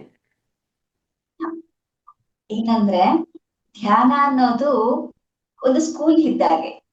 ಇವಾಗ ನಾವು 1ನೇ ಕ್ಲಾಸ್ ಓದ್ತೀವಿ, 2ನೇ ಕ್ಲಾಸ್ ಓದ್ತೀವಿ, 3ನೇ ಕ್ಲಾಸ್ ಓದ್ತೀವಿ, ಸುಮ್ನೆ ಮುಂದಕ್ಕೆ ಕಳಿಸ್ತಾರ ನಮ್ಮನ್ನ? ವರ್ಷ ಪೂರ್ತಿ 1ನೇ ಕ್ಲಾಸ್ ಅಲ್ಲಿ ಕೂರ್ತೀವಿ, ವರ್ಷ ಪೂರ್ತಿ 2ನೇ ಕ್ಲಾಸ್ ಅಲ್ಲಿ ಕೂರ್ತೀವಿ, 3ನೇ ಕ್ಲಾಸಿಗೆ ಹಂಗೆ ಕಳಿಸ್ಬಿಡ್ತಾರ? ಇಲ್ಲ. ಏನ್ ಮಾಡ್ತಾರೆ, ಪರೀಕ್ಷೆ ಮಾಡ್ತಾರೆ. ವರ್ಷ ಪೂರ್ತಿ ನೀನ್ ಏನ್ ಓದಿದೀಯೋ ಅದನ್ನ ನಾನು ನಿನಗೆ ಎಕ್ಸಾಮ್ ಕೊಡ್ತೀನಿ, ಆ ಎಕ್ಸಾಮ್ ಅಲ್ಲಿ ಪಾಸ್ ಆದ್ರೆ ಮುಂದಿನ ಕ್ಲಾಸಿಗೆ ಕೂರಿಸ್ತೀನಿ ಅಂತ ಹೇಳ್ತಾರೆ. ಹಾಗೇನೆ ಧ್ಯಾನ ಅನ್ನೋದು ಕೂಡ ಒಂದು ಹಿಂಗೆ ಲೆವೆಲ್ ಆಗಿ ಹತ್ಕೊಂಡು ಹೋಗ್ತಾ ಇರ್ತೀವಿ. ಧ್ಯಾನ ಅನ್ನೋದ್ರಿಂದ ಅದು ನಮ್ಮ ಜೀವನದಲ್ಲಿ ಎಂಟರ್ ಆದಾಗಿನಿಂದ ಹಿಡಿದು ನಾವು ಇಲ್ಲಿಯವರೆಗೂ ಕೂಡ ಪ್ರತಿ ಕ್ಷಣ ಏನೋ ಒಂದು ಹೊಸದನ್ನ ಕಲಿತಾನೆ ಇರ್ತೀವಿ. ಹೊಸದನ್ನ ಕಲ್ತಾಗ ಅದನ್ನ ಎಷ್ಟು ಅಳವಡಿಸ್ಕೊಂಡಿದೀವಿ ಅನ್ನೋದು ಪರೀಕ್ಷೆ. ಸುಮ್ಮನೆ ಕೇಳಿದ್ರೆ ಈ ಕಿವಿಲ್ ಕೇಳಿದ್ವಿ, ಈ ಕಿವಿಲ್ ಬಿಟ್ವಿ, ಗಂಟೆ ಧ್ಯಾನ ಮಾಡಿದ್ವಿ, ಇಷ್ಟು ಮಾತ್ರ ಅಲ್ಲ, ಅದನ್ನ ಎಷ್ಟು ನಾನು ರೂಢಿಸ್ಕೊಂಡಿದೀನಿ, ಎಷ್ಟು ಅಳವಡಿಸ್ಕೊಂಡಿದೀನಿ, ಎಷ್ಟು ಒಳಗಡೆ ತಗೊಂಡಿದೀನಿ ಅನ್ನೋದು ತುಂಬಾ ಇಂಪಾರ್ಟೆಂಟ್. ಆ ಒಂದು ನಿಟ್ಟಿನಲ್ಲಿ ನಮ್ಗೆ ಪರೀಕ್ಷೆಗಳು ನಡೆಯುತ್ತೆ. ನೀನ್ ಎಷ್ಟ್ರ ಮಟ್ಟಿಗೆ ಅದನ್ನ ಹಿಡ್ಕೊಂಡಿದೀಯಾ, ಎಷ್ಟರ ಮಟ್ಟಿಗೆ ನೀನ್ ತಿಳ್ಕೊಂಡಿದೀಯಾ, ಎಷ್ಟು ನಿನ್ನ ಜೀವನದಲ್ಲಿ ಹಾಸುಹೊಕ್ಕಾಗಿದೆ ಧ್ಯಾನ ಅನ್ನೋದನ್ನ ನಮ್ಗೆ ಪರೀಕ್ಷೆ ಮಾಡಿ ಮುಂದಕ್ಕೆ ಬಿಡ್ತಾ ಇರ್ತಾರೆ. ಇಂತಹ ಪರೀಕ್ಷೆಗಳಲ್ಲಿ ನೀವು ಹೇಳಿದಂತಹ ಎಲ್ಲಾ ತರದ ಒಂದು ಮಾತುಗಳಾಗಿರ್ಬೋದು, ಸಿಚುಯೇಷನ್ಗಳಾಗಿರ್ಬೋದು ಖಂಡಿತ ಬರುತ್ತೆ. ಆದ್ರೆ ಇಲ್ಲಿ ಇನ್ನೂ ಒಂದು ಹೇಳಲಿಕ್ಕೆ ಇಷ್ಟಪಡ್ತೀನಿ. ನಾವು ಧ್ಯಾನಿಗಳಲ್ಲಿ ಎಸ್ಪೆಷಲಿ PSSM ಅಲ್ಲಿ ಬಂದಿರುವಂತಹ ಧ್ಯಾನಿಗಳು ಏನಿದೀವಿ, ನಾವು ಎಲ್ಲರೂ ಕೂಡ ಎಷ್ಟೋ ಜನ್ಮಗಳಲ್ಲಿ ಧ್ಯಾನ ಸಾಧನೆಯನ್ನ ಮಾಡಿ ಬಂದಿದ್ದರು. ಇಲ್ಲಿ ನಾವು ಇದೀವಿ ಅಂದ್ರೇನೆ ನಾವು ಎಷ್ಟೋ ಸಾಧನೆಯನ್ನ ಮುಗಿಸಿಕೊಂಡು ಬಂದಿರೋಂತ ಆತ್ಮಗಳು ನಾವೆಲ್ಲ. ಈಗಿದ್ದಾಗ ಈ ಥರ್ಡ್ ಐ ವಿಷನ್ಸ್ ಅನ್ನುವಂಥದ್ದಿರಬಹುದು, ಅನುಭವಗಳು ಅನ್ನುವಂಥದ್ದು ಏನಿರ್ಬಹುದು, ಇವೆಲ್ಲವೂ ಕೂಡ ನಮಗೆ ಪಾಠಗಳು ಅಷ್ಟೇನೆ. ಅದನ್ನ ಕಲಿಬೇಕು, ಅದನ್ನ ಜೀವನದಲ್ಲಿ ಯಾವ ರೀತಿ ಅದನ್ನ ಸ್ವೀಕಾರ ಮಾಡ್ಬೇಕು ಅನ್ನೋದನ್ನ ಕಲಿಬೇಕು. ಇವಾಗ ವಿಷನ್ಸ್ ಅಂತ ಹೇಳ್ತೀವಿ, ನಾವ್ ಯಾವಾಗ್ಲೂ ಹಿಮಾಲಯಕ್ಕೆ ಹೋದ ಹಾಗೋ ನಾವಲ್ಲಿ ಧ್ಯಾನ ಮಾಡಿರೋ ರೀತಿಯಲ್ಲಿ ಎಷ್ಟು ಅನುಭವಗಳು ಬರುತ್ತೆ. ಎಸ್ ಕರೆಕ್ಟೇ. ಹಾಗಂತ ಹೇಳಿ ನಾನು ಇವಾಗ ಧ್ಯಾನಕ್ಕೋಸ್ಕರ ನನಗೆ ಹಿಮಾಲಯಕ್ಕೆ ಹೋಗಕ್ಕೂ ಆಗೋದಿಲ್ಲ, ಹಾಗಂತ ಹೇಳಿ ಧ್ಯಾನ ಬಿಡೋಕ್ಕೂ ಆಗೋದಿಲ್ಲ. ಅದ್ ಎರಡನ್ನೂ ಬ್ಯಾಲೆನ್ಸ್ ಮಾಡೋದನ್ನ ನಾನ್ ಕಲಿಬೇಕು. ಹೀಗ್ ಬ್ಯಾಲೆನ್ಸ್ ಮಾಡೋದನ್ನ ಕಲಿತಾ ನಮ್ಮ ವಿಷನ್ಸ್ ಅಲ್ಲಿ ಏನಾಗತ್ತೆ, ನೆಕ್ಸ್ಟ್ ಮೂಮೆಂಟ್ ಆಗಿರ್ಬೋದು, ನೆಕ್ಸ್ಟ್ ನಮ್ಮ ಜೀವನದಲ್ಲಿ ಏನಾಗತ್ತೆ, ನೆಕ್ಸ್ಟ್ ನಮ್ಮ ಹತ್ರದ ಪರಿಸ್ಥಿತಿಗಳು ಏನ್ ಬರುತ್ತೆ ಅನ್ನೋದು ಕೂಡ ನಮ್ಗೆ ಗೋಚರ ಆಗ್ತಾ ಇರತ್ತೆ. ಗೋಚರ ಆಗಿದ್ದನ್ನ ಯಾವ ರೀತಿ ನಾನು ಸ್ವೀಕರಿಸ್ಬೇಕು ಅನ್ನೋದು ಮೇನ್ ಕ್ವೆಶ್ಚನ್ ಆಗುತ್ತೆ. ಇದೇ ನಮ್ಗೆ ಪರೀಕ್ಷೆ ಅನ್ನೋಂಥದ್ದು. ಅದನ್ನ ಯಾವ ರೀತಿ ನೀನ್ ತಗೊಳ್ತೀಯಾ? ಏಕೆಂದ್ರೆ ಮುಂಚಿತವಾಗಿ ತೋರಿಸಿದೀನಿ ನಿನಗೆ, ಈ ತರ ಸಿಚುಯೇಷನ್ ಬರುತ್ತೆ ಅನ್ನೋದನ್ನ ತೋರ್ಸ್ಕೊಟ್ಟಿದೀನಿ. ಆ ತೋರ್ಸ್ಕೊಟ್ಟ ಮೇಲೆ ನೀನು ಮತ್ತೆ ಎಮೋಷನಲಿ ರಿಯಾಕ್ಟ್ ಆಗ್ತೀಯಾ, ಅಥವಾ ಅದನ್ನ ಸಾಕ್ಷಿ ಭಾವದಿಂದ ನೋಡ್ತೀಯಾ, ಅಥವಾ ಅದರೊಳಗೆ ಏನ್ ಕಲಿಬೇಕೋ ಅದನ್ನ ಮಾತ್ರ ತಗೊಳ್ತೀಯಾ? ಅದನ್ನೆಲ್ಲ ಅದು ಸೂಕ್ಷ್ಮವಾಗಿರುವಂತ ಪರೀಕ್ಷೆಗಳು. ಈ ಥರ್ಡ್ ಐ ವಿಷನ್ಸ್ ಅಂದಿದ ತಕ್ಷಣ ನನಗೆ ಅದು ಕಾಣಿಸ್ತು, ಇದು ಕಾಣಿಸ್ತು, ಅದು ಗ್ರೇಟ್ ಅಲ್ಲ. ಅದು ಗ್ರೇಟ್ ಹೌದು, ಆದ್ರೆ ಅದರಲ್ಲಿ ಕಲ್ತ್ಕೊಳ್ಳೋಂಥದ್ದು ತುಂಬಾ ಇರುತ್ತೆ. ಅದನ್ನ ಕಲಿಬೇಕು ನಾವು. ಆ ಸೂಕ್ಷ್ಮತೆಗಳನ್ನ ಹಿಡಿಬೇಕು. ಸೂಕ್ಷ್ಮತೆ ಹಿಡಿದಾದ್ಮೇಲೆ ಏನಾಗುತ್ತೆ, ಸ್ವಲ್ಪ ದಿನ ವಿಷನ್ಸ್ ಕಡಿಮೆ ಆಗೋಗುತ್ತೆ, ಏನು ಬರೋದೇ ಇಲ್ಲ. ಆವಾಗ ಏನಂತೀವಿ, ಅಯ್ಯೋ ನನ್ ಧ್ಯಾನ ಸರಿಯಾಗಿಲ್ಲೇನೋ, ವಿಷನ್ಸ್ ಬಂದ್ರೇನೆ ಧ್ಯಾನ ಕರೆಕ್ಟ್ ಏನೋ ಅನ್ನೋಂತ ಭಾವನೆ ಇದೆಯಲ್ಲ, ಇದು ದೊಡ್ಡ ದೊಡ್ಡ ದೊಡ್ಡ ತಪ್ಪಿದು. ಧ್ಯಾನ ಅಂದ್ರೆ ಏನು? ನಮ್ಮ ಒಳಗಿನ ಸ್ಥಿತಿ ಅದು. ನಮ್ಮ ಒಳಗಿನ ಒಂದು ಅದ್ಭುತವಾದಂತಹ ಸ್ಥಿತಿಗೆ ನಾವು ತಲುಪ್ತಾ ಇರೋದು ಧ್ಯಾನ ಅಂದ್ರೆ. ಅದು ಕೇವಲ ಮೆಟ್ಟಿಲುಗಳಷ್ಟೇನೆಯ. ಆ ಮೆಟ್ಟಿಲುಗಳನ್ನ ದಾಟಿ ಮುಂದೆ ಹೋಗ್ತಿದೀವಿ, ಆ ಮೆಟ್ಲೆ ಧ್ಯಾನ ಅಲ್ಲ. ಅರ್ಥ ಆಯ್ತಲ್ಲ ಮೇಡಮ್ ನಾ ಹೇಳಿದ್ದು? ಮೆಟ್ಲೆ ಧ್ಯಾನ ಆಗೋದಿಕ್ಕೆ ಆ ಎಕ್ಸ್ಪೀರಿಯನ್ಸ್ ಮಾತ್ರ ಧ್ಯಾನ ಅಲ್ಲ. ಆ ಎಕ್ಸ್ಪೀರಿಯನ್ಸ್ ನ ದಾಟಿ ಹೋಗ್ತೀವಲ್ಲ, ಅಲ್ಲಿ ನಿಜವಾದ ಧ್ಯಾನ ಇರುವಂತದ್ದು. ಹಾಗಾಗಿ ನನಗ್ ವಿಷನ್ಸ್ ಬರ್ತಾ ಇಲ್ಲ, ನಾನ್ ಧ್ಯಾನ ಸರಿ ಮಾಡ್ತಾ ಇದ್ದೀನೋ ಇಲ್ಲೋ ಅನ್ನೋಂತ ಡೌಟ್ ದಯವಿಟ್ಟು ಪಡ್ಬೇಡಿ. ನೀವ್ ಏನ್ ಧ್ಯಾನ ಮಾಡ್ತಿದ್ದೀರೋ ಪರ್ಫೆಕ್ಟ್ ಆಗಿರತ್ತೆ. ಅದೇನ್ ಕಾಣಿಸ್ಲಿ ಬಿಡ್ಲಿ ಅದು ನಮಗ್ ಸಂಬಂಧ ಇಲ್ಲ. ಆ ಕಾಣಿಸಿದ್ರೊಳಗೆ ಎಷ್ಟು ಜ್ಞಾನವನ್ನ ಪಡಿಬೇಕು, ಆ ಜ್ಞಾನವನ್ನ ಪಡಿಬೇಕು, ಮುಂದೆ ಹೋಗ್ತಾ ಇರ್ಬೇಕು. ಅಲ್ಲೇ ಖಂಡಿತ ನಿಲ್ಲುವಂಥದ್ದಲ್ಲ. ಪ್ರತಿಯೊಂದು ಹೆಜ್ಜೆ ಕೂಡ ಎಷ್ಟೋ ಎಷ್ಟೋ ಎಷ್ಟೋ ಪಾಠಗಳನ್ನ ಹೇಳ್ಕೊಡ್ತಾ ಇರುತ್ತೆ ನಮಗೆ. ಒಂದೊಂದಲ್ಲ, 360 ಡಿಗ್ರಿಯಿಂದನೂ ಪಾಠ ಹೇಳ್ಕೊಡ್ತಾ ಇರುತ್ತೆ. ನಾವ್ ಯಾವ ಕಡೆ ನಾವು ಮಕ್ಕ ಈ ಕಡೆ ಇದೆ ಅಂದ್ರೆ ಹಿಂದೆ ತಿರುಗಿ ನೋಡಕ್ ಕಷ್ಟ ಪಡ್ತೀವಿ ನಾವು. ಆದ್ರೆ ನಮ್ಮ ಆತ್ಮ ಏನಿದೆ 360 ಡಿಗ್ರಿಯಿಂದನೂ ಪಾಠ ಕಲಿತಾ ಇದೆ. ಹಿಂದೆನೂ ತಿರುಗುತ್ತೆ, ಈ ಕಡೆನೂ ತಿರುಗುತ್ತೆ, ಮೇಲೂ ನೋಡುತ್ತೆ, ಕೆಳಗೂ ನೋಡುತ್ತೆ, ಎಲ್ಲಾ ಕಡೆನೂ ಕಲ್ತ್ಕೊತಾ ಇದೆ. ಮತ್ತೆ ಹಾಗಿದ್ದಾಗ ಯಾವುದೋ ಒಂದು ಆಂಗಲ್ ಅಲ್ಲಿ ನಾವು ನೋಡಿ ಇದು ಇಷ್ಟೇ ಅಂತ ಡಿಸೈಡ್ ಆಗ್ಬಾರ್ದು. ಅದು ಒಂದು ಪಾಠ ಅನ್ನೋದನ್ನ ಸಾಕ್ಷಿಯಾಗಿ ನೋಡಿ ಅಲ್ಲಿ ಏನ್ ಕಲ್ತ್ಕೋಬೇಕೋ ಅದನ್ನ ಕಲ್ತ್ಕೊಂಡು ಅದನ್ನ ಅಳವಡಿಸ್ಕೊಂಡು ಮುಂದೆ ಸಾಗ್ತಾ ಇರುವಂತಹದ್ದೇ ನಮ್ಮ ಧ್ಯಾನದ ಪ್ರಯಾಣ ಆಗುತ್ತೆ. Super madam, wonderful expression. ನಿಜಕ್ಕೂ ಹೆಂಗೆ ಅಂದ್ರೆ ಅದಕ್ಕೆ ಪತ್ರಿಸರು ಸಮಯ ಸಾಧನೆ ಸಹನೆಯ ಪ್ರಗತಿ ಅಂತ ಹೇಳಿದ್ರು. ಏನ್ ಕಾಣಿಸುತ್ತೋ ಕಾಣಲ್ಲೋ ನೀವು ಸಮಯ ಕೊಟ್ಟಿದ್ದೀರಾ ನಿಮ್ ಸಾಧನೆ ನಡೆಯಕತ್ತೈತೆ. ನೀವು ಸಹನೆಯಿಂದ ಕೂತಿದ್ದೀರಾ, ಏನ್ ಕಾಣಿಸ್ತೋ ಕಾಣಿಸಿಲ್ಲೋ ಏನ್ ನಡೀತಾ ಇದೆ ಒಳಗಡೆ ಸಹನೆಯಿಂದ ಕೂತಿರಲ್ಲ, ನಿಮ್ಮ ಪ್ರಗತಿ ಅಂದ್ರೆ ಡೆವಲಪ್ಮೆಂಟ್ ಅನ್ನೋದು, ಯಾಕಂದ್ರೆ ಆತ್ಮ ಪುರೋಗಮನ ಸ್ಥಾಯಿ ಒಳಗಡೆ ಇರೋದ್ರಿಂದ ಅದು ಪ್ರತಿಕ್ಷಣ ಆಗ್ತಾನೆ ಇರುತ್ತೆ. ಅದಕ್ಕೆ ನನಗದು ಕಾಣಿಸಿಲ್ಲ, ಅವ್ರಿಗೆ ಅದು ಕಾಣಿಸ್ತು, ಅವ್ರು ಹೊಸದಾಗಿ ಬಂದು ಧ್ಯಾನಕ್ಕೆ ಬಂದು ಅವ್ರಿಗೆಲ್ಲ ಇಷ್ಟೆಲ್ಲ ಆಯ್ತು, ನಾನು ಇಷ್ಟು ವರ್ಷದಿಂದ ಧ್ಯಾನ ಮಾಡೀನಿ ಅನ್ನೋ ಹೊರಗಿರುತ್ತೆ ಮೇಡಮ್ ಬಹಳ ಜನ ಧ್ಯಾನಿಗಳಿಗೆ. ಅದೊಂದಷ್ಟು ಸ್ವಭಾವದಲ್ಲಿ ಯಾಕಂದ್ರೆ ಆ ಮನುಷ್ಯ ಸಹಜ ಸ್ವಭಾವ ಅಷ್ಟು ಬೇಗ ಹೋಗಲ್ಲ ಮೇಡಮ್. ಹುಟ್ಟು ಕೂಡ ಸುಟ್ಟರು ಕೂಡ ಹೋಗಲ್ಲ ಅಂತ ಹೇಳ್ತಾರಲ್ಲ, ಅದನ್ನ ನಾನು ನೋಡ್ತಾ ಇರ್ತೀನಿ. ಅವ್ರಿಗೆ ಇದಾಯ್ತು, ನನಗೆ ಇನ್ನ ಆಗಿಲ್ಲ, ನಾನು ಅವ್ರು ಮೊನ್ನೆ ಧ್ಯಾನಕ್ಕೆ ಬಂದಾರ, ಅವ್ರಿಗೆ ಅದು ಕಾಣಕತ್ತೈತೆ ಇದು ಕಾಣಕತ್ತೈತೆ, ಮಾಸ್ಟರ್ ಕಡೆಯಿಂದ ಮೆಸೇಜ್ ಬರುತ್ತೆ, ನನಗೇನು ಇಲ್ಲ ಅನ್ನೋ ಹೊರಗಿರುತ್ತಲ್ಲ. ನಿಜಕ್ಕೂ ಬಹಳ ಚೆನ್ನಾಗಿ ನೀವು ನಿಮ್ಮ ಒಂದು ಸಂದೇಶದ ಮೂಲಕ ಕೊಟ್ರಿ ಮೇಡಮ್. Thank you madam. ಈ ಪ್ರಶ್ನೆಯನ್ನು ನಿಮ್ಗೆ ಕೇಳಿದ್ರೆ ಪಾಪ ನೀವು ಎಷ್ಟು ಇದು ಹೇಳ್ತಾರೆ ಗೊತ್ತಿಲ್ಲ, ಯಾಕಂದ್ರೆ ನೀವು ಪಕ್ಕ ಸಸ್ಯಾಹಾರ ಕುಟುಂಬದಿಂದ ಬಂದವರು. ಆದ್ರೆ ನಮ್ಮ ಪೇರಿಸಮ್ಮಲ್ಲಿ ಸಸ್ಯಾಹಾರ ಅಷ್ಟೇ ಇಂಪಾರ್ಟೆಂಟ್. ಯಾಕಂದ್ರೆ ಹಿಂಸಾ ಚೋಡೋ ಹಂಸ ಪಕಡೋ ಅಂತ ಹೇಳಿದಂತ ನಮ್ಮ ಪರಮ ಪೂಜ್ಯ ಗುರುಗಳು ಸಸ್ಯಾಹಾರದ ಬಗ್ಗೆ. ಈಗ ನನ್ನ ಅನಿಸಿಕೆ ಏನಂದ್ರೆ ಮೇಡಮ್, ಸಸ್ಯಾಹಾರ ಹುಟ್ಟಿನಿಂದ ಸಸ್ಯಾಹಾರ ಕುಟುಂಬ ಇತ್ತಂದ್ರೆ ಆ ಮಾಂಸಾಹಾರದ ಟೇಸ್ಟ್ ಆಗ್ಲಿ ಅದ್ರ ಅಭಿಲಾಷೆ ಆಗ್ಲಿ ಇರಂಗಿಲ್ಲ. ಬಟ್ ಮಾಂಸಾಹಾರದಿಂದ ಫ್ಯಾಮಿಲಿಯಿಂದ ಬಂದವರು, ಎಕ್ಸಾಂಪಲ್ ನಾನು, ಆ ಮಾಂಸಾಹಾರದಿಂದ ಬಂದಾಗ ಅದರ ಅನುಭೂತಿ, ಅದರ ಅಭಿಲಾಷೆ, ಅದರ ಅಪೇಕ್ಷೆ ಅದೆಲ್ಲವನ್ನ ಅನುಭವಿಸಿ ಬಂದವ್ರು ನಾವು. ಅದನ್ನ ಬಿಟ್ಟು ಬರೋದು ಅಷ್ಟು ಈಸಿ ಅಲ್ಲ. ಎಷ್ಟೋ ಜನ ಬರೀ ಬೆಳ್ಳುಳ್ಳಿಯ ಟೇಸ್ಟ್ ನ ಬಿಡ್ಲಿಕ್ಕೆ ತಯಾರಿಲ್ಲ ಇದುವರೆಗೂ. ಹೌದು, ನಮ್ಮ ಮಾಂಸಾಹಾರ ಅಲ್ಲ, ಬೆಳ್ಳುಳ್ಳಿಯನ್ನ ಅಂದ್ರೆ ಪ್ಯೂರ್ ವೆಜಿಟೇರಿಯನ್ ಫ್ಯಾಮಿಲಿಯವರು ಆ ಬೆಳ್ಳುಳ್ಳಿ ಟೇಸ್ಟ್ ಅನ್ನು ಬಿಡ್ಲಿಕ್ಕೆ ತಯಾರಿಲ್ಲ ಅಂದಾಗ ಈ ಮಾಂಸಾಹಾರದಿಂದ ಸಸ್ಯಾಹಾರಕ್ಕೆ ಬಂದವರು ನಾವೆಲ್ಲ. ಆ ಮಾಂಸಾಹಾರದಿಂದ ಸಸ್ಯಾಹಾರಕ್ಕೆ ಬರ್ಲಿಕ್ಕೆ ತಮ್ಮ ಒಂದು ಸಂದೇಶ. ಸಸ್ಯಾಹಾರಿಗಳಾಗುವಂಥದ್ದು ತುಂಬಾ ಅದ್ಭುತ. ಏಕೆಂದ್ರೆ ನಾವು ಒಂದು ಸಾಧನೆಯನ್ನ ಮಾಡ್ಬೇಕು ಅಂತಂದ್ರೇನೆ, ಸಾಧನೆಯನ್ನ ಮಾಡೋದು ನೆಕ್ಸ್ಟ್ ಸೆಕೆಂಡರಿ ಆಗತ್ತೆ.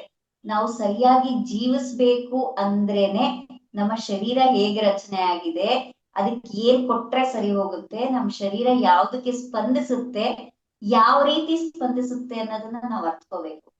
ಸುಮ್ನೆ ಧ್ಯಾನ ಧ್ಯಾನ ಧ್ಯಾನ, ಎಸ್ ಪತ್ರಿ ಸರ್ ಹೇಳಿದ್ದಾರೆ ಧ್ಯಾನ ಮಾಡು ಧ್ಯಾನ ಮಾಡು ಧ್ಯಾನ ಮಾಡು. ಆ ಧ್ಯಾನ ಮಾಡೋದ್ರ ಜೊತೆಯಲ್ಲಿ ನಾವ್ ಇದನ್ನೆಲ್ಲ ಗಮನಿಸ್ಕೊಳ್ತಾ ಹೋಗೋದನ್ನು ಕೂಡ ತುಂಬಾ ಇಂಪಾರ್ಟೆಂಟ್. ಸರ್ ಅದಕ್ಕೆ ಹೇಳಿದ್ದು, ಕಣ್ಣು ಬಿಟ್ಟಾಗ ಕೂಡ ಧ್ಯಾನ ಸ್ಥಿತಿನಲ್ಲಿ ಇರುತ್ತೆ. ಏನಕ್ಕೆ ಹೇಳಿದ್ರು ಸರು? ಇದನ್ನೆಲ್ಲ ನಾವು ಅಬ್ಸರ್ವ್ ಮಾಡ್ಕೋಬೇಕಂದ್ರೆ ಅದನ್ನ ಅಭ್ಯಾಸ ಮಾಡಿದ್ರೆ ನಮ್ಗೆ ಇದು ಬರುತ್ತೆ. ಹಾಗೆ ಸಸ್ಯಾಹಾರಿಗಳಾಗಿದ್ದಾಗ ನಮ್ಮ ಶರೀರ ಹೇಗೆ ರೆಸ್ಪಾಂಡ್ ಆಗತ್ತೆ, ನಮ್ಮ ಶರೀರ ಎಷ್ಟು ಚೆನ್ನಾಗಿ ಪ್ರತಿಕ್ರಿಯೆಯನ್ನ ಕೊಡುತ್ತೆ ಅನ್ನೋದು ತುಂಬಾ ಇಂಪಾರ್ಟೆಂಟ್ ಆಗತ್ತೆ. ಅದ್ರ ಜೊತೆಗೆ ನಾನು ಇನ್ನೊಂದು ವಿಚಾರವನ್ನ ಹೇಳೋದಿಕ್ಕೆ ಇಷ್ಟಪಡ್ತೀನಿ. ನಮ್ಮಲ್ಲಿ ಹೇಗಿದೆ ಅಂತಂದ್ರೆ, ಆದ ಮಾಂಸಾಹಾರಿ ಅಂತಂದಿದ ತಕ್ಷಣ ನಮ್ಮ ಒಳಗಿನ ಭಾವನೆಗಳು ಡಿಫ್ರೆನ್ಸ್ ಆಗತ್ತೆ. ಅಯ್ಯೋ ಈಗಲೂ ಮಾಂಸ ತಿಂತಾರಂತೆ, ನಾನು ಇದೊಂದನ್ನ ಮಾತ್ರ ನಾನು ಇಷ್ಟಪಡೋದಿಲ್ಲ. ಹೌದು, ಅವರು ಇನ್ನ ಮಾಂಸಾಹಾರಿಗಳಾಗಿದ್ದಾರೆ ಅಂತಂದ್ರೆ ಅವರಲ್ಲಿ ಇನ್ನೂ ಆ ಸಂಸ್ಕಾರದ ವಾಸನೆ ಅನ್ನೋದು ಇನ್ನ ಇದೆ. ಇವತ್ತಲ್ಲ ನಾಳೆ ಆ ಸಂಸ್ಕಾರದಿಂದ ಹೊರಗಡೆ ಬಂದು ಅವರು ಖಂಡಿತ ಶಾಕಾಹಾರಿಗಳಾಗ್ತಾರೆ. ಆದ್ರೆ ಅದರ ಮಧ್ಯದ ಗ್ಯಾಪಿನಲ್ಲಿ ನಮ್ಮ ಡಿಸಿಷನ್ ಏನು ಬೇಕಾಗಿಲ್ಲ. ಹೇಳೋದು ತುಂಬಾ ಇಂಪಾರ್ಟೆಂಟ್, ಶಾಕಾಹಾರಿಗಳಾಗಿ ಅಂತ ಹೇಳೋದು ತುಂಬಾ ಇಂಪಾರ್ಟೆಂಟ್. ಆದ್ರೆ ಅವರು ಮಾಂಸಾಹಾರಿಗಳು ಅಂದ ತಕ್ಷಣ ಅವ್ರನ್ನ ಅಸಹ್ಯಿಸಿಕೊಳ್ಳೋದಾಗ್ಲಿ, ಅವ್ರ ಹತ್ರದಲ್ಲಿ ಹೋಗೋದಿಕ್ಕೆ ಇಷ್ಟಪಡದೆ ಇರುವಂತದ್ದಾಗ್ಲಿ, ಏಕೆಂದ್ರೆ ನಾನು ಕಣ್ಣಾರೆ ನೋಡಿದೀನಿ ಇಂಥ ಸಿಚುಯೇಷನ್ ಗಳನ್ನ. ಅವ್ರು ಹಾಗೆ ಮಾತಾಡೋದನ್ನ ಕೂಡ ನಾನು ನೋಡಿದೀನಿ. ಅದು ಸರಿಯಲ್ಲ ಅಂತ ನನ್ನ ಭಾವನೆ. ಎಲ್ಲರದ್ದು ನಾನು ಹೇಳ್ತಾ ಇಲ್ಲ, ಅದು ನನ್ನ ಭಾವನೆ. ಅದು ಹೇಗೆ ಇರ್ಬೋದು, ಏನೇ ಇರ್ಬೋದು, ಅವ್ರನ್ನ ಫಸ್ಟ್ ಅಕ್ಸೆಪ್ಟ್ ಮಾಡ್ಬೇಕು. ಅವ್ರನ್ನ ಅಕ್ಸೆಪ್ಟ್ ಮಾಡಿದಾಗ ಅವರಲ್ಲಿ ಆ ಎನರ್ಜಿ ಚೇಂಜಸ್ ಆಗ್ತಾ ಹೋಗುತ್ತೆ, ಖಂಡಿತ ಚೇಂಜಸ್ ಆಗತ್ತೆ. ಏಕೆಂದ್ರೆ ಎಷ್ಟೋ ಮನೆಗಳಲ್ಲಿ ಎಷ್ಟೋ ಜನ ನನಗೆ ಹೇಳ್ತಾರೆ, ಮೇಡಮ್ ನನಗ್ ಇಷ್ಟ ಆಗಲ್ಲ, ಆದ್ರೆ ಮನೆಯವ್ರ ಬಲವಂತಕ್ಕೋಸ್ಕರ ನಾನು ಮಾಡ್ಲೇಬೇಕಾಗಿರುತ್ತೆ, ಏನ್ ಮಾಡೋದು ಅವಾಗ? ಒಂಥರ ಗಿಲ್ಟ್ ಸ್ಟಾರ್ಟ್ ಆಗತ್ತೆ ಅವಾಗ. ಅಂದ್ರೆ ಪಾಪ ಪ್ರಜ್ಞೆ ಅನ್ನೋದು ಬೆಳೀತಾ ಹೋಗುತ್ತೆ. ಖಂಡಿತ ತಪ್ಪದು. ನಾವು ಪಾಪ ಪ್ರಜ್ಞೆಯನ್ನ ಬೆಳೆಸ್ಕೊಂಡ್ವಿ ಅಂತಂದ್ರೆ ನಾವು ಮಾಡಿರುವಂತಹ ಸಾಧನೆಗೆ ಅಡ್ಡಗಾಲು ಹಾಕದ ಹಾಗೆ. ಯಾರು ಅಡ್ಡಗಾಲು ಹಾಕ್ತಾ ಇಲ್ಲ, ನಮಗೆ ನಾವೇ ಅಡ್ಡ ಹಾಕೊಂತ ಇದೀವಿ. ಯಾವಾಗ ನಾವು ಅಯ್ಯೋ ಅವ್ರಿಗೆ ಮಾಡ್ಬಾರ್ದಿತ್ತು ಆದ್ರೂ ನಾನ್ ಮಾಡ್ಬಿಟ್ಟೆ ಅನ್ನುವಂತ ಪಾಪ ಪ್ರಜ್ಞೆ ಏನ್ ಮಾಡುತ್ತೆ, ನಮ್ಮನ್ನ ಕೆಳಗಡೆಗೆ ತಳ್ತಾ ಹೋಗುತ್ತೆ. ಅದರ ಬದಲು ನಾವು ಅದನ್ನ ಪಾಸಿಟಿವ್ ಆಗಿ ತಗೊಳ್ಳೋಣ. ಓಕೆ, ಇವತ್ತು ತಿಂತಾ ಇದ್ದಾರಾ, ತಿಂತಾ ಇರೋಂಥವ್ರು ಕೂಡ ಆ ವಾಸನೆ ಏನಿದೆ ಆ ವಾಸನೆನೇ ಇಷ್ಟ ಆಗ್ದಲೆ, ಆ ವಾಸನೆಯಲ್ಲಿರುವಂತ ಅವ್ರಾಗೆ ಅವ್ರ ಬದಲಾವಣೆ ಆಗ್ಲಿ, ಅವರಲ್ಲಿ ಆ ಎನರ್ಜಿ ಇಂಪ್ರೂವ್ ಆಗ್ಲಿ. ಇದು ಏನು ಎಂಥ ಕೈ ಇದು? ಒಬ್ಬ ಧ್ಯಾನಿಯ ಕೈ. ಈ ಧ್ಯಾನಿಯ ಕೈಯಿಂದ ಊಟ ಮಾಡಿದ್ರೆ ಎಷ್ಟು ಅದ್ಭುತ, ಎಷ್ಟು ಎನರ್ಜಿ ಇರುತ್ತೆ. ಒಬ್ಬ ಧ್ಯಾನಿಯ ಸ್ಪರ್ಶ ಅಂದ್ರೆ ಎಷ್ಟು ಎನರ್ಜಿ ಇರುತ್ತೆ. ಆ ಎನರ್ಜಿಯ ಮುಖಾಂತರ ನೀವು ಅವರಿಗೆ ಸಂದೇಶಗಳನ್ನ ಕಳಿಸ್ರಿ, ನೀವು ಶಾಕಾಹಾರಿಗಳಾಗ್ಲಿ ಅನ್ನುವಂತ ಒಂದು ಸಂದೇಶ ಅವ್ರಿಗೆ ಮುಟ್ಲಿ. ನೀವು ಮಾಡ್ತಿರೋದು ಮಾಂಸಾಹಾರವೇ ಇರಬಹುದು, ಏಕೆಂದ್ರೆ ಕೆಲವು ಮನೆಗಳಲ್ಲಿ ಬಿಡೋದಕ್ಕೆ ಸಾಧ್ಯ ಇಲ್ಲದೆ ಇರೋಂತ ಪರಿಸ್ಥಿತಿಯಲ್ಲಿ ಹೆಣ್ಮಕ್ಳಿದ್ದಾರೆ. ಬಹಳಷ್ಟು ಜನ ಹೇಳ್ತಾರೆ ನನಗೆ, ಅಯ್ಯೋ ಮಾಡ್ಲೇಬೇಕಾಗುತ್ತೆ ಮೇಡಮ್, ಏನ್ ಮಾಡೋದು ಅಂತ ಹೇಳಿ. ಖಂಡಿತ ತಪ್ಪಲ್ಲ, ಮಾಡಿ. ಆದ್ರೆ ನಮ್ಮ ಇಂಟೆನ್ಷನ್ ಮುಖಾಂತರ, ನಮ್ಮ ಸಂಕಲ್ಪದ ಮುಖಾಂತರ, ನಮ್ಮ ಸ್ಪರ್ಶದ ಮುಖಾಂತರ ಅಲ್ಲಿ ಅದರ ಒಂದು ಭಾವನೆಯನ್ನ ಬದಲಾವಣೆ ಮಾಡ್ಬೇಕು. ಇದನ್ನ ತಿಂದಂತವ್ರಾಗ್ಲಿ, ನೋಡ್ದಂತವ್ರಾಗ್ಲಿ, ಇದರ ವಾಸನೆಯನ್ನ ಆಘ್ರಾಣಿಸಿದಂತವ್ರಾಗ್ಲಿ, ಎಲ್ಲರಲ್ಲಿ ಕೂಡ ಶಾಕಾಹಾರಿಗಳಾಗ್ಬೇಕು ಅನ್ನುವಂತ ಮನಸ್ಥಿತಿ ಏರ್ಪಡ್ಲಿ. ಅವರೆಲ್ಲರೂ ಶಾಕಾಹಾರಿಗಳಾಗ್ಲಿ, ಅವರೆಲ್ಲರೂ ಧ್ಯಾನಿಗಳಾಗ್ಲಿ ಅನ್ನುವಂತ ಸಂಕಲ್ಪದಿಂದ ಮಾಡ್ರಿ. ಆಗ ಅದ್ಭುತವಾದ ಬದಲಾವಣೆ ಆಗತ್ತೆ. Super madam. ಮೇಡಮ್, ಇದಕ್ಕೆ ಒಂದು ಎಕ್ಸಾಂಪಲ್ ಕೊಡ್ತೀನಿ. ನಾನು ಧ್ಯಾನಕ್ಕೆ ಬಂದಾದ್ಮೇಲೆ ನಮ್ಮದು ಕೂಡ ನಾನ್ ವೆಜ್ ಫ್ಯಾಮಿಲಿ. ನಮ್ದು ನೇಕಾರ ಒಂದು ಕುಟುಂಬ, ನೇಕಾರ ಅಂತ ಹೇಳ್ತಾರಲ್ಲ, ಬಟ್ಟೆ ನೇಯವರು. ಆ ನೇಕಾರ ಒಂದಿದ್ರಲ್ಲಿ ನಾವು ಪದ್ಮಶಾಲಿ ಕ್ಯಾಟಗರಿಯಲ್ಲಿ ಬರ್ತೀವಿ. ಕಂಪ್ಲೀಟ್ ಆಗಿ ನಾನ್ ವೆಜ್ ಇರೋದು. ಯಾವುದೇ ಹಿರಿಯರಿಗೆ ಪೂಜೆ ಮಾಡ್ಬೇಕಾದ್ರೆ, ಏನಾದ್ರು ಬಂಧು ಬಳಗ ಬಂದಾಗ ಅದೆಲ್ಲ ಮಾಡ್ತಕ್ಕಂಥದ್ದು. ಅದನ್ನ ಧ್ಯಾನಕ್ಕೆ ಬಂದ ತಕ್ಷಣ ನೀವು ಹೇಳಿದ್ರಿ ನಮ್ಮ ಥಾಟ್ ಪವರ್ ಅಂತ ಹೇಳಿದ್ರಿ, ನಮ್ಮ ಎನರ್ಜಿ ಅಂತ ಹೇಳಿದ್ರಿ. ನಾನು ಅನ್ಕೊಂತಾ ಇದ್ದೆ, ನನ್ನ ಫ್ಯಾಮಿಲಿ, ನಮ್ದು ಜಾಯಿಂಟ್ ಫ್ಯಾಮಿಲಿನೇ, ನನ್ನ ಫ್ಯಾಮಿಲಿ ಸಂಪೂರ್ಣ ವೆಜಿಟೇರಿಯನ್ ಆಗ್ಬೇಕು, ಧ್ಯಾನ ಕುಟುಂಬ ಆಗ್ಬೇಕು ಅಂತ. ಮೇಡಮ್, ನಿಜಕ್ಕೂ ನಾನು ಇಷ್ಟು ಖುಷಿ ಆಗ್ತೈತೆ ಅಂದ್ರೆ, ಅಷ್ಟು ವರ್ಷದ ಹಿಂದೆ ನಾನು ಒಂದು ಸಂಕಲ್ಪ ಮಾಡಿದ್ನೆಲ್ಲ ಇವತ್ತು ನನ್ನ ಮೈದುನ, ಆಕೆ ಅವರ ಹೆಂಡತಿ, ಅವರು ಆದೋನಿಯವರು. ಈ ಆಂಧ್ರದವರಿಗೆ ನಾನ್ ವೆಜ್ ಹೆಂಗಿದೆ, ಆಕೆಗೆ ಮನೆಗೆ ಬಂಧು ಬಳಗ ಬರೋದೇ ನಾನ್ ವೆಜ್ ವೆರೈಟಿ ಟೇಸ್ಟ್ಗಾಗಿ. ಅವ್ರು ಇವತ್ತು ಪಕ್ಕಾ ವೆಜಿಟೇರಿಯನ್ ಆಗಿ, ಧ್ಯಾನಿಯಾಗಿ, ಗಂಡ ಮಕ್ಕಳು, ಮತ್ತೆ ಆಕೆ ತವ್ರ ಮನೆ ಜಗಳೂರು, ಅಲ್ಲಿ ಅವರ ದೊಡ್ಡ ಫ್ಯಾಕ್ಟ್ರಿ ಇದೆ ಅವ್ರ ತಮ್ಮಂದು. ಅಲ್ಲಿ ಒಂದು ಧ್ಯಾನದ ಕ್ಲಾಸ್ ರಾಯದುರ್ಗ ರವಿಚಂದ್ರನ ಸರ್ನ ಕರೆಸಿ ಅಲ್ಲಿ ಕ್ಲಾಸ್ ಮಾಡಿದ್ವಿ ನಾವು. ಅವರು ಧರ್ಮಸ್ಥಳಕ್ಕೆ ಅವರ ಸೋದರ ಮಾವ ಮತ್ತು ಅವರ ಹೆಂಡತಿರಿಬ್ರು ಬಂದು 4 ಜನ ಬಂದಿದ್ರು. ಅವರ ತಾಯಿ ಮತ್ತೆ ಬಂದು 3 ಗಂಟೆಗಳ ಕಾಲ ಫಸ್ಟ್ ಟೈಮ್ ಧ್ಯಾನ ಮಾಡಿದಾರೆ ಮೇಡಮ್. ಆ ಒಂದು ಇಂಟ್ಯೂಷನ್ ಅನ್ನೋದು ಹೆಂಗ್ ಕೆಲಸ ಮಾಡತ್ತ ಅನ್ನೋದಕ್ಕೆ ನನಗೆ ಆನಂದ ಆಗಿದೆ ಮೇಡಮ್. ನಿಜಕ್ಕೂ ಅವತ್ತು ನಾನ್ ತಗೊಂಡ್ ಸಂಕಲ್ಪ, ಧ್ಯಾನ ಗಂಗಾವತಿ ಆಗ್ಬೇಕನ್ನೋ ಸಂಕಲ್ಪ, ನನ್ನ ಫ್ಯಾಮಿಲಿ ಎಲ್ಲ, ಇಡೀ ನಾನ್ ವೆಜ್ ಫ್ಯಾಮಿಲಿಗಳು ಏನೆಲ್ಲ ಇದಾವೋ ಈ ವೇದಿಕೆ ಮುಖಾಂತರ ನಿಜಕ್ಕೂ ಬಹಳ ಜನರಿಗೆ ಧ್ಯಾನ, ನಾನ್ ವೆಜ್ ಬಿಟ್ಟಿನಪ್ಪ, ಇವ್ರು ಇನ್ನ ತಿಂತಾರ, ಇವ್ರು ಎಂತರ ಏನೋ ಅಸ್ಪೃಶ್ಯರ ತರ ನೋಡೋದು, ಏನೋ ಅಸಹ್ಯಕರ ಮಾಡೋದು, ಇದು ಬಹಳ ಇದೆ ಮೇಡಮ್. ನಿಜ, ಇದರಿಂದ ಒಂದು ನಿಜಕ್ಕೂ ಎಲ್ಲರಿಗೂ ಒಂದು ಮಾದರಿ ಇದು. ಎಸ್, ನೀವ್ ಹೇಳಿದ್ರಿ, ಇವತ್ತಲ್ಲ ನಾಳೆ. ನಾನು 10 ವರ್ಷ ಕಾದಿದ್ದೀನಿ ಮೇಡಮ್ ಅವ್ರ ಸಲುವಾಗಿ, 10 ವರ್ಷ ಕಾದಿದ್ದೀನಿ. ಅದಕ್ಕಾಗಿ ಎಸ್, ಕಂಡಾಗೆಲ್ಲ, ನಾವು ಮೀಟ್ ಆದಾಗೆಲ್ಲ, ಹಬ್ಬ ಹುಣ್ಣಿಮೆಗೆಲ್ಲ ಬಂದಾಗ ಸೇರಿದಾಗೆಲ್ಲ ಇಲ್ಲ ತಿನ್ಬಾರ್ದು. ಆಕಿ 7-8 ವರ್ಷದಿಂದ ಧ್ಯಾನ ಮಾಡ್ತಿದ್ರು ಕೂಡ ತಿಂತಾ ಇದ್ಲು, ಧ್ಯಾನ ಮಾಡ್ತಾ ಇದ್ಲು. ಕಳೆದ ವರ್ಷ ನಾನು ಕಡ್ತಾಲಿಗೆ ಕರ್ಕೊಂಡ್ ಬಂದಾಗ ಆಕೆ ಮೊನ್ನೆ ತನ್ನ ಎಕ್ಸ್ಪೀರಿಯನ್ಸ್ ಹೇಳಿದ್ದು, ನಮ್ಮ ಶ್ರೀಚಕ್ರ ಪಿರಮಿಡ್ ಕಾರ್ಟಿ ದೇವಿ ಕ್ಯಾಂಪ್ ಒಳಗಡೆ. ಎಲ್ಲಿ ಮಾತಾಡಲ್ಲ ಸೌಮ್ಯ, 6 hours ಮೆಡಿಟೇಷನ್ ಮಾಡ್ತೀಯ, ಎಷ್ಟು ಜ್ಞಾನ ತಿಳ್ಕೊಂಡಿದ್ಯಾ ಅಂದಾಗ నిజకో ఆంధ్ర జనరల్ సార్ ಏನಂತಿದ್ರಂದ್ರೆ తెలుగువాడు వెలుగువాడు ఏం నేర్చుకోవాలో పర్ఫెక్ట్ నేర్చుకుంటారు, ఏం నేర్పించాలో పర్ఫెక్ట్ గా నేర్పిస్తారు ಅಂತ ಹೇಳ್ತಿದ್ರಂತೆ ಸರ್ ಯಾವಾಗ್ಲೂ. ನಾನು ಆಕೆಯಲ್ಲಿ ಕಂಡೆ ಅದನ್ನ. ಇಷ್ಟು ವರ್ಷ ಗಮನಿಸಿ ಗಮನಿಸಿ ಗಮನಿಸಿ ಆಕೆ ನನಗೆ ರೈಟ್ ಹ್ಯಾಂಡ್ ಆಗಿ ಹೇಳ್ರಿ, ಎಷ್ಟು ಧ್ಯಾನ ಯಜ್ಞ ಮಾಡ್ಲಿ, ಏನೇ ಎಲ್ಲಿ ಧ್ಯಾನ ಕಾರ್ಯಕ್ರಮ ಅದು ಕೂಡ ನನಗೆ ರೈಟ್ ಹ್ಯಾಂಡ್ ಆಗಿ ನನ್ನ ಬೆನ್ನೆಲುಬಾಗಿ ನಿಂತಿರ್ತಾಳೆ. ನಿಜಕ್ಕೂ ನಾನು ಇಷ್ಟು ವರ್ಷ ವೇಟ್ ಮಾಡಿದ್ದು ಆಕೆಗೋಸ್ಕರ ನನ್ನ ಫ್ಯಾಮಿಲಿಯಲ್ಲಿ ನನಗೆ ರೈಟ್ ಹ್ಯಾಂಡ್, ನನ್ನ ಆಧ್ಯಾತ್ಮಿಕ ಜೀವನದಲ್ಲಿ ಕೂಡ ಆಕೆ ನನಗೆ ರೈಟ್ ಹ್ಯಾಂಡ್ ಆಗಿರ್ತಾಳ ಅಂತ ಆಕೆ ಪ್ರತಿಯೊಬ್ಬರ ಮನೆಯಲ್ಲಿ ಕೂಡ ಒಂದು ಸಂಕಲ್ಪ, ಎಸ್ ಇವತ್ತಲ್ಲ ನಾಳೆ ಬರ್ತಾರ ಅವರು, ನಮ್ಮ ಎನರ್ಜಿ ಅಲ್ಲಿ ಕೆಲಸ ಮಾಡ್ಲಿ, ನಮ್ಮ ಇಂಟ್ಯೂಷನ್ ಅಲ್ಲಿ ಕೆಲಸ ಮಾಡ್ಲಿ ಅಂತ ತಾವ್ ಹೇಳಿದ್ರಲ್ಲ ಮೇಡಮ್, ತುಂಬಾ ಅದ್ಭುತವಾಗಿ ಇದನ್ನೆಲ್ಲರೂ ಈ ವಿಡಿಯೋ ಇನ್ನೆಷ್ಟು ದಿನ ಕಾಲ ಇರುತ್ತೋ ಯೂಟ್ಯೂಬ್ ಅಲ್ಲಿ ಇದನ್ನ ಯಾರೆಲ್ಲ ನೋಡ್ತಾರೋ ಖಂಡಿತವಾಗಿಯೂ ಇದು ಪ್ರಭಾವ ಬೇರೆ ಬೀರುತ್ತೆ. ನಿಜಕ್ಕೂ ಕಮೆಂಟ್ ಮಾಡಿದ್ರು ತುಂಬಾ ಅದ್ಭುತವಾದ ಕ್ಲಾಸ್ ಅಂತ.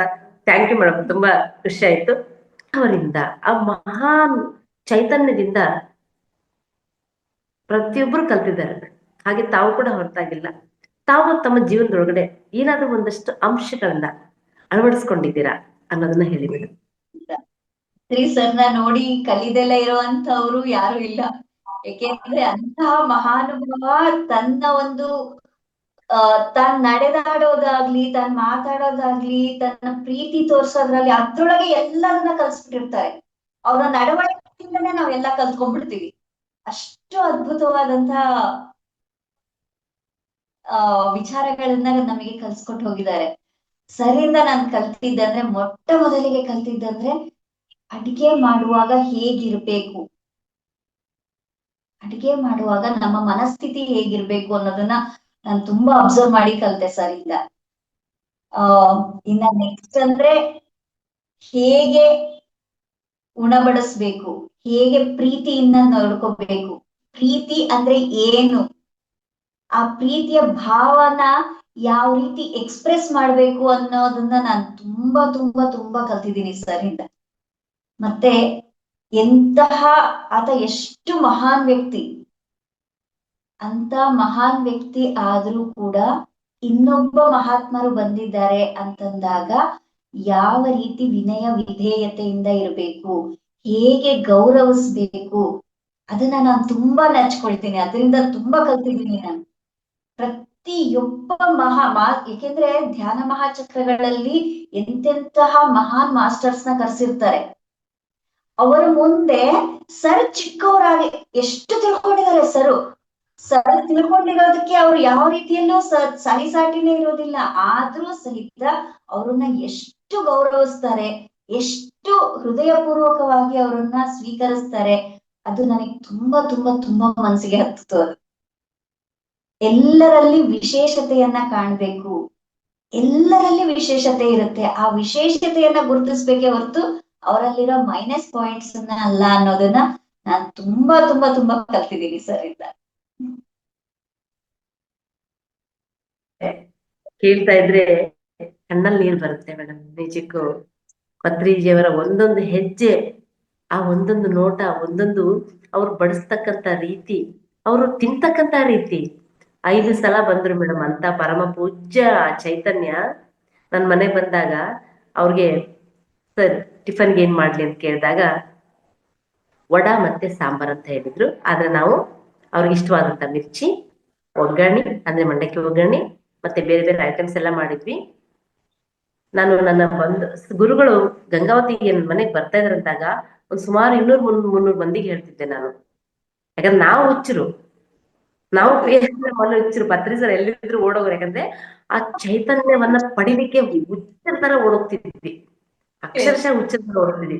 ವಿಜಯವಾಡದಲ್ಲಿದ್ವಿ, ವಿಜಯವಾಡ, ಹೈದರಾಬಾದ್, ಬೆಂಗಳೂರು, ಚಳ್ಳಕೆರೆಗೂ ಬಂದಿದ್ವಿ, ಬಾಗಲಕೋಟೆ, ಹೊಸಪೇಟೆ, ಎಲ್ಲಿ ರಾಯಚೂರು ಎಲ್ಲಿ ಬಿಟ್ಟಿಲ್ಲ, ಅಷ್ಟು ಓಡೋಗ್ತಿದ್ವಿ ಅಂತಹ ಚೈತನ್ಯ ಪಡಿಲಿಕ್ಕೆ. ಅವ್ರನ್ನ ಕರೆದಾಗ ಸರು, ನಾನು ಎಲ್ಲ ಬಂಧು ಬಳಗ ಕರೆಸ್ಕೊಂಡಾಗ ಹೇಳ್ತಾ ಇದ್ದೀನಿ, ಎಷ್ಟು ಪುಣ್ಯ ಇಂಥ ಮಹಾನುಭಾವರ ಜೊತೆ ಇದೆ ಅಂದಾಗ.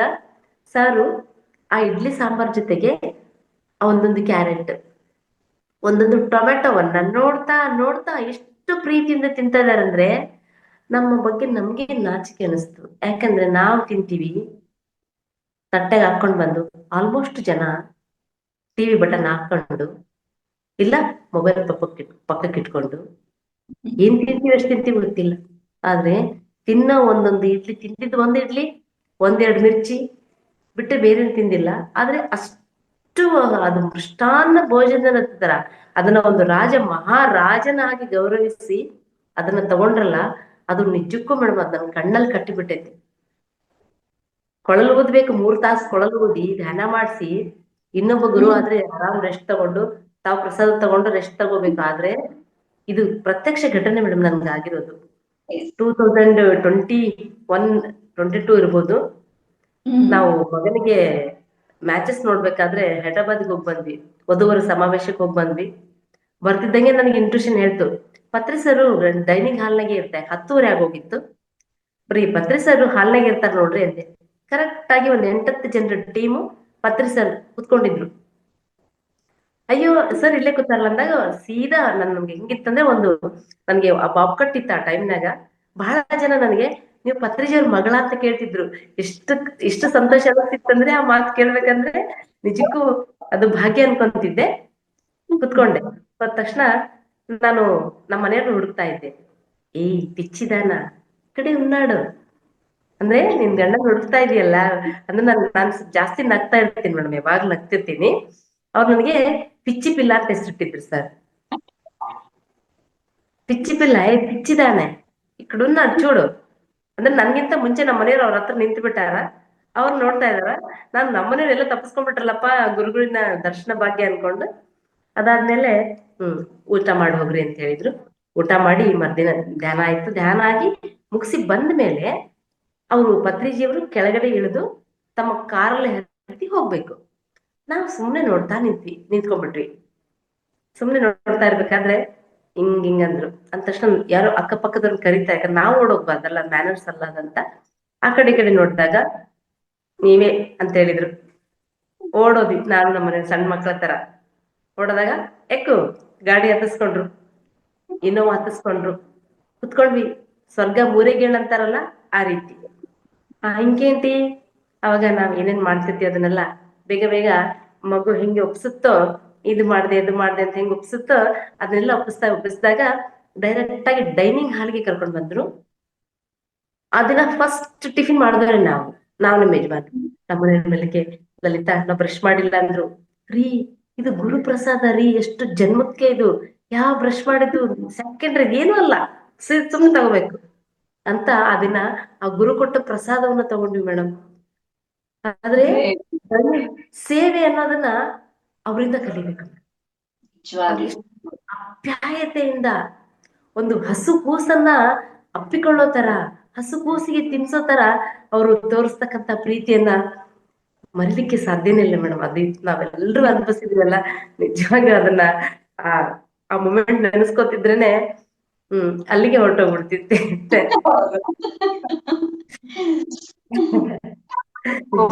ಅನುಭವಗಳು ಕೂಡ ತುಂಬಾ ಅದ್ಭುತವಾಗಿರುತ್ತೆ ಮೇಡಮ್. ನಿಜ ನಿಜ ನಿಜ ಮೇಡಮ್, ನಿಜ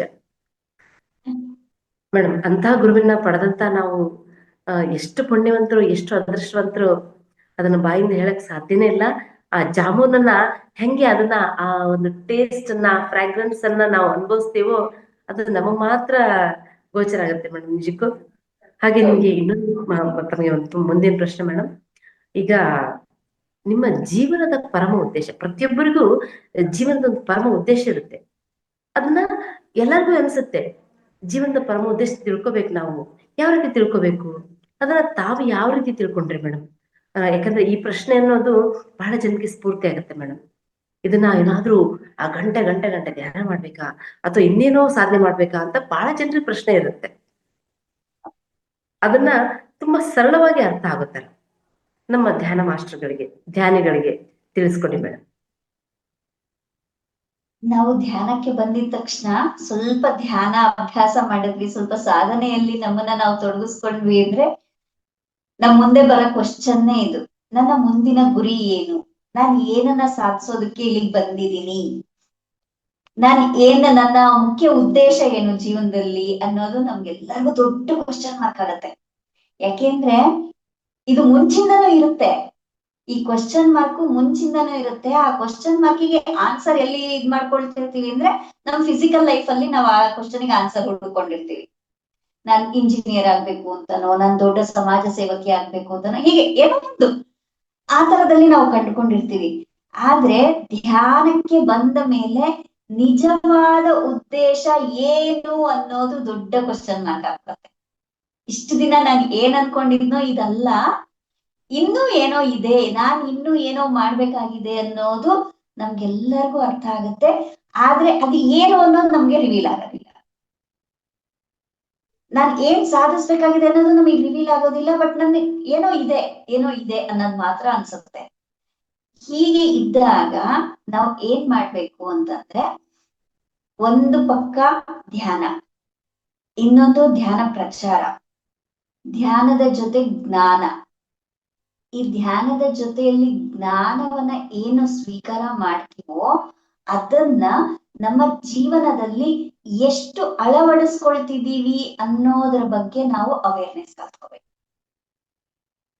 ಇದು ನಾವು ಮಾಡ್ಬೇಕಾಗಿರುವಂತ ಮೇನ್ ಕೆಲಸ.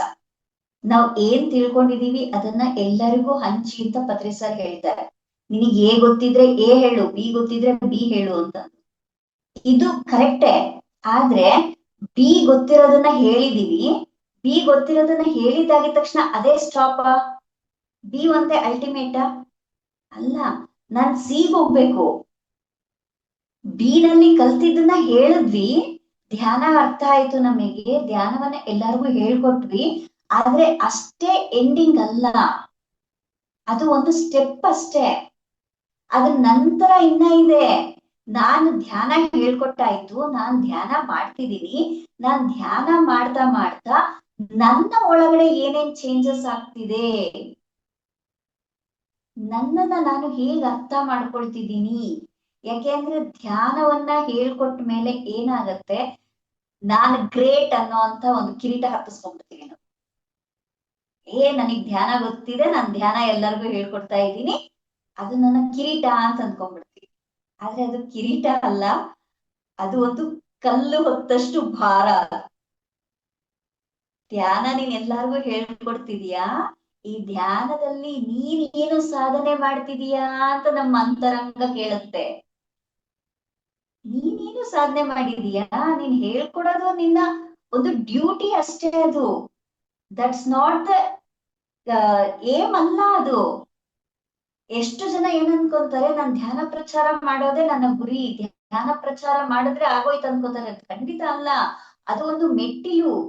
ನೀನ್ ಧ್ಯಾನ ಪ್ರಚಾರ ಮಾಡೋದ್ರಿಂದ ನಿನ್ನ ಒಳಗಡೆ ಕಲ್ತಿದ್ದನ್ನ ಖಾಲಿ ಮಾಡ್ಕೊಳ್ತೀಯ. ಈಗ ಏನಾಗ್ತಿದೆ, ಒಳಗಡೆ ತುಂಬಿಕೊಳ್ತಾ ಇದೀವಿ, ನಾಲೆಡ್ಜ್ ತುಂಬಿಕೊಳ್ತಾ ಇದೀವಿ.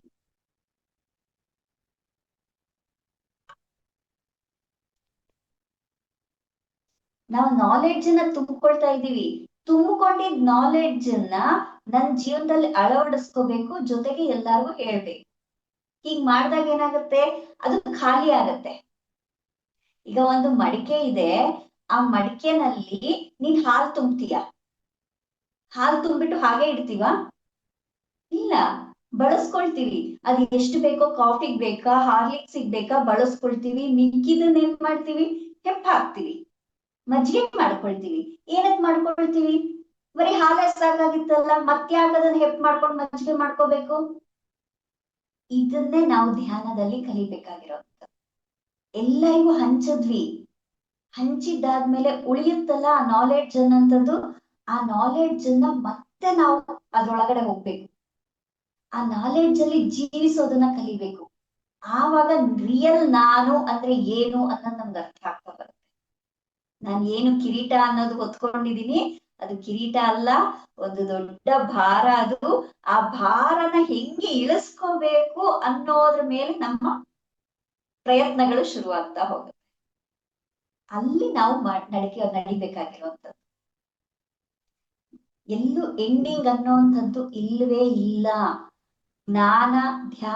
ಜ್ಞಾನದಲ್ಲಿ ಹಾದಿ ಮುಂದೆ ಒರಿತಾ ಇರುತ್ತೆ ಹೊರತು, ಇದು ನನ್ನ ಗುರಿ, ನಾನು ಇಲ್ಲಿ ತಲುಪದೆ ಅಂದ್ರೆ ಮುಗಿಯೋದಿಲ್ಲ. ಆ ಗುರಿ ಇನ್ನೊಂದು ಹೊಸ ಗುರಿಗೆ ಮಾರ್ಗ ಆಗುತ್ತೆ ಅಷ್ಟೇ ಹೊರತು, ಆ ಗುರಿ ತಲುಪದೆ ಅಂದಿದ ತಕ್ಷಣ ಅದು ಸ್ಟಾಪ್ ಅಲ್ಲ, ಅಲ್ಲಿಂದ ಹೊಸ ಪ್ರಾರಂಭ ಶುರುವಾಗುತ್ತೆ ಅನ್ನೋದು ಅರ್ಥ ಮಾಡ್ಕೋಬೇಕು. ಅದನ್ನ ನಾವು ಅಳವಡಿಸ್ಕೊಳ್ತಾ ಹೋದ್ರೆ ಒಂದೊಂದೇ ಹೆಜ್ಜೆ, ಹೌದು ಸಣ್ಣ ಸಣ್ಣ ಹೆಜ್ಜೆನಲ್ಲೇ ನಾವು ಹೋಗೋಕ್ ಸಾಧ್ಯ ಇರುವಂತದ್ದು. ಇವಾಗ ನಾನು ಧ್ಯಾನ ಪ್ರಚಾರ ಮಾಡೋದೇ ನನ್ನ ಏಮ್ ಆಗಿರ್ಬಹುದು, ಆದ್ರೆ ಅಲ್ಲಿ ರೀಚ್ ಆಗಿದ ತಕ್ಷಣ ಅದು ಸ್ಟಾಪ್ ಮಾಡುವಂತದ್ದಲ್ಲ, ಅಥವಾ ಅದ್ರೊಳಗೇ ಮುಳುಗ್ ಹೋಗೋದು ಅಲ್ಲ. ಧ್ಯಾನ ಪ್ರಚಾರ ಮಾಡ್ತಿದ್ದೀನಿ, ಬರೀ ಧ್ಯಾನ ಪ್ರಚಾರ ಮಾಡೋದು ಒಂದೇ ನನ್ನ ಡ್ಯೂಟಿ ಅಲ್ಲ, ಅದ್ರ ನಂತರನೂ ತುಂಬಾ ಇದೆ. ಅದು ಏನು ಅನ್ನೋದನ್ನ ನಮಗ್ ನಾವೇ ಕಂಡ್ಕೋಬೇಕು. ಅಲ್ಲಿಂದ ಮುಂದೆ ಹೋಗ್ತಾ ಹೋಗ್ತಾ ಹೋಗ್ತಾ ಒಂದೊಂದೇ ಹೆಜ್ಜೆ ನಮಗೆ ನಮ್ಮನ್ನ ಪರಿಚಯ ಮಾಡಿಸ್ತಾ ಹೋಗುತ್ತೆ. ಹಾಗೆ ನಮಗೆ ನಾವು ಪರಿಚಯ ಮಾಡ್ಕೊಳ್ತಾ ಹೋದ ಹಾಗೆ ನಮ್ಗೆ ಅರ್ಥ ಆಗುವಂತದ್ದು ತುಂಬಾ ತುಂಬಾ ತುಂಬಾ ಹೆಜ್ಜೆಗಳು ಬರ್ತಾ ಹೋಗುತ್ತೆ. ಕೇವಲ ನಿನ್ನ ಭಾವನೆಗಳಲ್ಲ, ನೀನು ನಿನ್ನ ಅಂತರಂಗ ಮಾತ್ರವಲ್ಲ, ನೀನು ಕೇವಲ ಒಂದು ಶಕ್ತಿ ಅಲ್ಲ. ಆ ಶಕ್ತಿ ಹೇಗೆ ಹೇಗೆ ರೂಪಾಂತರಣವನ್ನ ಹೊಂದಬೇಕು ಅದ್ರ ಬಗ್ಗೆ ನೀನು ಮತ್ತೆ ಕಲಿತಾ ಹೋಗ್ಬೇಕು, ಇನ್ನೂ ಕಲಿಬೇಕು ಅನ್ನೋದು ರಿವೀಲ್ ಆಗ್ತಾ ಹೋಗುತ್ತೆ. ಹಾಗೆ ಸೂಪರ್ ನಾವು ಮೇಡಮ್, ಸ್ಟಾಪ್ ಅನ್ನೋದು ಎಲ್ಲೂ ಇಲ್ಲ. Wonderful madam, wonderful.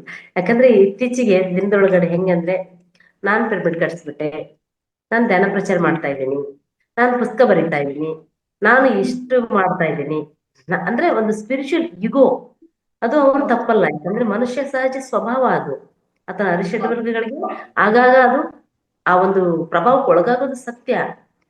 ನಿಜಕ್ಕೂ ಬಹಳ ಅದ್ಭುತವಾಗಿ ಆ ಒಂದು ಸಂದೇಶವನ್ನ ಕೊಟ್ರಿ ಮೇಡಮ್. ಇದನ್ನ ಪ್ರತಿಯೊಬ್ಬ ಮಾಸ್ಟರ್ಸ್ ಕೂಡ ಈ ವಿಡಿಯೋನ ನೋಡ್ಲೇಬೇಕು. ಒಂದು ನಿಲ್ದಾಣ ಅನ್ನೋದು ಈ ಆತ್ಮಕ್ಕೆ ಎಲ್ಲೂ ಇಲ್ಲೇ ಇಲ್ಲ. ಈ ಫಿಸಿಕಲ್ ಬಾಡಿಗಿರ್ಬೋದು, ಜರ್ನಿಗಿರ್ಬೋದು, ಆದ್ರೆ ಆತ್ಮದ ಪ್ರಯಾಣದೊಳಗಡೆ ಇವೆಲ್ಲ ತಂಗುದಾಣಗಳು. ಅಷ್ಟೇ ಸ್ವಲ್ಪ ಹೋಗ್ಬೋದು ಮುಂದಕ್ಕೆ ಹೊರತು ಇವು ತಂಗುದಾಣಗಳು. ಅದೇ ಪರ್ಮನೆಂಟ್ ಆಗಿ ಇಳಿಯೋ ಪ್ಲೇಸ್ಗಳಲ್ಲ ಇವೆಲ್ಲ ಯಾವ್ದು ಕೂಡ. ಅಂದ್ರೆ ಮುಂದಕ್ಕೆ ಹೋಗ್ತಾ ಇರ್ಬೇಕು, ಒಂದೊಂದೇ ಮೆಟ್ಲುಗಳನ್ನ ದಾಟ್ಕೊಂಡು ಹೋಗ್ಬೇಕು. ಎಲ್ಲವನ್ನ ದಾಟಿದ ಮೇಲೆ ಇದೇ ನಾನು ಅಂತಕ್ಕಂತ ಆ ಒಂದು ಅಹಂ ಬಂದ್ಬಿಡುತ್ತಲ್ಲ, ಆ ಅಹಂ ಅನ್ನೋದು ಹೋದ್ರೇನೆ ಮುಂದಿನ ಒಂದು ದಾರಿ ಸ್ಪಷ್ಟ ಆಗುತ್ತೆ ಅಂತ ಬಹಳ ಚೆನ್ನಾಗಿ ಹೇಳಿದ್ರಿ ಮೇಡಮ್. ಅದು ಕಿರೀಟ ಅಲ್ಲ, ಮುಳ್ಳಿನ ಕಿರೀಟ ಅಂತಾನು ಕರಿಬಹುದು ಅದನ್ನ. ಮುಳ್ಳಿನ ಕಿರೀಟ ನಿಜವಾಗ್ಲು ಮೇಡಮ್. ಈ ಮುಳ್ಳಿನ ಕಿರೀಟ ಮೇಡಮ್ ಇತ್ತೀಚೆಗೆ ಏನಂದ್ರೆ, ಒಬ್ಬರಿಗೆ ಹೊಸಬರಿಗೆ ಧ್ಯಾನ ಹೇಳ್ಕೊಟ್ರೆ 100 ತಾಸು ಧ್ಯಾನ ಮಾಡೋದಷ್ಟು ಎನರ್ಜಿ ಬರುತ್ತೆ ಅಂತ ಜನ ಏನ್ ಮಾಡ್ತಾ ಇದ್ದಾರೆ ಅಂದ್ರೆ, ಹೆಚ್ಚು ಧ್ಯಾನ ಪ್ರಚಾರಕ್ಕೆ ಒತ್ತು ಕೊಡ್ತಾ ಇದ್ದಾರೆ ನನಗನ್ಸಿದ್ ಮಟ್ಟಿಗೆ. ಆ ಒಂದು ವಿರೋಧದ ನಡುವೆ ಆಗ್ಲಾರ್ದೇನು ಇಷ್ಟೆಲ್ಲ ಆ ಥರದ ಜನರನ್ನು ನೋಡ್ತಾ ಇದ್ದೀನಿ. ಆಮೇಲೆ ಕೆಲವರು, ನಾನ್ ಸೀನಿಯರ್, ನನ್ ಧ್ಯಾನ ಮುಗ್ದೋಯ್ತು, ನಂದು ಧ್ಯಾನ ಏನೂ ಇಲ್ಲ, ಏನಿದ್ರು ಧ್ಯಾನ ಹೇಳ್ಕೊಡೋದು ಅನ್ನೋದನ್ನು ಕೂಡ ನೋಡಿದ್ದೀನಿ ಮೇಡಮ್. ಆದ್ರೆ ಇದ್ಯಾವುದು ಇಲ್ಲಿ ನಿಲ್ಲುವುದಲ್ಲ, ಇವು ತಂಗುದಾಣಗಳು. ರೆಸ್ಟ್ ತಗೋಬಹುದು, ಓಕೆ ಅಪ್ಪ ನಾನು ಇಷ್ಟು ವರ್ಷ ಕಷ್ಟಪಟ್ಟು ಪಿರಮಿಡ್ ಕಟ್ಸ್ದೆ, ಓಕೆ ಇನ್ನು ಮುಂದೆ ಇದಾಯ್ತು, ಪಿರಮಿಡ್ ಒಂದು ಸ್ಟೆಪ್, ಇಲ್ಲಿಂದ ಮೇಲೆ ಹೋಗ್ಬೇಕು, ವಾಪಸ್ ಅಂತ ಹೋಗಕ್ ಆಗಂಗಿಲ್ಲ. ಆ ಒಂದೊಂದು ಸ್ಟೆಪ್ಗಳನ್ನ ಪ್ರತಿ ಪಿರಮಿಡ್ ಮಾಸ್ಟರ್ಗಳು ಅಂದ್ರೆ ನಾಜೂಕಾಗಿ, ಹೆಂಗೆ ನಾವು ಪಿರಮಿಡ್ ಇದ್ದಾಗ ಆ ಬೇಸಲ್ಲಿ ಇದ್ದಾಗ ಸಾಕಷ್ಟು ಜಾಗ ಇರುತ್ತೆ, ಹೋಗ್ತಾ ಹೋಗ್ತಾ ಹೋಗ್ತಾ ಆಂಗಲ್ ಬಂದಾಗ ನಮ್ಮ ಜೀವನ ಕೂಡ, ಅದು ಆಧ್ಯಾತ್ಮಿಕ ಪ್ರಯಾಣ ಆಗಿರ್ಬೋದು, ಪ್ರಾಪಂಚಿಕ ಪ್ರಯಾಣ ಆಗಿರ್ಬೋದು, ಅದು ಆಂಗಲ್ ಬರ್ತಾ ಹೋದಾಗ ಅಲ್ಲಿ ಟಫ್ ಆಗುತ್ತೆ ಜೀವನ. ಆ ಟಫ್ ಅನ್ನ ನಾವು ತಿಳ್ಕೊಂಡು ಅರ್ಥ ಮಾಡ್ಕೊಂಡು ಮುಂದಕ್ಕೆ ಹೋದ್ರೆ ಸಕ್ಸಸ್ ಗ್ಯಾರಂಟಿ ಅಂತ ಬಹಳ ಚೆನ್ನಾಗಿ ಹೇಳ್ಕೊಟ್ರಿ ಮೇಡಮ್. Thank you madam. ಇವಾಗ ಇನ್ನೊಂದು ವಿಚಾರ ಇಷ್ಟಪಡ್ತೀನಿ. ನೀವು ಸ್ಪಿರಿಚುವಲ್ ಈಗೋ ಅಂದ್ರಲ್ಲ, ಅದಕ್ಕೆ ನಾನು ಇದನ್ನ ಹೇಳಿಕ್ ಇಷ್ಟಪಡ್ತೀನಿ. ನಾವು ಕಂಡುಕೊಳ್ತೀವಿ, ಈ ಅರಿಷಡ್ವರ್ಗಗಳು ಏನಿದೆ, ಈ ಅರಿಷಡ್ವರ್ಗಗಳಿಂದ ನಾವು ಬಹಳ ಕುಗ್ಗು ಹೋಗ್ತಾ ಇದ್ದೀವಿ, ಅಥವಾ ಅದು ನಮ್ಮ ಒಳಗಡೆ ಇರೋದ್ರಿಂದ ನಾನು ಪ್ರಾಬ್ಲಮ್ ಅನುಭವಿಸ್ತಾ ಇದ್ದೀನಿ, ಇದು ಬೇಡ ನನಗೆ ಅಂತ ನಾವು ತುಂಬಾ ಜನ, ಯಾಕೆಂದ್ರೆ ಬಹಳಷ್ಟು ಸಂಸ್ಥೆಗಳು ಇದನ್ನೇ ಹೇಳ್ಕೊಡುವಂಥದ್ದು, ಅರಿಷಡ್ವರ್ಗಗಳನ್ನ ಬಿಡಿ ಅಂತ ಹೇಳಿ. ಆದ್ರೆ ಬಿಡೋದಿಕ್ಕೆ ಯಾರಿಂದನೂ ಸಾಧ್ಯ ಆಗಿಲ್ಲ ಇದುವರೆಗೂ. ಯಾಕೆ ಸಾಧ್ಯ ಆಗಿಲ್ಲ? ಯಾಕೆ ಸಾಧ್ಯ ಆಗಿಲ್ಲ ಅಂದ್ರೆ, ನಾವು ಯಾವುದನ್ನ ನೀನು ಬೇಡ ನೀನು ಬೇಡ ನೀನು ಬೇಡ ಅಂತ ಹೇಳ್ತೀವೋ ಅಲ್ಲಿವರೆಗೂ ಅದು ನಾನಿದ್ದೀನಿ ಅಂತ ನಮ್ಮ ಒಳಗಡೆ ಬರುತ್ತೆ. ಯಾವಾಗ ನಾವು ತಳ್ತೀವಿ ಅದು ಮತ್ತೊಳಗಡೆ ಬರುತ್ತೆ. ಆದ್ರೆ ನಾವು ಮಾಡ್ಬೇಕಾಗಿರೋದು ತಳ್ಳೋ ಕೆಲ್ಸ ಅಲ್ಲ, ಅದನ್ನ ಅರ್ಥ ಮಾಡ್ಕೊಳ್ಳೋ ಕೆಲ್ಸ ಮಾಡ್ಬೇಕಾಗಿದೆ.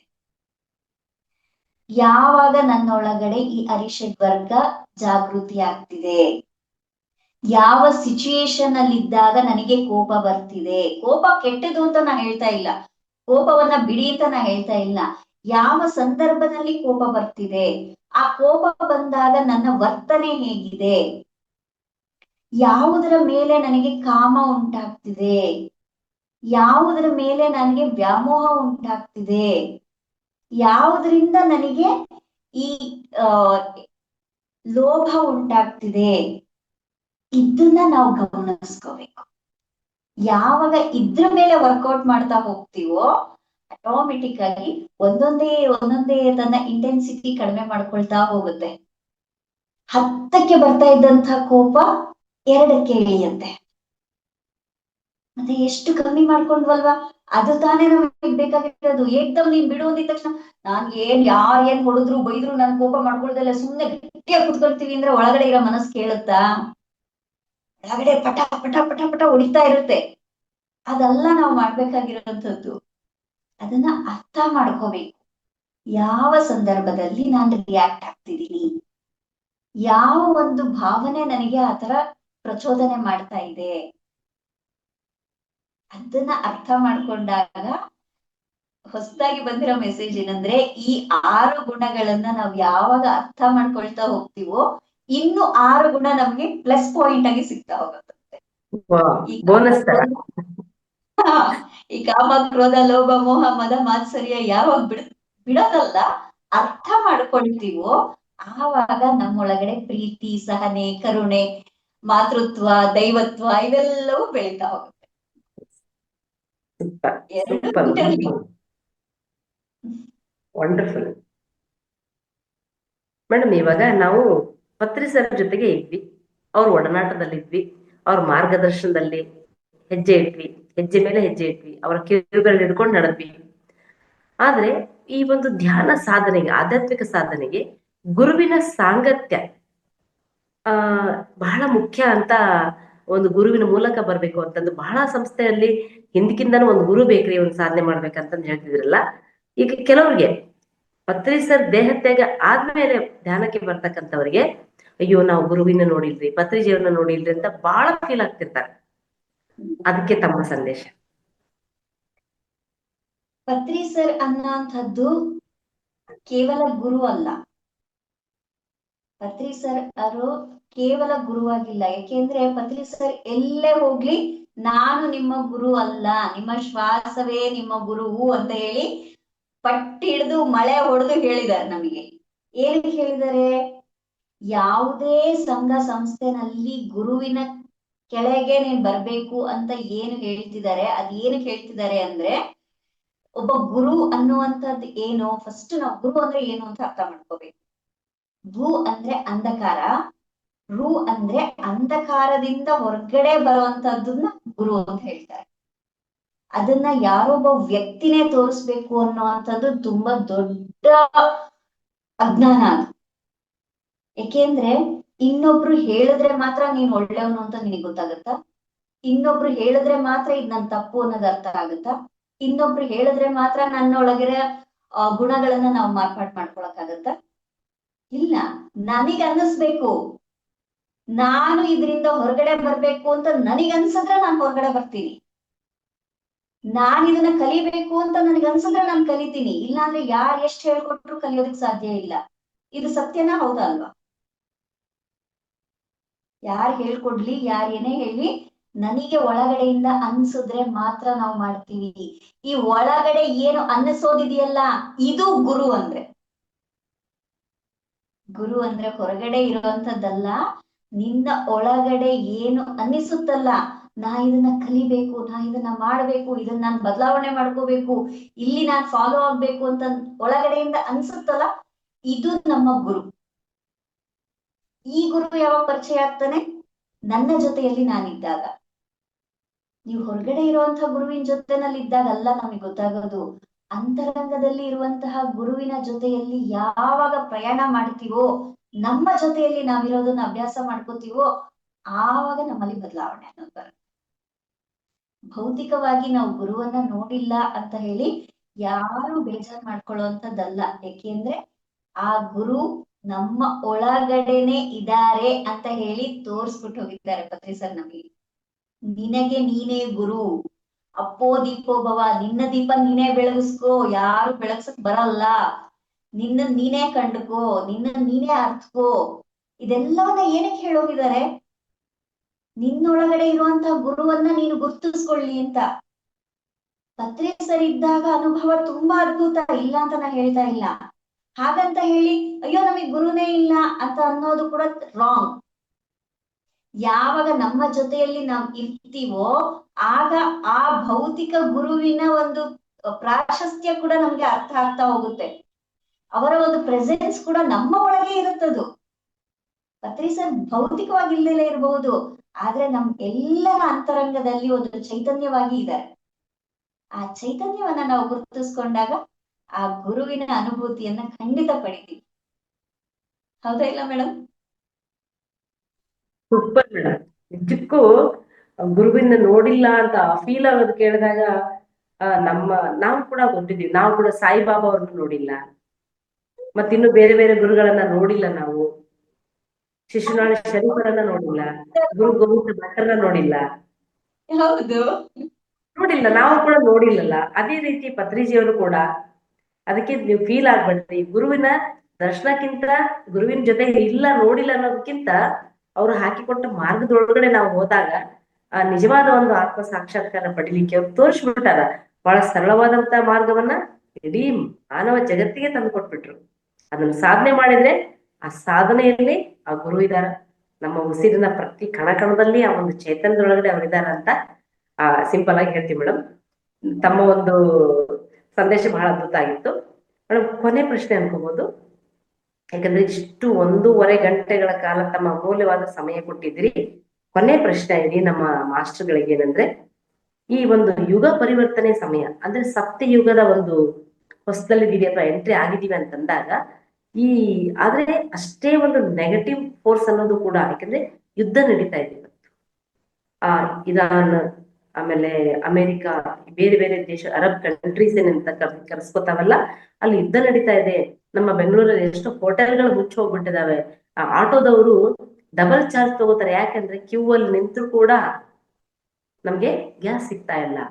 ಇಂಥ ಸಮಯದೊಳಗಡೆ ಧ್ಯಾನ ಎಷ್ಟು ಮುಖ್ಯ ಆಗುತ್ತೆ ಮೇಡಮ್? ಈ ಒಂದು ಸಂದರ್ಭದಲ್ಲಿ ಧ್ಯಾನ ಅನ್ನೋದು ತುಂಬಾ ತುಂಬಾ ತುಂಬಾ ಇಂಪಾರ್ಟೆಂಟ್ ಆಗತ್ತೆ. ಯಾಕೆ ಇಂಪಾರ್ಟೆಂಟ್ ಆಗುತ್ತೆ? ನಮ್ಗೆ ಒಂದು ರೂಲ್ ಗೊತ್ತು, ನಮ್ಮ ಆಲೋಚನೆ ಇಡೀ ಯೂನಿವರ್ಸ್ ಅನ್ನ ತಲುಪುತ್ತೆ, ಆ ಯೂನಿವರ್ಸ್ ನಮ್ಗೆ ರಿಟರ್ನ್ ಕೊಡುತ್ತೆ. ಹೌದಲ್ವಾ?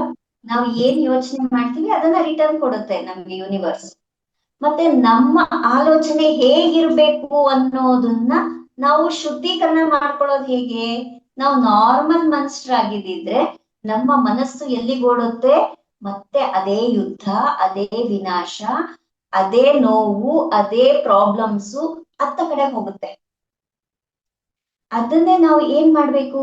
ಧ್ಯಾನವನ್ನ ಮಾಡಿ ನಮ್ಮ ಮನಸ್ಸನ್ನ ಪರಿಶುದ್ಧ ಮಾಡ್ಕೊಳ್ತಾ ಹೋದಾಗ, ಆ ಕಡೆ ಗಮನವನ್ನ ನಾವು ಕಡಿಮೆ ಮಾಡಿದಾಗ ನಮ್ಮ ಗಮನ ಎಲ್ಲಿ ಹರಿಯುತ್ತೆ?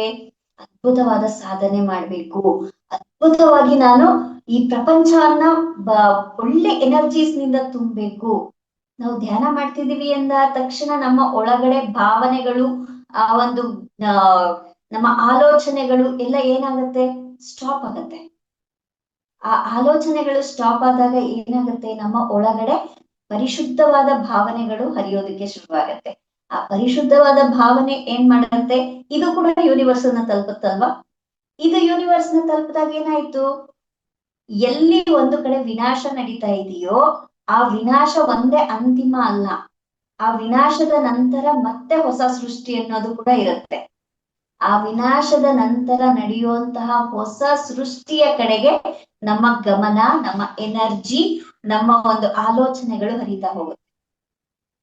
ಯಾವುದಕ್ಕೆ ನಾವು ಜಾಸ್ತಿ ಪ್ರಾಶಸ್ತ್ಯವನ್ನ ಕೊಡ್ಬೇಕು, ಯಾವುದಕ್ಕೆ ನಾವು ಹೆಚ್ಚು ಶಕ್ತಿಯನ್ನ ಕೊಡ್ಬೇಕು ಅನ್ನೋದನ್ನ ನಮಗೆ ಅರಿವು ಮೂಡೋದೇ ಧ್ಯಾನ ಮಾಡೋದ್ರಿಂದ.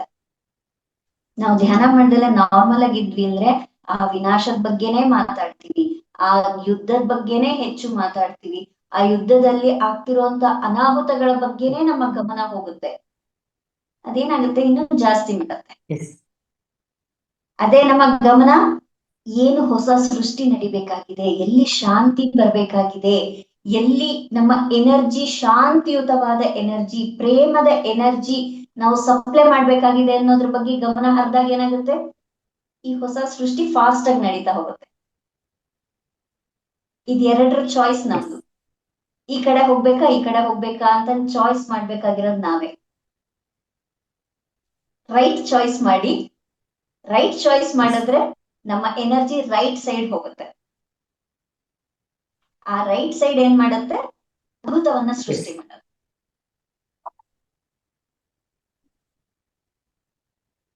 ಕರೆಕ್ಟಾ madam? Super super madam, wonderful madam. ನಿಜಕ್ಕೂ ಹೆಂಗಂದ್ರೆ ಪ್ರತಿ ಆಲೋಚನೆಗೂ ಶಕ್ತಿ ಇದೆ ಅನ್ನೋದಕ್ಕೆ ತಮ್ಮ ಮಾತುಗಳೇ ಸಾಕ್ಷಿ. ನಮ್ಮ ಪ್ರತಿ ಆಲೋಚನೆ ಕೂಡ ಯೂನಿವರ್ಸಿಗೆ ಹೋಗುತ್ತೆ, ಅದು ನಮ್ಮ ಮುಂದೆ ಸಾಕಾರಗೊಳ್ಳುತ್ತೆ. ಅಂದ್ರೆ ಇಲ್ಲಿ ಈ ಭೂಮಿ ಮೇಲೆ ಏನಾದ್ರೂ ಸೃಷ್ಟಿ ಆಗ್ಬೇಕಂದ್ರೆ, ಮ್ಯಾನಿಫೆಸ್ಟೇಷನ್ ಆಗ್ಬೇಕಂದ್ರೆ 2 ಸಲ, ಒಂದ್ ಇಲ್ಲಿ, ನೆಕ್ಸ್ಟ್ ನಮ್ಮ ಎದುರುಗಡೆ ಸಾಕಾರಗೊಳ್ಳುತ್ತಲ್ಲ. ಅದೇ ರೀತಿ ಆ ಒಂದು ಭಯಾನಕತೆ, ಅದ್ರ ಬಗ್ಗೆ ನ್ಯೂಸ್ ನೋಡೋದು, ಅದನ್ನೇ ಕೇಳೋದು, ಅದೇ ಅದೇ ಆದಾಗ ಅದು ಇನ್ನೂ ಮಲ್ಟಿಪ್ಲೈ ಆಕತ್ ಹೋಗ್ಬೋದು, ಅಥವಾ ಯುದ್ಧ ನಿಲ್ದೇನೆ ಇರ್ಬೋದು, ಯುದ್ಧ ಬೇರೆ ಬೇರೆ ದೇಶಗಳಿಗೂ ಹೋಗ್ಬೋದು. ಆದ್ರೆ ನ್ಯೂ ಎನರ್ಜಿ ಅದೇ ಬರುತ್ತಲ್ಲ ಮೇಡಮ್, ಆ ಪ್ರೇಮ ಅಂತಕ್ಕಂಥ ಎನರ್ಜಿಯನ್ನ ಲೈಟ್ ವರ್ಕರ್ಸ್ ಅದನ್ನ ಪ್ರಸಾರ ಮಾಡ್ಲಿಕ್ಕೆ ತಯಾರಾದಾಗ, ಆ ಪ್ರಕಂಪನ ಹೆಂಗಂದ್ರೆ ಪ್ರೇಮದ ಎನರ್ಜಿ ಗ್ರಿಡ್ಗಳನ್ನ ನಿರ್ಮಾಣ ಮಾಡಿದಾಗ ಏನಾಗುತ್ತಂದ್ರೆ, ಆ ಒಂದು ಟವರ್ ನಾಶ ಆದಾಗ ಕೂಡ ಇದೇ ರೀತಿಯಾಗಿತ್ತು. ನಾವೆಲ್ಲರೂ ಕೂಡ ನಾವು ಧ್ಯಾನಿಗಳಾದವರು ಆ ಎಲ್ಲ ಅದ್ರ ಪ್ರೇಮದ ಪ್ರಕಂಪನಗಳನ್ನ ಕಳಿಸಿ ಅದೆಲ್ಲ ಕೂಡ ಶಾಂತವಾಗ್ಲಿ ಅಂತ ನಾವು ಈ ವೇದಿಕೆ ಮೂಲಕ ಹಾರೈಸೋಣ ಮೇಡಮ್. Thank you madam. ಅದ್ಭುತವಾದಂತ ತಮ್ಮ ಒಂದು ಸಂದೇಶಗಳನ್ನ, ಇದು ಬರೀ ಕೇವಲ ರೂಪಾ ವೆಂಕಟೇಶ್ ಅವರಿಂದ ಬಂದಿರೋದಲ್ಲ, ಆ ಒಳಗಡೆ ಇರ್ತಕ್ಕಂಥ ಚೈತನ್ಯದಿಂದ ಬಂದಿರತಕ್ಕಂತ ಅಮೃತ ಸದೃಶವಾದಂತಹ ಸಂದೇಶಗಳಂತಾನೆ ಕರಿತೀನಿ ನಾನು ಮೇಡಮ್. ನಾನು ಯಾವಾಗ್ಲೂ ತಮ್ಮ ಪುಸ್ತಕಗಳನ್ನ ಜೊತೆಗಿಟ್ಕೊಂಡಿರ್ತೀನಿ. ಯಾಕಂದ್ರೆ ಇವತ್ತು ನಮ್ಮ ಮನೆಯಲ್ಲಿ ಹೆಂಗಿದ್ರೆ, ನಮ್ಮ ಯಜಮಾನರ ಅಕ್ಕನ ಗಂಡ ತೀರ್ಕೊಂಡ 3ನೇ ದಿನ ಎಲ್ಲಾ ಕರ್ತವ್ಯನ ನಿರ್ವಹಿಸಿ ಎಲ್ಲ ಅಡಿಗೆ ಎಲ್ಲ ಮಾಡ್ಬಿಟ್ಟು ನಾನ್ ವೆಜ್ ಮಾಡ್ಬೇಕಂತಂದಾಗ, ನಾನ್ ವೆಜ್ ಆದ್ರೆ ಎಂಟ್ರನೇ ಆಗೋದಿಲ್ಲ ಅಂತ ಹೇಳಿದ್ವಿ. ನಮ್ಮ ಇಷ್ಟದಂಗೆ ಸಿಹಿಯಾದಂತ ಒಂದು ಪಾಯಸವನ್ನ, ಬದನೆಕಾಯಿ ಪಲ್ಯ, ಅನ್ನ, ಸಾಂಬಾರು, ಹಪ್ಪಳ, ಸಂಡಿಗೆ ಎಲ್ಲವನ್ನ ಮಾಡಿ ಎಲ್ಲ ಅಣಿಗೊಳಿಸಿ ನಾನು ಈ ಒಂದು ನನ್ನ ಕರ್ತವ್ಯ ಏನಿತ್ತಲ್ಲ ಆ ಕರ್ತವ್ಯಕ್ಕೆ ಬಂದೆ. ತಾವು ಬಹಳಷ್ಟು ಅದ್ಭುತವಾದಂತ ಸಂದೇಶಗಳು ಕೊಟ್ಟಿದ್ದೀರಿ ಮಾಸ್ಟರ್ಸ್. ನಿಜಕ್ಕೂ ಈ ಒಂದು ಲಿಂಕ್ ಅನ್ನ ಯಾರಾದ್ರೂ ತಮ್ಮ ಒಂದು ಬಳಗ ಸ್ನೇಹಿತರಿದಾರೋ ಅವ್ರ ಗ್ರೂಪ್ಗಳಿಗೆ ಕಳಿಸ್ರಿ, ಪರ್ಸನಲ್ ಆಗಿ ಕಳಿಸ್ರಿ. ಅವ್ರಿಗೆ ಗ್ರೂಪಲ್ಲಿ ಹಾಕಿದಾಗ ಕೆಲವಷ್ಟು ಕಿರಿಕಿರಿ ಆಗ್ಬೋದು, ಪರ್ಸನಲ್ ಆಗಿ ಕಳಿಸ್ರಿ. ಎಷ್ಟೋ ಒಂದು ಪ್ರಶ್ನೆಗಳಿರುತ್ತೆ, ಡೌಟ್ಸ್ ಇರುತ್ತೆ, ಆ ಎಲ್ಲ ಕೂಡ ಮೇಡಮ್ ಅವರ ಮಾತಿನಿಂದ ಹೆಂಗೆ ಅಂದ್ರೆ, ಒಂದು ಕತ್ಲೆ ಇದ್ದಾಗ ಒಂದು ಕಡ್ಡಿಗೀರಿದ್ರೆ ಹೆಂಗ್ ಬೆಳಕ್ ಬರುತ್ತೋ ಆ ರೀತಿ ಬಹಳ ಅತ್ಯಂತ ಜ್ಞಾನದ ಸಂದೇಶವನ್ನೇ ಕೊಟ್ರು ಅಂತ ಹೇಳ್ತಾ, ಈ ದಿನ ಒಂದು ದಿವ್ಯ ಅವಕಾಶ ನನಗ್ ಬಂದಿದ್ದಕ್ಕಾಗಿ ನಮ್ಮ PNC ಬಾಗಲಕೋಟೆ ಅವರಿಗೆ ಕೂಡ ನಾನು ಧನ್ಯವಾದ ಅರ್ಪಿಸ್ತಾ ಇದ್ದೀನಿ. ಹಾಗೆ ಮೇಡಮ್ ಅವರು 1.5 ಗಂಟೆ ಹೆಚ್ಚು ತಾವು, ಓಕೆ, ಥ್ಯಾಂಕ್ ಯು ನಾಗರಾಜ್, ಅದ್ಭುತವಾದಂತ ಸಮಯವನ್ನು ಕೊಟ್ಟು ಈ ವೇದಿಕೆಗೆ ಆಗಮಿಸಿ ಎಷ್ಟೋ ಜನ ಮಾಸ್ಟರ್ಗಳ ಸಂದೇಹಗಳಿಗೆ ಒಂದು ಅಲ್ಲ, ಇಡೀ ಯೂನಿವರ್ಸಲ್ ಆಗಿದ್ದಂತ ಪ್ರಶ್ನೆಗಳು, ಆ ಪ್ರಶ್ನೆಗಳಿಗೆ ಉತ್ತರ ಕೊಟ್ಟಿದ್ರಿ ಮೇಡಮ್. ಹಾಗೆ ಮತ್ತೆ ಮುಂದುವರೆದು ತಾವು ನಮ್ಮ ಶ್ರೀ ಅಖಿಲ ಪಿರಮಿಡ್ ಅಲ್ಲಿ ಒಂದು ಕ್ಲಾಸ್ ಅನ್ನ ತಗೋತೀನಿ ಅಂತ ಹೇಳಿದ್ರಿ, ಮತ್ತೆ ನಾನು ನೆನಪು ಮಾಡ್ತಾ ಇದ್ದೀನಿ ನಿಮ್ಗೆ. Thank you madam, thank you. ತುಂಬಾ ಖುಷಿ ಆಯ್ತು, ಹೇಳಲಿಕ್ಕೆ ವರ್ಡ್ಸ್ ಇಲ್ಲ. ತಮ್ಮ ಒಂದು ಸಾಧನೆ, ಜ್ಞಾನ. ದಯವಿಟ್ಟು ಕೊನೆ ಪ್ರಶ್ನೆ, ದಯವಿಟ್ಟು ಶಂಬಲ ಪುಸ್ತಕದ ಬಗ್ಗೆ ಹೇಳ್ರಿ ಮೇಡಮ್. ಇವಾಗ ನಾನು ಇಷ್ಟೊತ್ತು ಹೇಳದ್ನಲ್ಲ, ಯುದ್ಧದ ಬಗ್ಗೆ ಗಮನ ಅಲ್ಲ, ನಾವು ಹೊಸ ಸೃಷ್ಟಿಯ ಬಗ್ಗೆ ಗಮನ ಕೊಡ್ಬೇಕು ಅಂತ ಹೇಳಿ. ಆ ಹೋಲ್ ಥಿಂಗ್, ನಾವು ಶಂಬಲ ಅಂದ್ರೆ ಏನು ಅಂತಂದ್ರೆ, ನಾವು ಹೊಸ ಸತ್ಯಯುಗ ಬರುತ್ತೆ ಅಂತ ಮಾತಾಡ್ಕೊಳ್ತಾ ಇದೀವಿ. ಅದು ಆಲ್ರೆಡಿ ನಮ್ಮ ಒಳಗಡೆ ಬಂದ್ಬಿಟ್ಟಿದೆ. ಶಂಬಲ ಅಂದ್ರೇನೆ ಸತ್ಯಯುಗ. ಸತ್ಯಯುಗದ ಇನ್ನೊಂದು ಹೆಸರೇ ಶಂಬಲ. ಆ ಶಂಬಲ ಅನ್ನುವಂಥದ್ದು ಇಲ್ಲಿ ನಮ್ಮ ಕಣ್ಣು ಮುಂದೆ ಬರ್ಬೇಕು ಅಂತಂದ್ರೆ ನಾವು ಬದಲಾಗ್ಬೇಕು. ನಾವು ಬದಲಾದ್ರೆ ಸಮಸ್ತ ಸೃಷ್ಟಿನೂ ಬದಲಾಗತ್ತೆ. ಇದನ್ನ ನಾವು ಹೇಗೆ ನಮ್ಮನ್ನ ನಾವು ಬದಲಾಯಿಸ್ಕೋಬೇಕು, ಯಾವ್ಯಾವ ಹಂತದಲ್ಲಿ ಯಾವ್ಯಾವ ಮುಖಾಂತರ ನಾವು ನಮ್ಮನ್ನ ನಾವು ನೋಡ್ಕೋಬೇಕು ಅನ್ನೋಂತಹ, ಶಂಬಲ ನಾವೇ ಆಗ್ಬೇಕು ಅನ್ನೋಂತಹ ಗ್ರೇಟ್ ಮೆಸೇಜ್ ಇರುವಂತಹ ಅದ್ಭುತವಾದ ಪುಸ್ತಕ ಅಂತಾನೆ ನಾನು ಹೇಳ್ತೀನಿ. ಇದು ನಾನ್ ಬರ್ದೆ ಅಂತ ಅನ್ನೋದಕ್ಕೋಸ್ಕರ ಅಲ್ಲ, ಇದು ಮಹಾನ್ ಗುರುಗಳು ಈ ಭೂಮಿ ಮೇಲೆ ಹರಡ್ತಾ ಇರುವಂತಹ ಅದ್ಭುತ ಚೈತನ್ಯಕ್ಕೆ ಒಂದು ರೂವಾರಿಯಾಗಿ ನನ್ನನ್ನ ಆಯ್ಕೆ ಮಾಡ್ಕೊಂಡಿದ್ದಕ್ಕೆ ನಾನು ಎಷ್ಟು ಕೃತಜ್ಞತೆಗಳನ್ನ ಅವರಿಗೆ ಸಲ್ಲಿಸಿದ್ರು ಸಾಕಾಗೋದಿಲ್ಲ. ಅಂತಹ ಒಂದು ರೂವಾರಿಯಾಗಿ ನಿಮ್ಮೆಲ್ಲರ ಮುಂದೆ ಕೈ ಮುಗಿದು ಕೇಳ್ಕೊಳ್ತಾ ಇದ್ದೀನಿ, ಶಂಬಲ ಬುಕ್ ನ ಕೇವಲ ಓದೋದು ಮಾತ್ರ ಅಲ್ಲ, ಅದರ ಒಂದೊಂದು ಅಕ್ಷರನೂ ಕೂಡ ನಾವಾಗ್ಬೇಕು. ಆ ಒಂದೊಂದು ಅಕ್ಷರದಲ್ಲಿ ಇರುವಂತಹ ಜ್ಞಾನವನ್ನ ನಾವು ಅಳವಡಿಸ್ಕೋಬೇಕು. ಕೇವಲ ಓದೋದು ಕೇಳೋದು ಅಲ್ಲ, ಅದನ್ನ ನಾವು ಆಗಿ ಅದನ್ನ ಅನುಭವಿಸ್ತೀವಲ್ವಾ, ಆಗ ಸಿಗುವಂತಹ ಅದ್ಭುತನೇ Shambhala. Yes, super madam, super madam, thank you. Shambhala ಇನ್ನಷ್ಟು ಹೇಗೆ ಸತ್ಯಪರ್ಣ ಇಷ್ಟು ವರ್ಷಗಳ ಕಾಲ ಇಡೀ ನಮ್ಮ ಕನ್ನಡಿಗ ಮಾಸ್ಟರ್ಗಳ ಹೃದಯವನ್ನ, ಅವರ ಒಂದು DNA ವನ್ನು ತಲುಪಿದೆ ಅಂತಾನೆ ಹೇಳ್ಬೋದು. ಹಾಗೆ ಶಂಬಲ ಕೂಡ ತನ್ನ ಆ ಶಂಬಲದಲ್ಲಿ ಹೆಂಗಿದೆ ಅಂದ್ರೆ ವಿಶ್ವರೂಪ ಇದೆ ಅದ್ರೊಳಗಡೆ. ಆ ವಿಶ್ವರೂಪವನ್ನ ಅವರು ಅರ್ಥ ಮಾಡ್ಕೊಳ್ಳಿ, ಅಳವಡಿಸ್ಕೊಳ್ಳಿ. ಬರೀ ಓದೋದಷ್ಟೇ ಅಲ್ಲ, ಅದನ್ನ ತಿಳ್ಕೊಳ್ಳೋದಷ್ಟೇ ಅಲ್ಲ, ಅದನ್ನ ಆಚರಣೆ ಮಾಡಿದಾಗ ಆತ್ಮ ಸಾಕ್ಷಾತ್ಕಾರ ಆಗುತ್ತೆ ಅಂತ ಹೇಳ್ತಾ ಆ ದಿವ್ಯ ಅವಕಾಶ ಕೊಟ್ಟಂತ ಎಲ್ಲರಿಗೂ ಕೂಡ ಧನ್ಯವಾದಗಳು. Thank you madam, thank you masters, thank you. ಧನ್ಯವಾದ ಮೇಡಮ್.